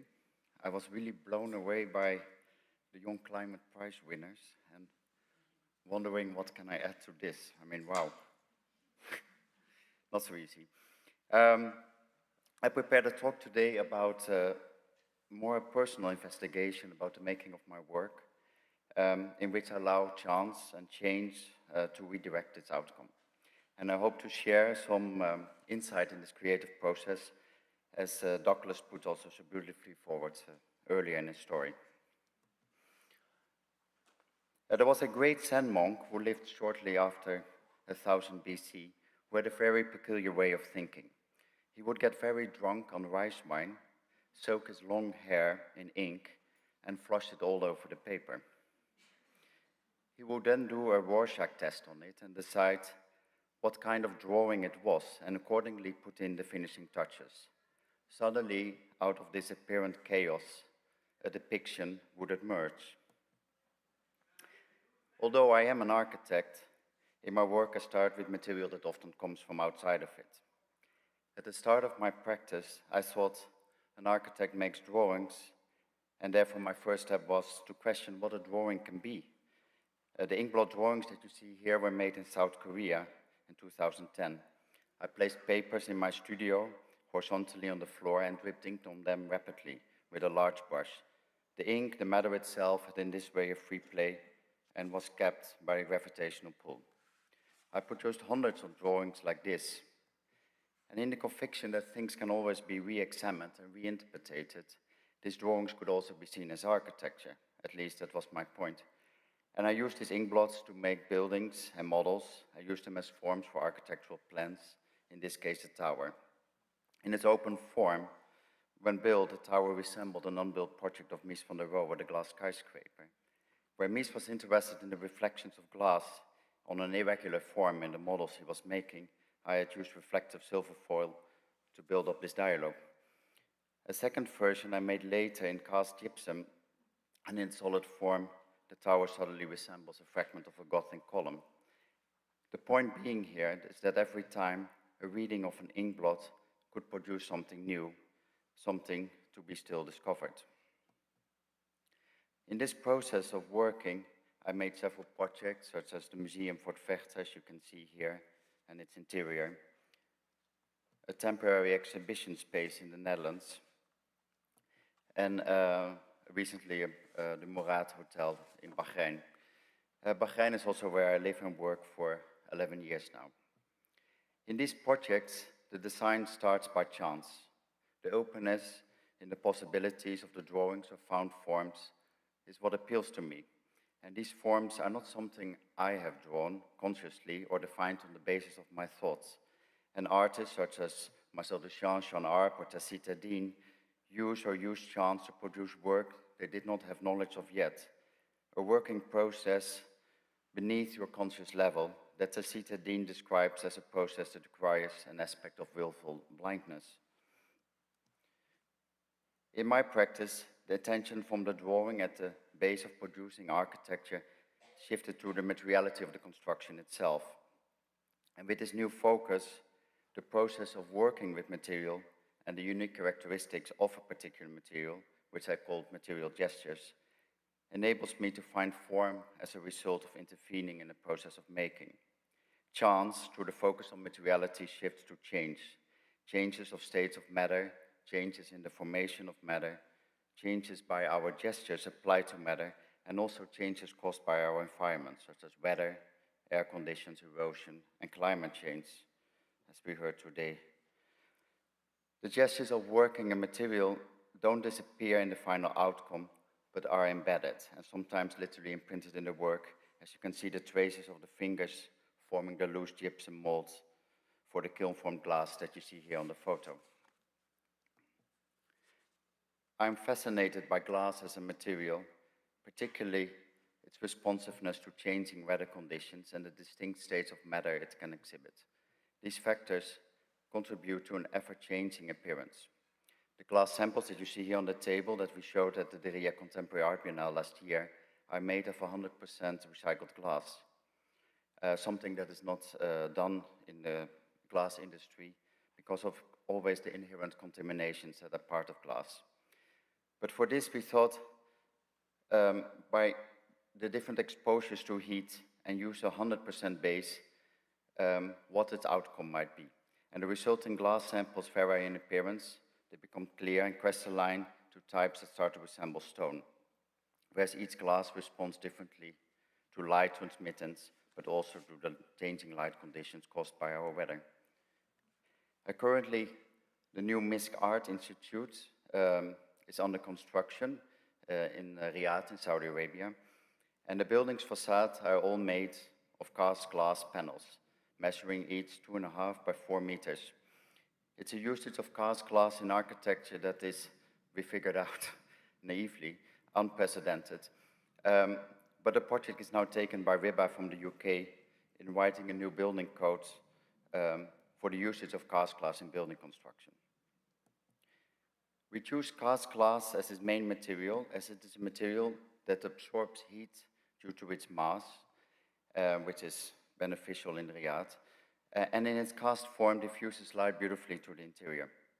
The incredible strong light of Riyadh, many times more intense than we have here on a sunny day in New York, will be this building's be its specific strength and constantly changed by the changing light conditions caused by our weather and the reflections from the light on its surroundings. The relief of the glass is derived from the limestone rock of the surrounding arid landscape. The granular material in the cast glass imparts its light transmittance and color rendering as its key aspects, removing the glass typical transparency. And with this cast, you have the material imprint of the site itself. They are like reliefs that can be investigated as fragments of territories. And for me, it's really fascinating that the landscape of a site is used to physically cast them, but also that they are stacked together in a kind of encyclopedic investigation of both its place and possible fragments of other landscapes. The building is situated freely within an excavation we propose to carve out of the escarpment of a wadi, which is a dry riverbed, where a new area dedicated to art and education is being developed in Riyadh. The excavation is 25 meters deep and forms the surrounding of the Art Institute. And the spaces between building and excavation provide comfort for outdoor use, and sunlight filtering through these spaces creates dynamic light conditions and reflections of the surrounding limestone rock face. Space, matter, spaces between matter and matter tracing spaces are brought together in this constant changing conditions caused by our weather.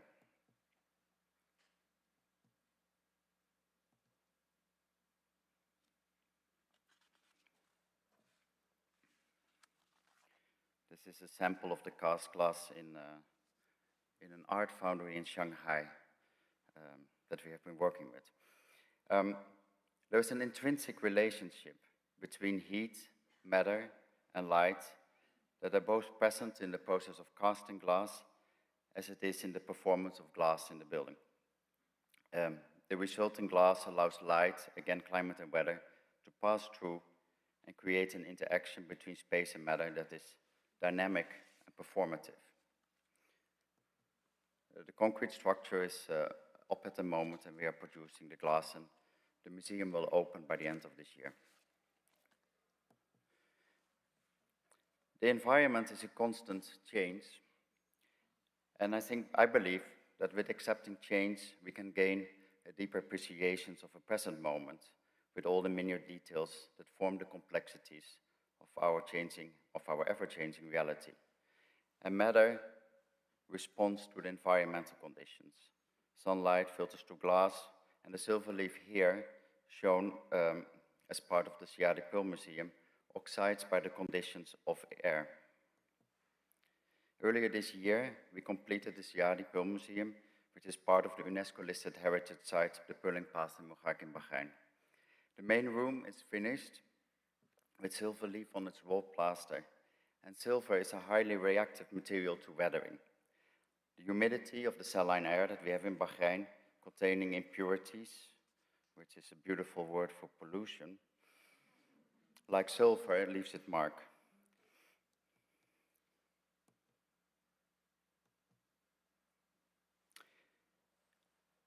To start this process of oxidation, we bought black salt at the market and we cooked it overnight to ignite, in a way, this process. This process is unstable and it's also ongoing, as the silver leaf is not finished. So eventually, I believe, the room will turn dark. There's a beautiful theory by a British physicist, Julian Barber, who says that time does not exist. He argues that we have no evidence of the past other than our memory of it, and no evidence of the future other than our belief in it. He says difference merely creates an illusion of time, with each individual moment existing in its own right, complete and whole. So what we notice as variations in the shape or changes in the positions of objects in our surroundings give us an illusion of time, but according to Barber's theory, are actually different states of matter. So, in simpler words, when we say that time has passed, what we really mean, something has transformed. I will quickly show you the project. The Jade Pearl Museum consists of a small mosque that you see in the front with the minaret, the mess behind, which is a kind of meeting room to do business and organize social matters. And next to it is a third volume that we have added that is part of the museum. The materiality of both the buildings is limestone plaster on coral stone. Coral stone is taken from the sea. And the difference between the old and new is merely just made by leaving the new parts unfinished. So its second layer of plaster is just partly done. And in the museum, it showcases pearl collections from the National Museum, also from Cartier archives, and the pearl merchant families from Bahrain. And as pearls are observed for the quality in daylight, as this has the best color rendering for qualifying their lusters and shininess, etc. The museum has side windows that are always next to the showcases. To conclude my talk, I would like to embrace the idea that there is not one reality for something. By definition, and this I thought was also really beautiful earlier said today, and I can only I can only support it. Because by definition of our different cultures and personalities, we do understand things in different ways. And this diversity of engagement, I believe, enriches our readings. And when a work of architecture would allow multiple interpretations, it's a quality rather than a mistake. And therefore, in my own work, what I try to do for you today is to show how a process doesn't lead to a singular conclusion, or how its execution is not fixed and idealized, even when I'm no longer working in it, but much the process, how it came to being, is at its base. Thank you so much.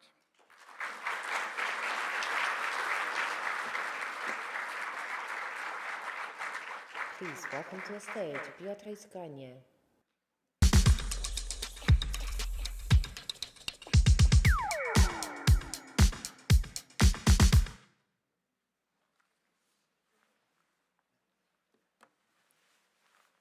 Good afternoon. It's an honor to be here amongst such a distinguished lineup of speakers and fellow colleagues to present the new project for the Fondation Quartier pour l'Art Contemporain, which will open in October next to the Louvre in Paris. I would like to start my presentation by sharing with you a short excerpt from a film that we commissioned to a young duo of filmmakers, Caroline Poggi and Jonathan Vinel, and that we shot on the construction site of our future spaces.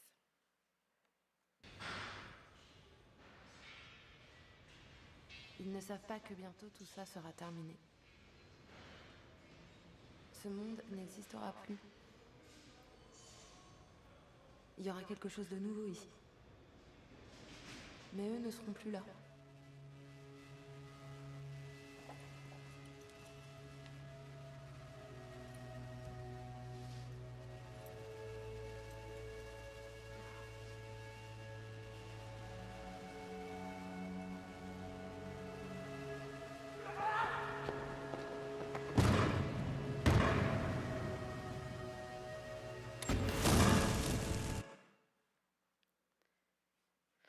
The film was titled Best Secret Place, and I leave you to this very enigmatic end of the trailer, but it is titled Best Secret Place, and the plot was centered around a generation of video gamers who fall into, due to a technical glitch in their gaming life, they fall into what we call secret places, and they are stuck in this kind of Pyrenean architecture, and they need to figure out should they stay inside and try to build something together, or should they escape, and try to find an exit back into their digital culture and digital world. So as a project, the film was for both the filmmakers and for the Fondation Quartier an attempt to understand this strange place in our cities that we call museums, and to understand their positioning within our paradoxical cultural moment, whereby indeed knowledge seems to be more accessible than ever, and we seem to be accumulating thanks to our tiny silicon surfaces, an immense number of archives, sounds, information, images. And so the question is really, do we still need this concentrate physical space of knowledge in a city that we call museums? But indeed, it is interesting to notice that despite this kind of growing online and digital encyclopedia, the museum's architectural self persists, and every year, all around the world, architecture keeps attempting to formulate what should be these spaces for us to gather and to take stock of our archives and of our our culture. André Malraux, the former past Minister of Culture in France, seemed to have already identified or characterized our contemporary cultural moment with the formulation of the concept that he called musée imaginaire, or a museum without walls. And for him, it was the possibility that photography could infinitely reproduce all artworks from any culture, from anywhere, and gather them in one single place. Of course, for him, that meant publication or a book. But today, it seems that this condition is possible thanks to our digital databases. Historically, this phenomenon whereby architecture attempts to formulate a space for our growing knowledge of the world or for our expanding notion of the encyclopedia is not new. Indeed, this phenomenon was brought about by the phenomenon of the universal expositions. In Paris, in 1855, the Palais de l'Industrie was built as a kind of temple of the ephemeral, a place where all the kinds of new artifacts, technologies could be gathered within one concentrate physical space and be exhibited to a growing population of urban dwellers. The most emblematic example of this critical moment for architecture, at least in Paris, is the still extant Grand Palais, which recently underwent a very extensive restoration and was meant to replace the Palais de l'Industrie in 1900 and be the space where our growing knowledge about the world could be concentrated, and we could take stock of what the world, or begin to know what the world is. So gradually, over the course of the 20th century, with the growing kind of number of museum collections, in part brought about by the phenomenon of the universal expositions, European cities have gradually become open-air museums in and of themselves. And architecture has provided solutions to accommodate museum expansions, new museums, and places to house all of these infinitely growing number of objects. But it would seem that today what we need most in our cities are places for exhibition making, and places where we can formulate hypothetical ideas about the kinds of future cities that we want. In the Fondation Cartier pour l'Art Contemporain's new venue is located between the Louvre Museum and the Palais Royal Gardens, across from one of the oldest public squares in Paris, at 2 Place du Palais Royal. What Jean Nouvel has conceived for the Fondation Cartier is a dynamic architecture for exhibition making. At the center of the plan, he has designed 5 platforms ranging from 200 to 340 square meters that allowed curators to formulate an infinite possibility of volumes, voids, and spaces. So these are the 5 platforms, 1, 2, 3, 4, 5. And we are able to position them at any level that we please, meaning that for every major exhibition, the architecture of the museum is formulated anew. Whether it is with the volumes that we create, or the mechanical guardrails and skylights that we can adjust also as we please. By placing exhibition making, by formulating a type of architecture that is adapted to the infinite kind of possibility of exhibition making, in many ways, Jean Nouvel is finding a way to preserve the histories that unfolded within the building. Indeed, this seemingly anonymous building was erected in 1855 at the time of the First World Expo in Paris, and quickly became one of the first modern department stores in Paris, the Grand Magasin du Louvre. The building was in many ways always meant to house exhibitions. Indeed, the Grand Magasin du Louvre, the department store, used to organize what they called Exposition Générale, these immense commercial sales that exhibited all kinds of artifacts and goods, domestic technologies from all around the world, and were highly attended and very waited upon kind of cultural moments in the city. Jean Nouvel restored the original 19th century volumes of the Grand Magasin that had been demolished during the 1974 renovations and had given way to low ceiling heights and very small series of galleries and spaces for the antique marketplace that took over the building.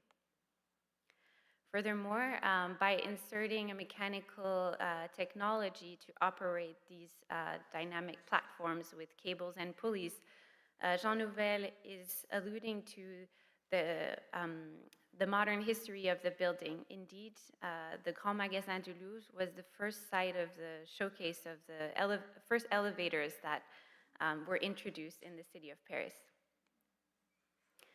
Further, Jean Nouvel also imagined a display system throughout the perimeter of the building that restored the original showcase. And the visitor experience of the new Fondation Cartier will, very much like the Grand Magasin's life period, the visitor experience will begin outside of the museum itself. Finally, by designing a glass awning that runs through the perimeter of the building, Jean Nouvel equates the dynamism of the street with the interior of the building.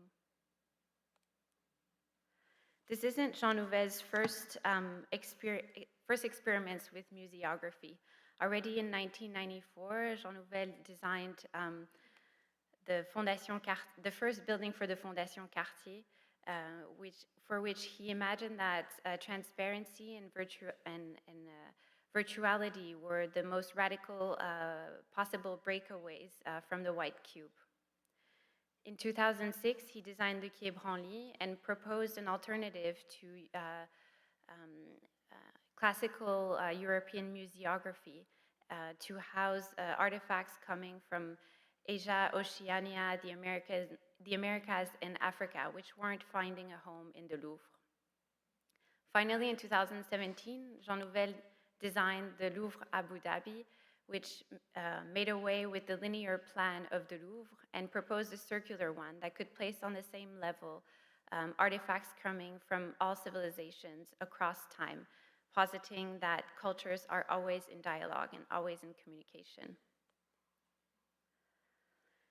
So the Fondation Cartier pour l'Art Contemporain's new architectural project is proposing that through dynamic architecture that allows infinite flexibility for exhibition making, we can finally break away with the classical linear museography that has been indeed perpetuated throughout many museum designs, starting from the 18th century throughout the 20th, which possibly most authoritative symbols will sit right across from us at the Louvre. Indeed, by placing dynamic architecture as the central impetus for our architectural project, we are proposing that exhibition making and therefore the history of ideas should be the protagonist of art history rather than the history of ownership of art and the history of collections. Indeed, this idea of linear museography has been withheld throughout the 20th century with the concept of the infinite museum that was designed by Le Corbusier, notably for the city of Paris. So if we come back to our initial question, which was brought up in our experimental film and posed to us by Caroline Poggi and Jonathan Finel, should we try to build something out of this remaining, these ruins of remaining architecture, or should we find refuge in our digital culture? The Fondation Cartier's project proposes that the museum should be the place where building the future is possible through exhibition making. And further, the Fondation Cartier's project is truly, I hope you will find as of October, an example of architecture's potential in crystallizing cultural policy and inventing a new future for the museum, which asks of it to formulate a new space for the city in dialogue with history. Thank you.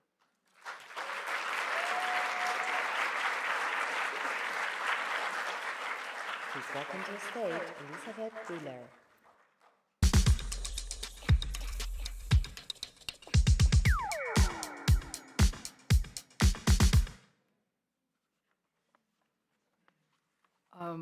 So Beatrice asked me to do a straight talk about one building with a beginning, a middle, and an end.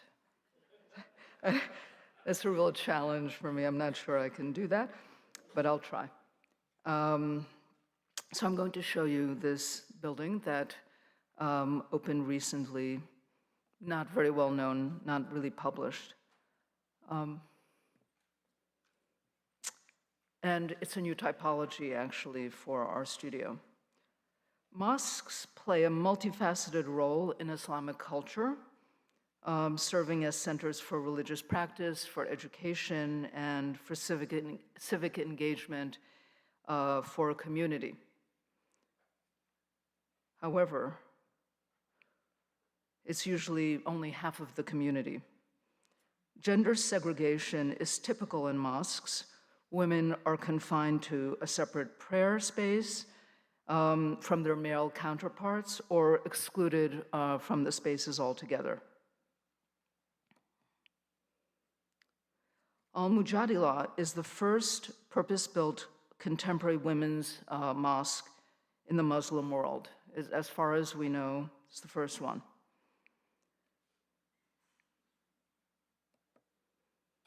It's located on the far west corner of Education City, which is a multi-university campus just west of central Doha. And it's championed by Sheikha Moza, who's a big advocate of women's rights and education, and she also commissioned the mosque. So, one has questions about regimes and so forth, but when regimes do good things, then maybe one wants to think twice and participate.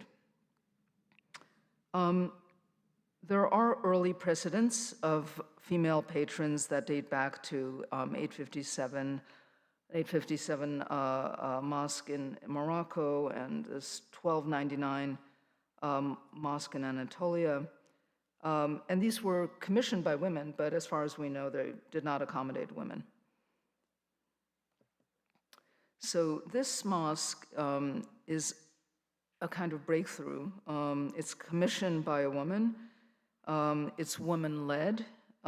It's for women. It's designed by a woman with a lot of help from the boys and girls in the studio.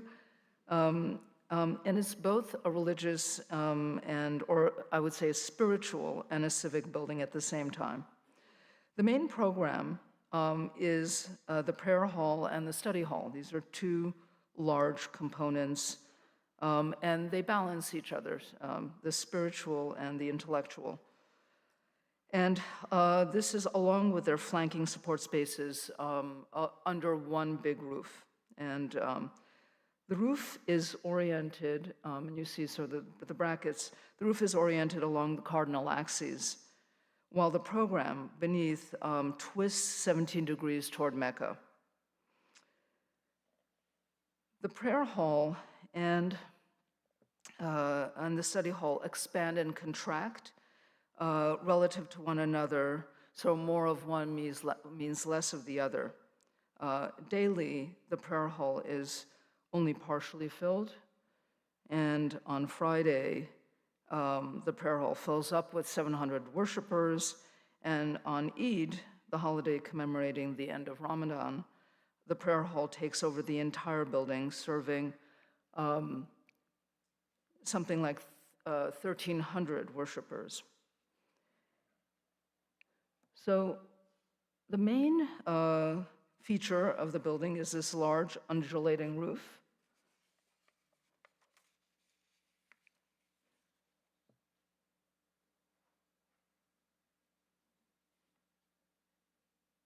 And let's see, there it is. And it has a field of tiny skylights and a central oculus. And I'm just going to talk about the anatomy of the building a little bit. So it arches here, the interior. It arches up over the grand prayer hall, where it's bathed in a kind of sublime light, which we were really wanting to figure out how to do. So this space for worship is where it undulates up, and it's slung down at the other end to make more intimate space for education. And this is a very flexible space that supports the mosque's education program with the ability to host lectures, classes, workshops, have exhibitions, and other kinds of events. The prayer hall and the study hall are lined with a specialized research library of Islamic texts. So around that binds, both of these spaces is this library. And the extensive collection of over 8,000 books covers Islamic history, the history of women, and fiction and nonfiction books by Muslim female authors. And worshipers can take volumes out and sit on the prayer rug and just read and talk and exchange thoughts. And this is fairly consistent with the traditional religious education conducted in the prayer space, sitting on the floor in a circle or other informal arrangements. So returning to the roof admits and controls light to the core spaces of the building, and it's 5,000 light wells that harvest and modulate natural light to provide this diffuse, sublime light in the main parts of the building. And while, so these are very, nerdy drawings, but, there's something important to communicate here.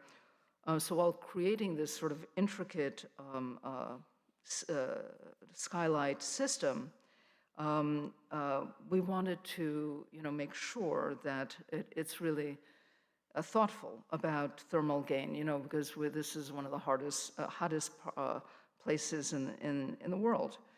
The cone shape is designed specifically to open around 50% of the ceiling surface and narrowing down to only about 5% at the very top of the building, where there's a lens, a kind of diffusing lens. So that light is coming down and it's bounced around, and it only has a very tiny bit of exposure to the sun, but it amplifies that light by rebounding it. The undulations and the orientation of the cones ensures that no direct sunlight ever enters the building. The amount of light was calibrated to what is needed to read a book comfortably indoors. So it's like 10 lux was the criteria throughout the building. And we did a lot of, to get there, we did a lot of photometric studies. We did a lot of proofs of concept mock-ups, and we work with Bureau Happold to really sort of develop this system that, here's the installation of it. Another anatomical part we're going to get to is the Qibla wall. And the Qibla wall faces Mecca. It has two focal points, the mihrab, which is the niche indicating the direction of prayer, and the minbar, the platform used by the imam to deliver the sermons.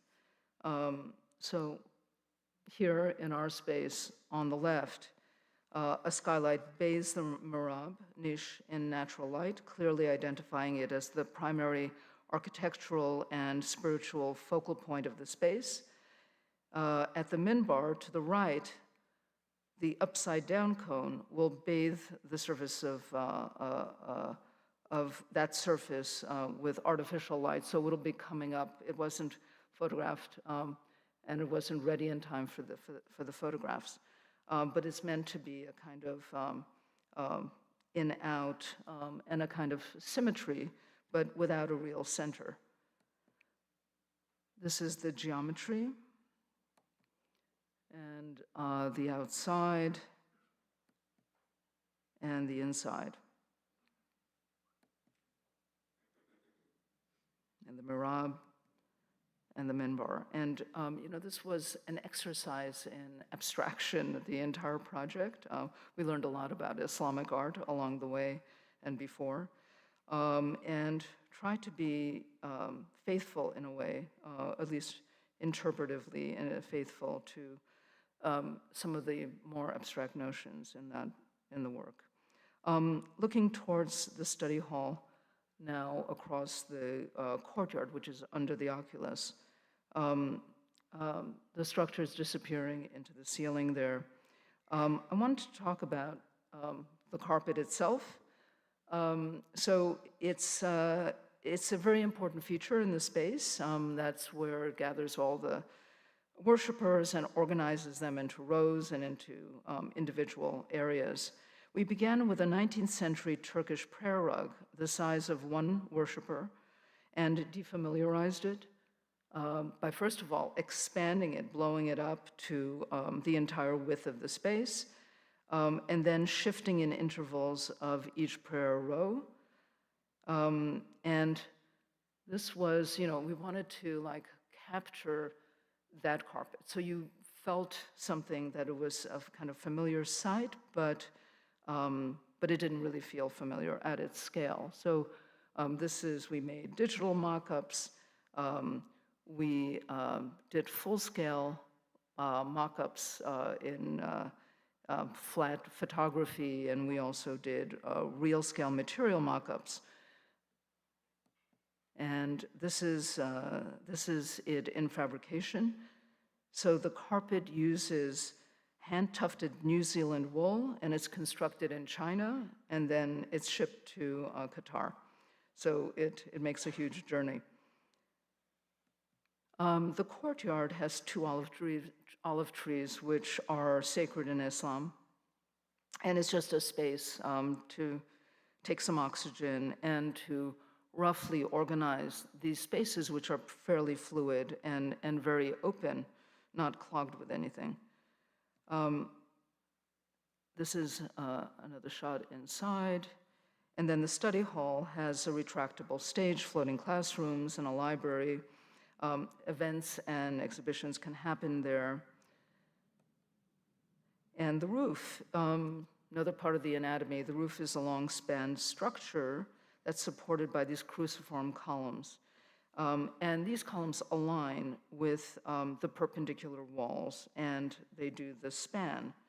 And here you're getting a peek to the left of the shoe storage area. And as the cruciform sort of web migrates vertically, it changes sort of proportional relationship, so produces a kind of space that follows the geometry of the building. And also, you can see here this other component, which is the way that the columns, these post-Mesian cruciform columns, not very Mesian, but they intersect with the roof in a kind of tangent point, which resemble the curvature of the roof. So this was all structurally a bit complex. And these columns set up a strong rhythm for the support spaces at the periphery. That rhythm further defines the landscape beyond. So it's all, that grid is sort of taken out of the frame and it moves into the landscape. These are some of the support spaces here that you can see: an ablution area, offices, cafe, classrooms, and so forth. So these are all spaces along the edge. And even though it's a very arid and dry climate, we made a very lush space inside. So the landscape idea is a ring of dunes bounds the outer edge of the mosque, sheltering an inner sanctum of lush vegetation from the visual and acoustic distraction of a nearby highway, which is right next door, and also surrounding roads. The dunes produce a kind of private horizon, and from there, there are stepped gardens, these the grid. They're also stepped and become more lush as they approach the building. So there was a kind of an oasis idea going on. And the landscape was done by Justine Mething of Paris, using resilient, self-sufficient plantings of native species and desert shrubs, as well as plants and flowers coupled with vibrant fruit trees, including figs, citrus, and olive varieties. So it will be very fragrant. And these landscapes are starting to take hold. These photos were taken still pretty early, but it's starting to get more lush. Okay, I'm out of time, but I'm going to quickly talk about the minaret. It's at the southern tip of the site, and minarets are often attached to the body of a mosque. In this case, it's freestanding. And historically, 5 times a day, the muezzin would deliver the call to prayer, and he would climb up the minaret tower, and from the height of the elevated balcony, his voice, his unamplified voice, would broadcast the prayer to the distant communities. So that elevation was the form of amplification. Over time, the muezzin was replaced by electronic amplification and a recorded message. Sad. And we can't get that back, unfortunately. Our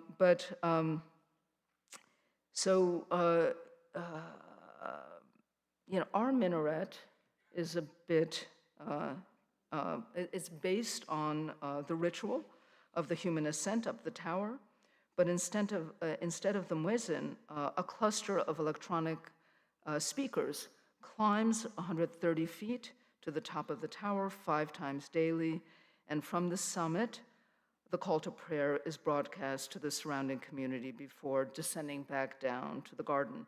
And this is sometimes recorded and sometimes live from another mosque. You can see here, it's a kind of structurally, it's a tensegrity structure. And in the middle is a column with tracks for the speakers, and the speakers go up the tracks, and it's enshrouded by this metal mesh, and it's held in place by these cable stays, 3 of them, into a retaining wall. So you see a daytime and a nighttime view of it. Here you can see a little detail, and the speaker is at the bottom right now, and I'm going to play a little video. So this video was taken just while it was in construction. We have to do a better one, and it's obviously sped up, so it takes a couple of minutes to go up, but you can actually see it daytime and nighttime.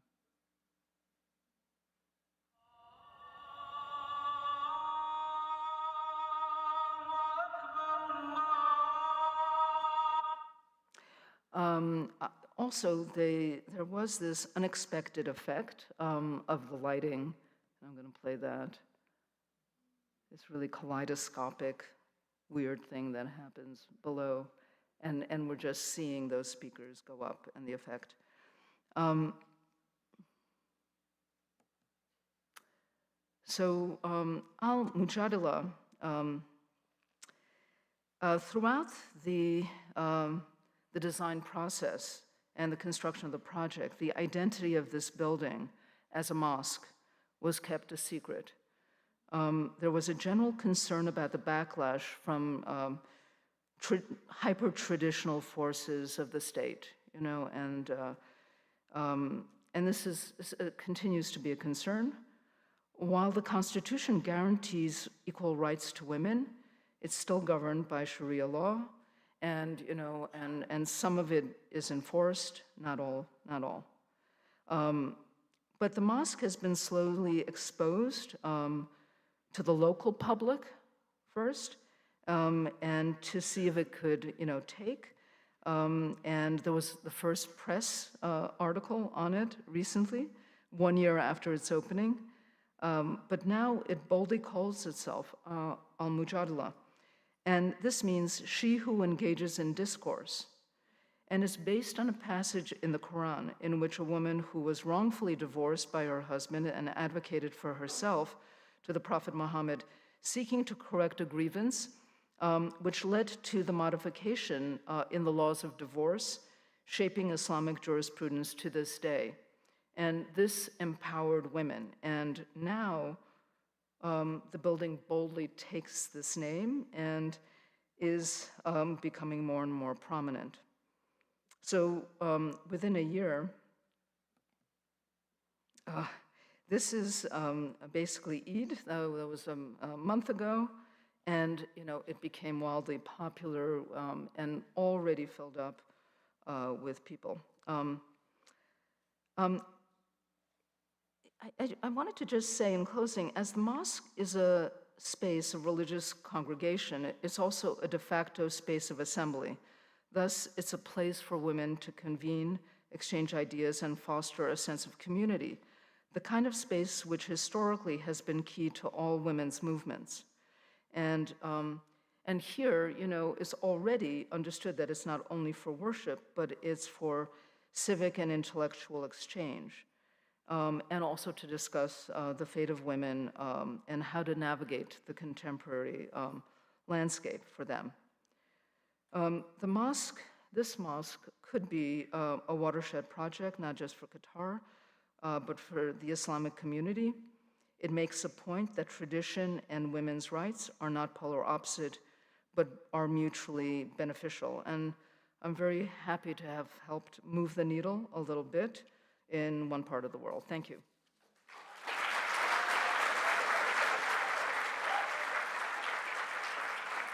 Please welcome to the stage Carson Chan and Beatrice Galilee.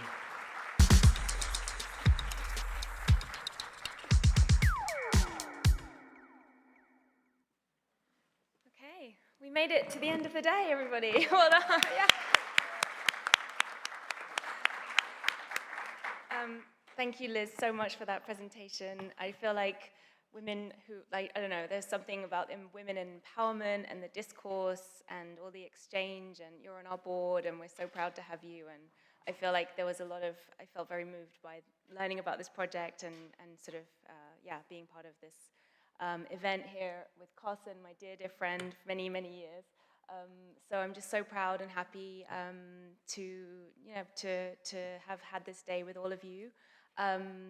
This is the annual event, the annual summit that we do as a nonprofit organization. We hope to bring you Architecture's Now Near Next, but we also hope to, leave you feeling positive and hopeful about the world that we currently live in, even though that's not so easy to do. So I hope that you can all take something, even if it was just one thing away from today, that there are some people out there that are really doing their best to change the world for the better, and many of them are in the field of architecture and design, and we're so proud to be part of that conversation. I want to thank Carson Chan so much for everything that you've done. Maybe you want to say a few words in closing? No? No. Just a little bit. No? Okay. All right, well, I I want to thank our global cultural partner, Fondation Cartier. We're so proud to be working with you guys. We also have Unifor and Molteni who are here. Thank you to our other partners, Millenol, who partner with our Young Climate Prize program, which hopefully many of you saw our winners here today, and we'll go and find out more about them. We are also so proud to have the board of directors of The World Around here. Thank to all of you so much for everything that you do to support our work. And thank you to our summit members and our circle members. If you are in our circles, and maybe you could probably sneak in if you're not, we are having a special celebration afterwards. So please join us for a drink and a toast to the world around and to MoMA. We'll give you the details as you leave. Does that sound right?